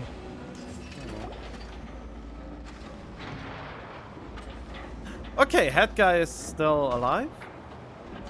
You're here. You're here too, Hat Guy. Are you heading back together? No. I'm bound for Sumeru, and she for Fontaine. We just happened to cross paths at the harbor. Everything seems fine. Sandrone may have an abominable temper, but she's always been very responsible with important calculations, and things entrusted to her by valued friends. You always speak as if you know us inside out, Mr. Hat Guy. Maybe I'm just a good judge of character. I certainly hope that's all there is to it. He used to be one of you. Regardless, you have been a significant help in this matter. For that, you have my gratitude. I didn't do anything special. Sandrone's the one who completed a seemingly impossible formula and turned the tide of the entire battle, even giving her life in the process. She's the one we should be thanking. Okay, so she is dead. God, another Harbinger killed before they could make it into a playable character. Even we were unaware that Sandrone had hidden the real formula inside Polonia's body. She managed to fool Dottore into thinking the formula was running in her system by installing an identical-looking decoy within her. She probably realized that she didn't have the strength to stop Dottore. But this way, she could at least get him to lower his guard. She always worked like that. Always had a backup plan. But it's so out of character for her to actually sacrifice her own life for the greater good? Sandrone? Well, true heroes are from the most uncertain places. Well, that's why I'm traveling to Fontaine. She made a request of me long ago, and the time has come to fulfill it. Think of it as her will. She said that should she ever fail in a mission, she'd like me to deliver her core and Polonia's to the Fontaine Research Institute. She also mentioned that she had made arrangements for people there to set her affairs in order. Wait, but if her core is still intact, wouldn't that mean you can get her back? Some of her personal effects, such as her notes, were left to me. I've decided to take them back to the House of the Hearth. For safekeeping, primarily, but also as mementos, I suppose. However, there is one book among them that I'd like to leave in your care. I'll have someone deliver it to your residence at the flagship at a later date. No, I was specifically warned not to tell her. This is her last wish, and I will abide by it. I can only hope so, but none of us here can know for certain. I bade farewell to Columbina earlier today. As promised, she turned the iridescent moon's marrow over to me. She spent a long time with Sandrone's body, saying her goodbyes. Oh, is she alright? Sandrone's passing has left a great wound in all of our hearts. It will take time to heal, but Columbina surprised me. She offered me some words of comfort before I departed. Despite being grief-stricken herself, she showed an awareness of the feelings of others around her. She never used to act like this. Clearly, she has grown. And I suspect that we have you to thank for much of the change we are seeing in her. After these recent events, the Tsaritsa has revoked the Pale Star Edict. Snezhnaya now realizes that the arrest warrant for Columbina was just a ploy by Dottore, who coveted her powers. I shall return to Nodcry to see her as soon as I find the time. I hope that from now on, she too will explore more of the world. Columbina Hyposelenia's journey is only beginning. My ship is here. Traveler, Paimon, we shall meet again. You too, Hat Guy. What are you still bumming around for? Isn't Columbina waiting for you? I thought today was the day you'd agreed with her to go find out the truth about your sibling. As if we get that answer ever. You're afraid you won't like the truth when you see it. Well, this is new. I was starting to think that nothing could scare you. Don't say that! Wouldn't you be if you were in this situation? Fair point. But I'd say I have more experience facing up to unpleasant truths than the Traveler. They say blood's thicker than water. I know how much you need your family back. More than you need any of your friends. And I'm sure that all your real friends understand that too. No matter what the truth turns out to be, they will stick by you and support you. Whatever decision you make, finding the truth is important. But more important still is what you choose to do once you've found it. At least, that's the life lesson I've learned from my experience. Grappling with the truth. What? Now that Dottoro's dead and gone? A little, I guess. But it hasn't solved everything. Maybe I regret not getting to end his life with my own hands. Or maybe it's something else. But for whatever reason, I still feel like I have a chip on my shoulder. Either way, I'm going back to Sumeru. Lesser Lord Kusanali is gonna need help dealing with all the chaos Dottori left in his wake. Not just from this incident, but everything he did in the past. Wait, too. but doesn't Dottori have copies of himself still? He must have made a copy at some point. I mean, I know Nahida said that he has to delete all the copies of his past, but I feel like he must have made another copy that is still alive and they will reuse it as a villain again. You should continue with your journey, as you've always done. Who knows? Maybe we'll meet again someplace else. So, what should we do now?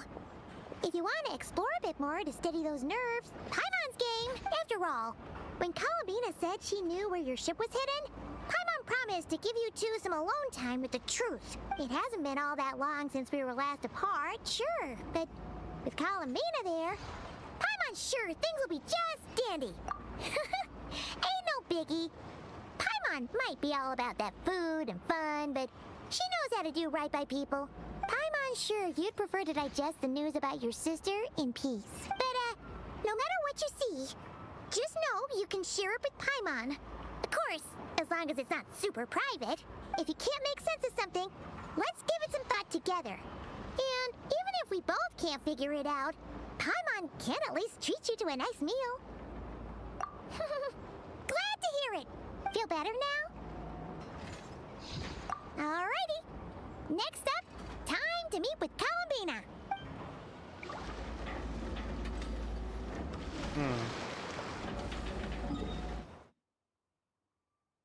She is... Huh?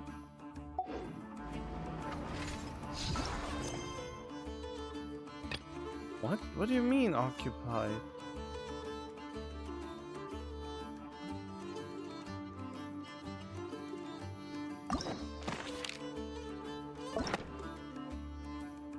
Huh?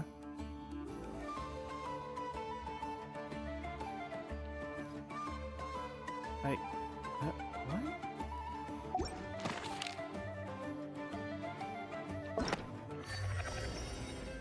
What is the quest occupying this?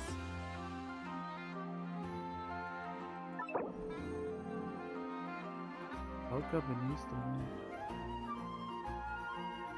Huh? Whatever.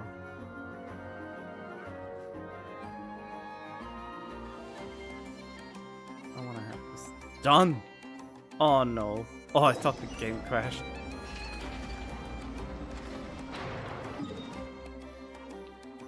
Wait, here?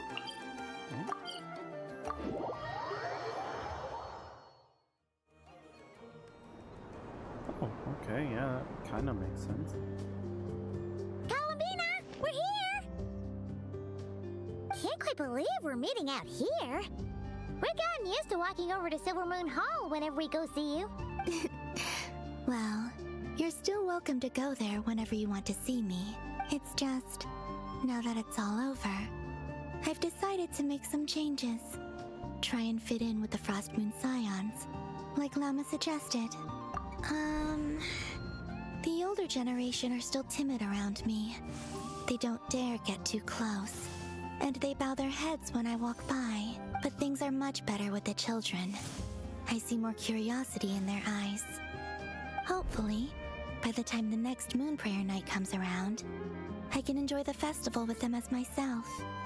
without having to pretend that I'm only dressed up as the moon goddess. You'll do fine, Columbina. Paimon's sure they'll realize you're super nice once they get to know you better. You really think so? When we first met, you thought I was a little up in the clouds. We were just starting out then, come on! So Llama told you, huh? I'm only teasing. I know that I have you to thank for pulling me back down to solid ground. It feels good to finally stand firm on the earth where I was born. Oh, that's great!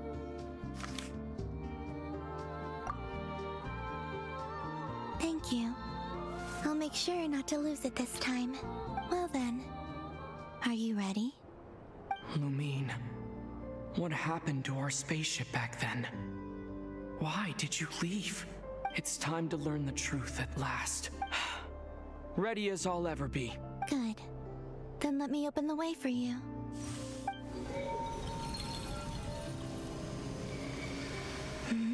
Where does this lead? To our shared destination. Huh? Do you remember me telling you about my missing prologue back when we just met?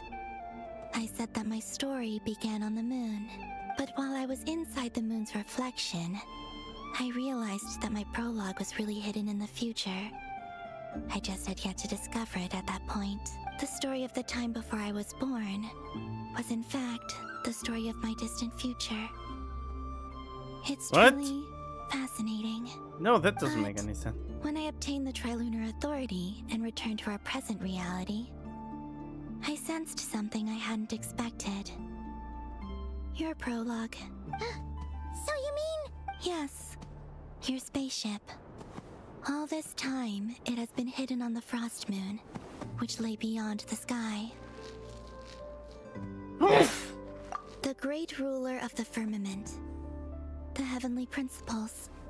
Wait, them? Why would they do that? I don't know. Perhaps your ship contains something that is incompatible with Tevat. Or something that cannot be known. Oh, did I pick a bad time to say this? I know it must have been hard to work up the courage to do this. Maybe I should have waited until you were on the moon, with no chance to back out. That would have been kind of mean, you know.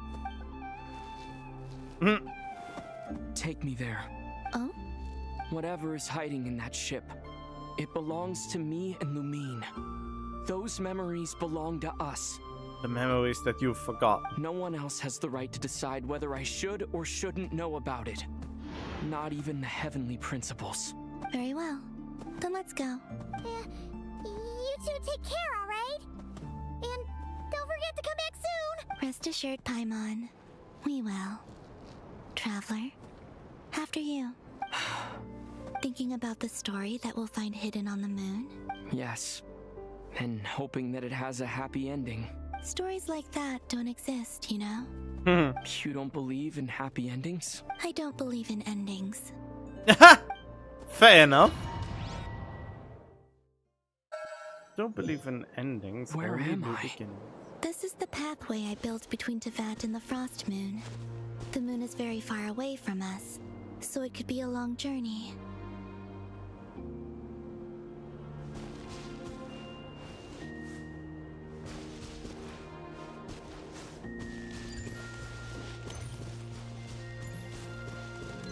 After I obtained the Trilunar Authority, I unwittingly saw past events from many of my friends' lives. One was Lauma. She was so young when they chose her to be the Moon Chanter. From then on, the Frost Moon Scions looked to her to bring messages from their goddess. But, for better or worse, I had left Hisi Island before she was ever born. It was not until much, much later that she met me. I think it's for the best. Because of the way things turned out, you had the opportunity to become friends. You're right. In that sense, I think we were both very lucky.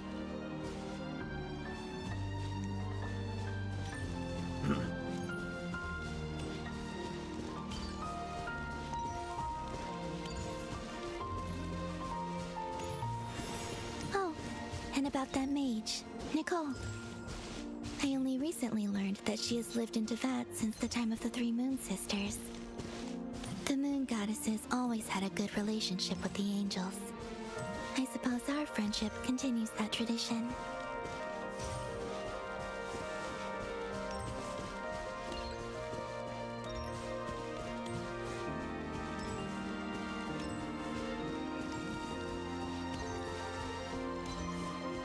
Oh, hello And there. then there's Sandrone.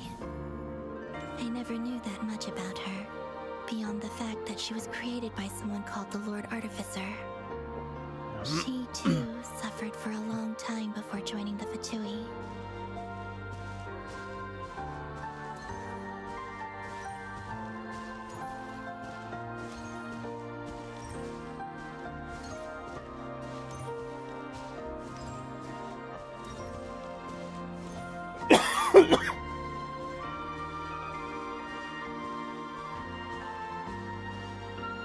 How I wish I could talk to her again, even if only to hear her say nasty things to me.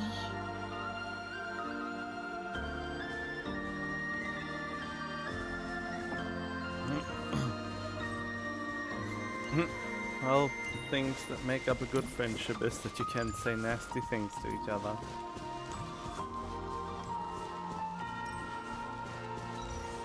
Also, I saw your siblings' story. I'm afraid I didn't see much. It seems that she rarely came to the surface, where the moonlight shines. But I did notice that back when you first set out on your journey, she would often appear nearby, gazing at you from afar with a guilty look in her eyes. Lumine. Let us speak no more of the past. I probably shouldn't reveal so much about my friends. It's not my place. Let the moonlight carry us forth. We are very close now.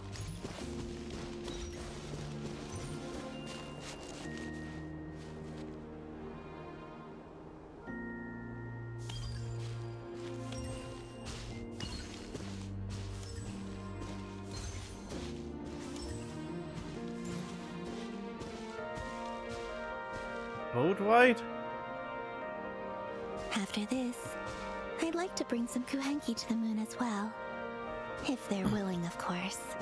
What about your other friends? Will you bring them to visit too? Certainly.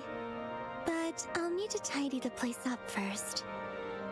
This home hasn't received any guests in a long, long time.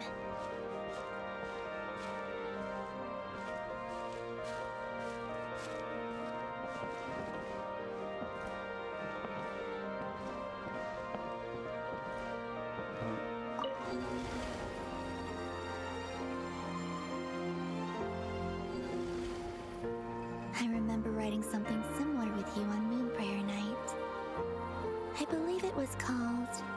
Dodoko's Whirligig. Yes, that was it. You asked me if I was afraid to return to the moon, and I said that I was. The idea that I had gained something precious, only to lose it so quickly. That frightened me. But I'm not afraid anymore. Besides, this time, we're traveling together.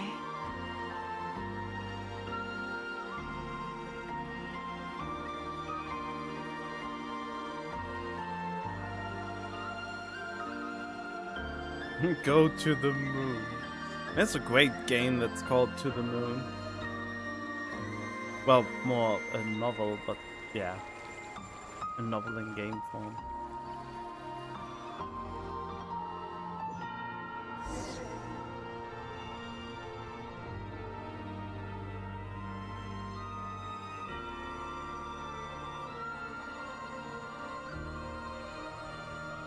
Wait, so now we are just on the moon?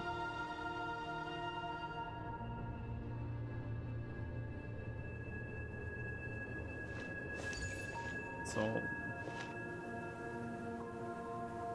We're here. why are you still closing your eyes like that? Over there.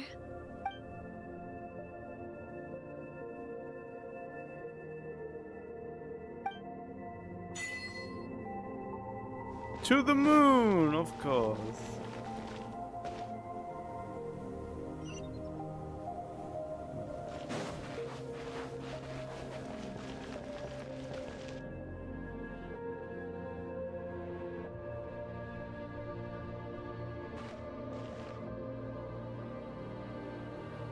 Our spaceship. It's huge.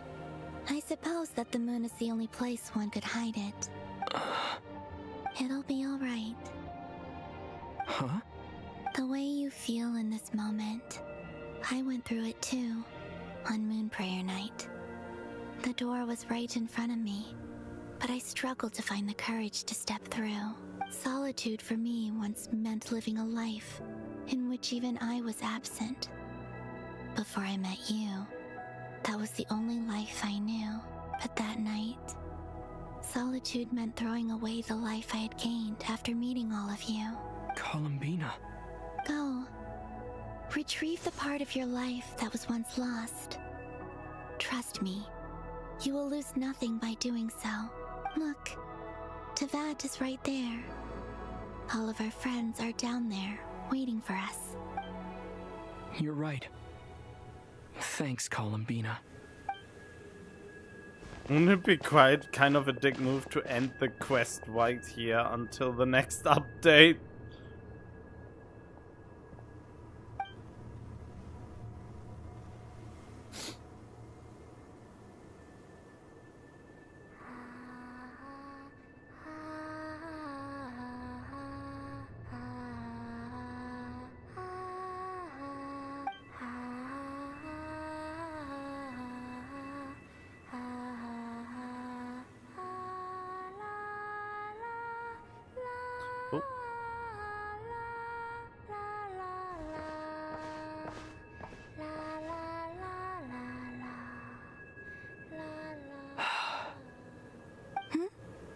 Finished? Yeah. Why did you take your eye mask off? Well, since my return, I've decided to take more opportunities to see the world with my own eyes.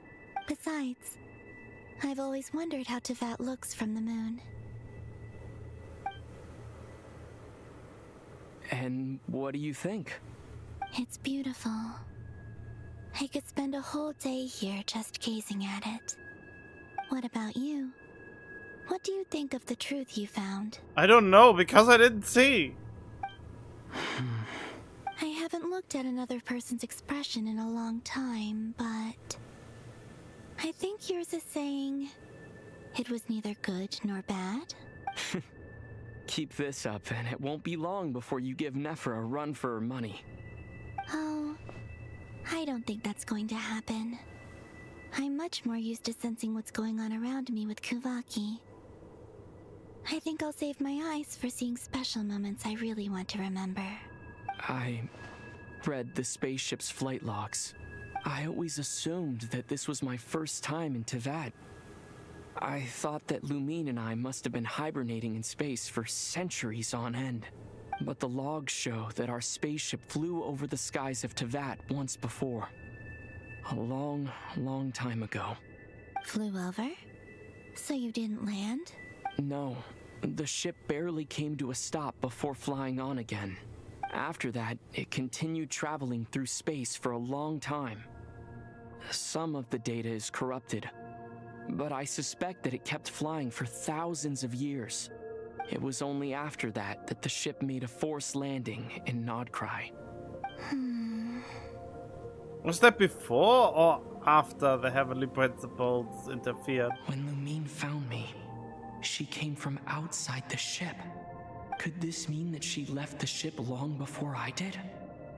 Maybe even during our first pass over Teyvat. Are you all right?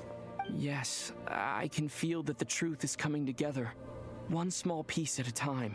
I remember Lumine telling me that when she first arrived in Conria, she could not recall the past, so this might be something that even she doesn't know. Here, I made some space for you. Your mind must be racing, and this seems like the perfect place to relax and clear your head. I don't even know what to do with this information. We didn't get any closer to what's happening. Oh, wait, there's one more thing. What is it? Wait here a moment.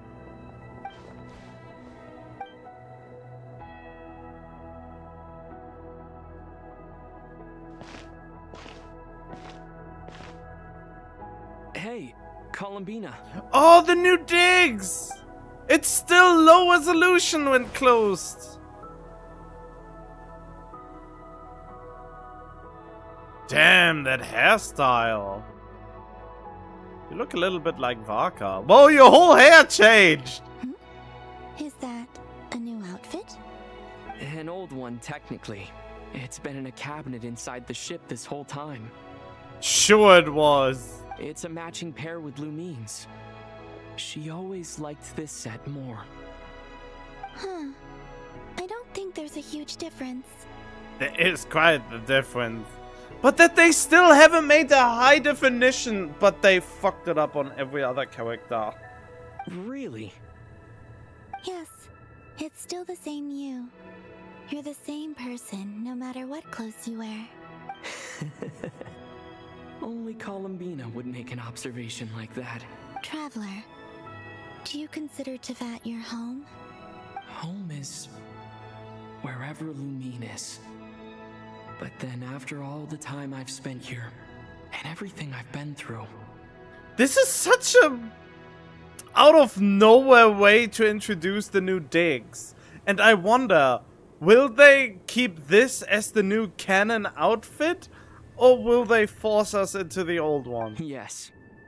I'd say it's my home. Would you change your answer if Tevat changed appearance? I mean, if the truth about Tevat turned out to be different than what you thought. I don't know. But I don't think so. The truth is not what matters most to me about Tevat. When I was first born, I longed for a home. See, there's also low resolution here. I don't know why they never... Why do they not have high resolution textures for these close-in shots? Why do they make so much close-up shots when there are so many aliasing problems with the texture? Is it just not that apparent on a lower resolution display? And I only have that issue because I play on a higher resolution than I would have on a phone?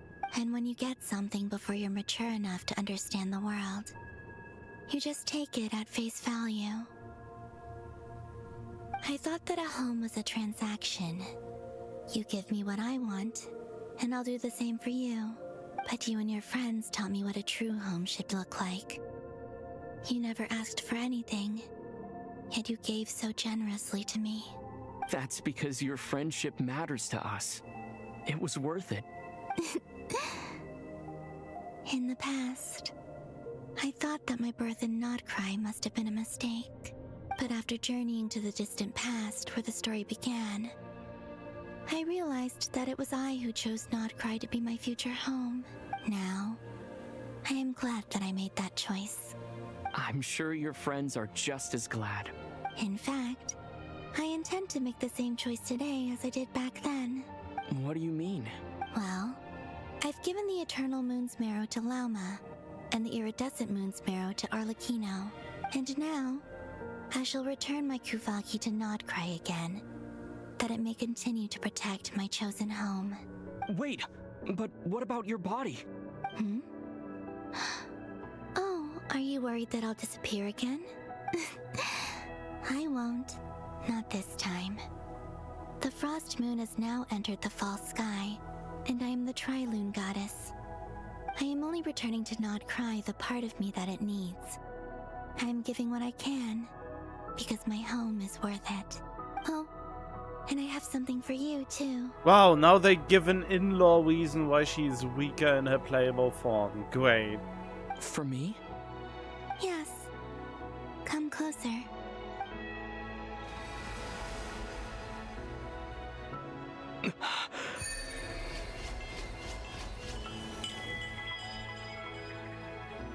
Wait, what?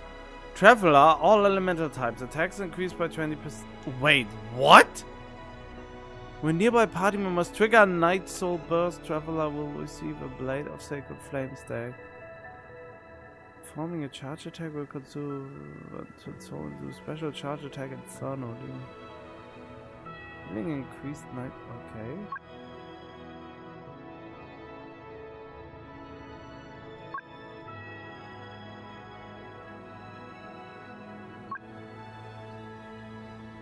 So this is just okay. This year when you have a trigger item, will receive one blade. Okay.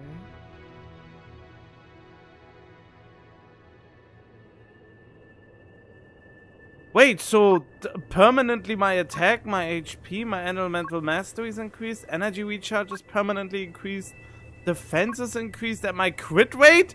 My base crit rate is increased permanently?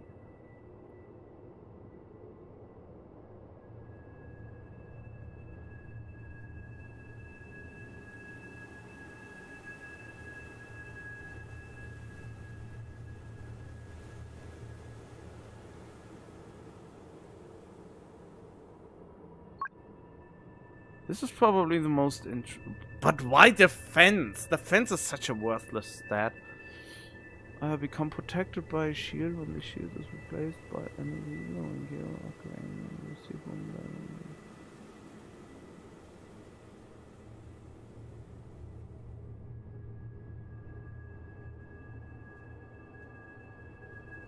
That is actually not bad. Your party members unleash your elemental burst.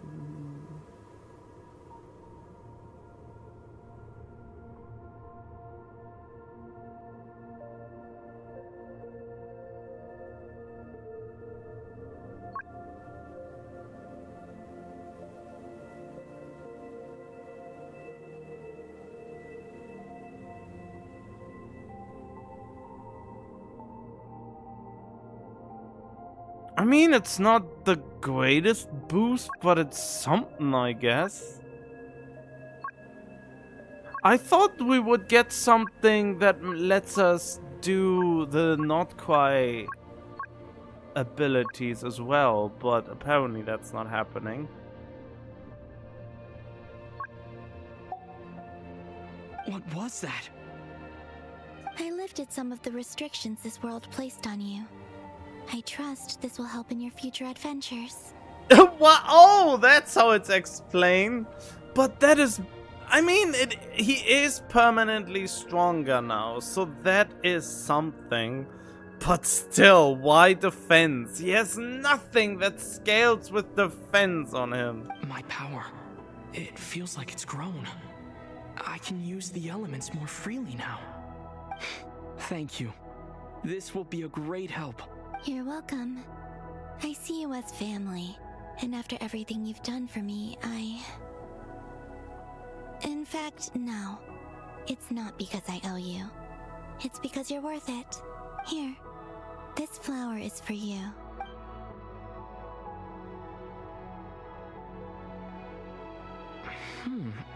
Isn't this a moon prayer blossom? Yes. Don't worry. You will never see these flowers lose their color again. I'm finally discovering the joy of giving. How I wish I'd learned this sooner. Hey, better late than never. What are you thinking about now? Why don't you take a guess? You get... one shot. I don't think I'll get it in one guess. But I'm sure it's a happy thought. That's kind of a sneaky answer. I can't say you got it wrong. Down into that. The moon seems so far away. I felt it might always lie beyond my reach. But on the moon, everything feels so close by. The haze that once enshrouded the skies has finally been dispersed. I feel like a traveler on a winter's night, starting a new chapter in my tale by the warmth of a bonfire. I don't have a lot of luggage, but I do have a lot of hope for the future. Well, what's next? Next? Getting enough primer gems for the next one. To start with, I want to stay here just a little longer. After that, let's return home and continue our journey.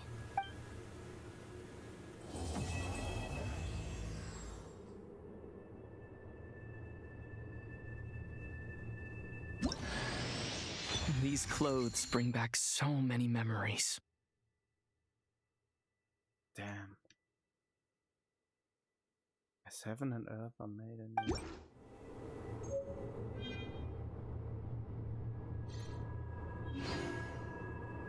This is pretty cool. Oh, I wanted to sit. The journey goes on. For you. And for me. Like I said, this is not the end. I don't believe there has to be an ending. Oh, is that your next destination? Most people would probably tell you to pack some warm clothes. But I experience things differently than most people, so I can't know how cold it is.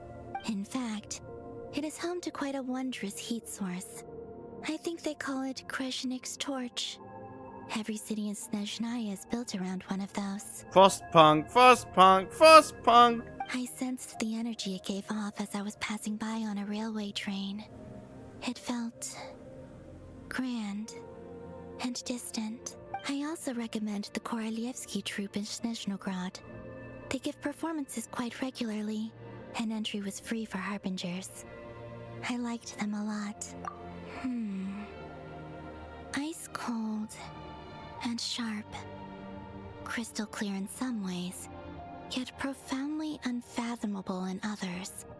Like the thick layer of ice on top of a frozen lake. That's just the impression that Tsaritsa gives me. I was never able to glimpse what truly lies beneath that icy exterior. In fact, I don't think the people of Snezhnaya even know what kind of power their god wields. Maybe that's because the Tsaritsa herself has never acknowledged, nor accepted that power. There's Reignited, the Rooster, and the Jester. Between them, they control a lot of what happens in Snezhnaya. But I can never wrap my head around how exactly power is split between them. I just know they are each responsible for many specific domains.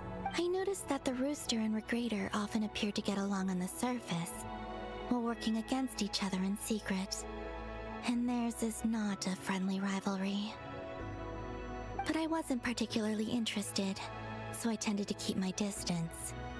Now that I think about it, the term Mistelton often seemed to come up in connection with Project Stuja. What does that even mean? Once things settle down in Notcry, I'd like to explore the world beyond Snezhnaya. You've told me so many stories about the other places you've been to, and all the friends you've made there. I'm curious to visit those nations and see them for myself. It would also help me learn more about the journey that has made you into the person you are today. Okay. As you continue on your journey, don't forget to gaze up at the moon once in a while. It is, after all, no longer an illusion. It shall cast down its true moonlight, connecting us in truth.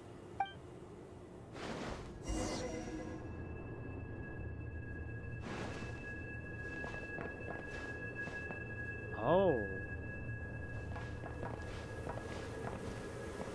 Interesting. Oh.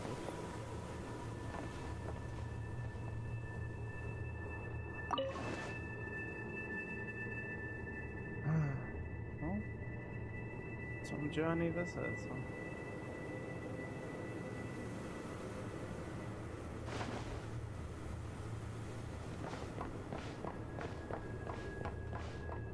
Huh? Whoa, wait, what? They actually made the moon have lower gravity?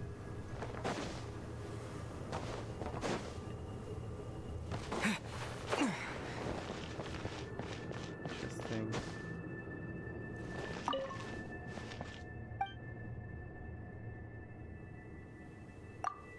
Oh, whoops.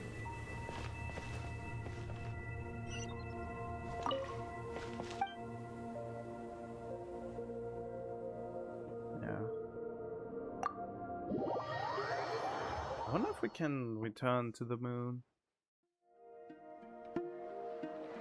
To Jean, acting Grand Master of the Knights of Favonius. This preamble is such a pain to write. It's probably high time we got rid of this acting business. I trust that Dern has updated you all on recent events. Hope we didn't worry you too much. The good news is, we managed to come together and put a stop to the Doctor's evil schemes. With that, I think it's safe to say that Notcry is finally out of the woods. As for the Fatui, not counting the Damselet, aka the Moon Goddess, who has left their organization, we found ourselves allied in this instance with both the Knave and Marionette. May she rest in peace. As ever, we find ourselves better off for making friends rather than enemies. But until we can ascertain the Tsaritsa's true intentions, the future remains uncertain. In a short while... Wait. How am I meant to surprise everyone if I tell them in a letter that I'm heading home? Oh, that would be a huge waste. Okay, got it. I will begin sending the expeditionary team back home in waves. I'm sure they'll be able to answer any questions you still have. I hope they won't gloss over the details of my many heroic deeds. But if they do, I'm sure it'll be because they're just too exhausted from the long journey. I think of Mondstadt daily. Please give everyone my best regards. P.S. The honorary knight went above and beyond this time. Are there any other honors we can give him? I'll leave it with you. P.P.S. Please be extra nice to Klee for the foreseeable future. I cashed in on the last favor that the Hexen Circle owed us, so we need to earn some more goodwill. If there's any serious problems, feel free to stick me in solitary confinement when I get back. I'll do the time for her. I mean, like, Alice will do anything to protect Mondstadt from disaster as long as Klee lives there. And that, as they say, is all she wrote. End of an era. And with the moon shining down brighter than ever, I think everyone is going to sleep well tonight.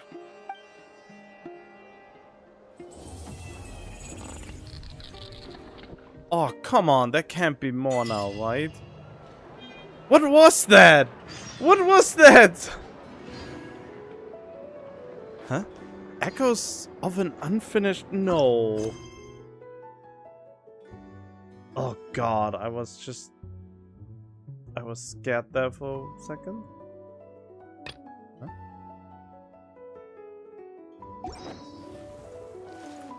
Okay, I want to go to the Feldspar. Oh, I already am in Ashtown. Whoops. Wait, where is it? Where is the Feld? There it is. Full throttle!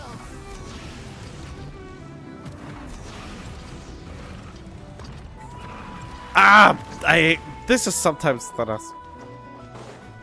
Wait, how do I get there? What? Oh, man. I never know how to get there. It says that we got a present or something there waiting for us. So I want to know what it is.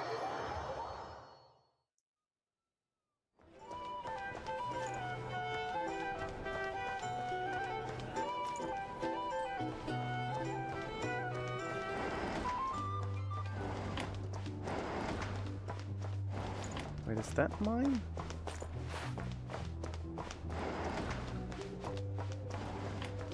It's so noisy. Back in my... There.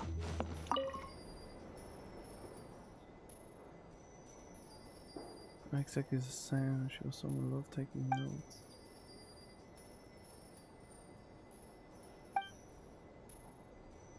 The age was creases and stuff.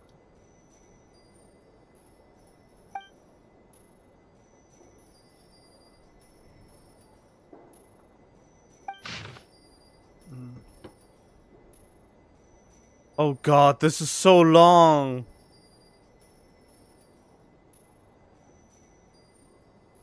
Okay, what does the last page say?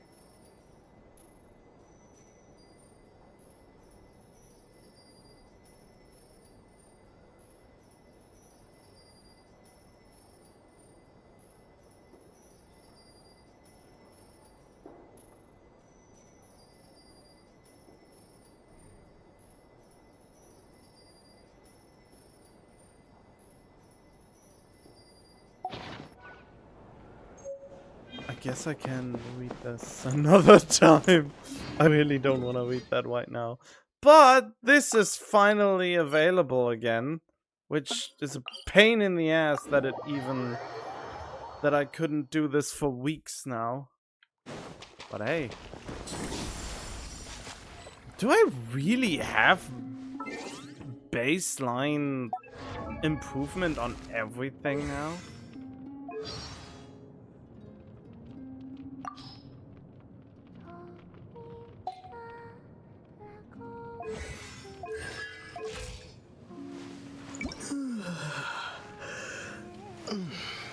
So this is Rising Star.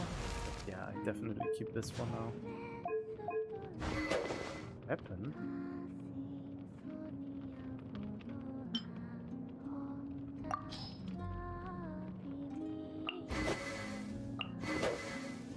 Huh? Oh, that is for... Okay, I remember now. Okay, well, never mind. I don't want to actually check. I'm just happy with how it is right now. Hello. Wow, it's so lively here today. All those Kohenki are dancing around Columbina. Wait a sec. That's not dancing. Looks more like they're trying to bury her alive in a pile of cuteness. Help me. What is happening? Thank you. Why were the Kohenki acting like that just now? They're not usually that energetic, are they? Well, I decided to play a game with the little ones. And it seems they became quite invested. Oh, in the cutscene, I'm still on this outfit. Crowding around you like that after playtime? Kinda like puppies, aren't they? Only this time, their gratitude felt more like getting caught in an unexpected snowdrift. You say that, but Paimon bets you never pass up a chance to spoil them. In any case, would the two of you like to give it a try? That can be arranged. Oh, sure thing! It'll be cool to see what sort of games got the Kohenki so obsessed. Go on now.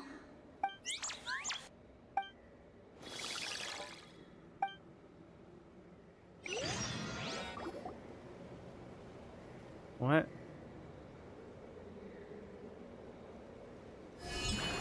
All you need to do is guess the image. Huh?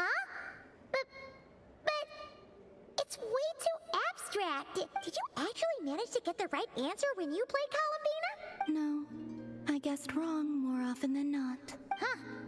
Well, Paimon's gonna quit while she's ahead. Why don't you take a guess, Traveler?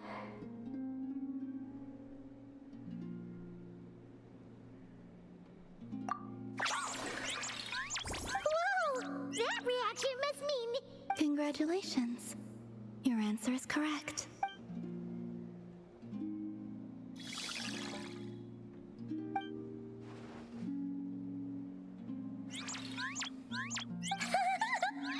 Guess this means we did good! They are so soft and squishy. The Kohenki have taken a liking to you. I can feel it. They are at ease in your presence. Just as rhyme-horned deer fawns are given to bathing in the moonlight, so too are the Kohenki drawn to that which radiates from your heart. Oh! And what would that be exactly? A certain kindness and gentleness, I suppose.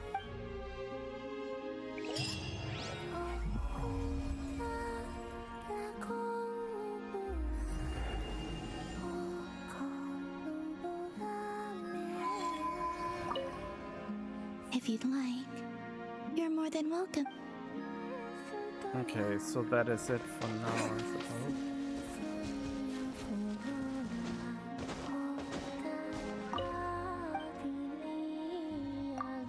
Yeah, I'm still so far away from getting here.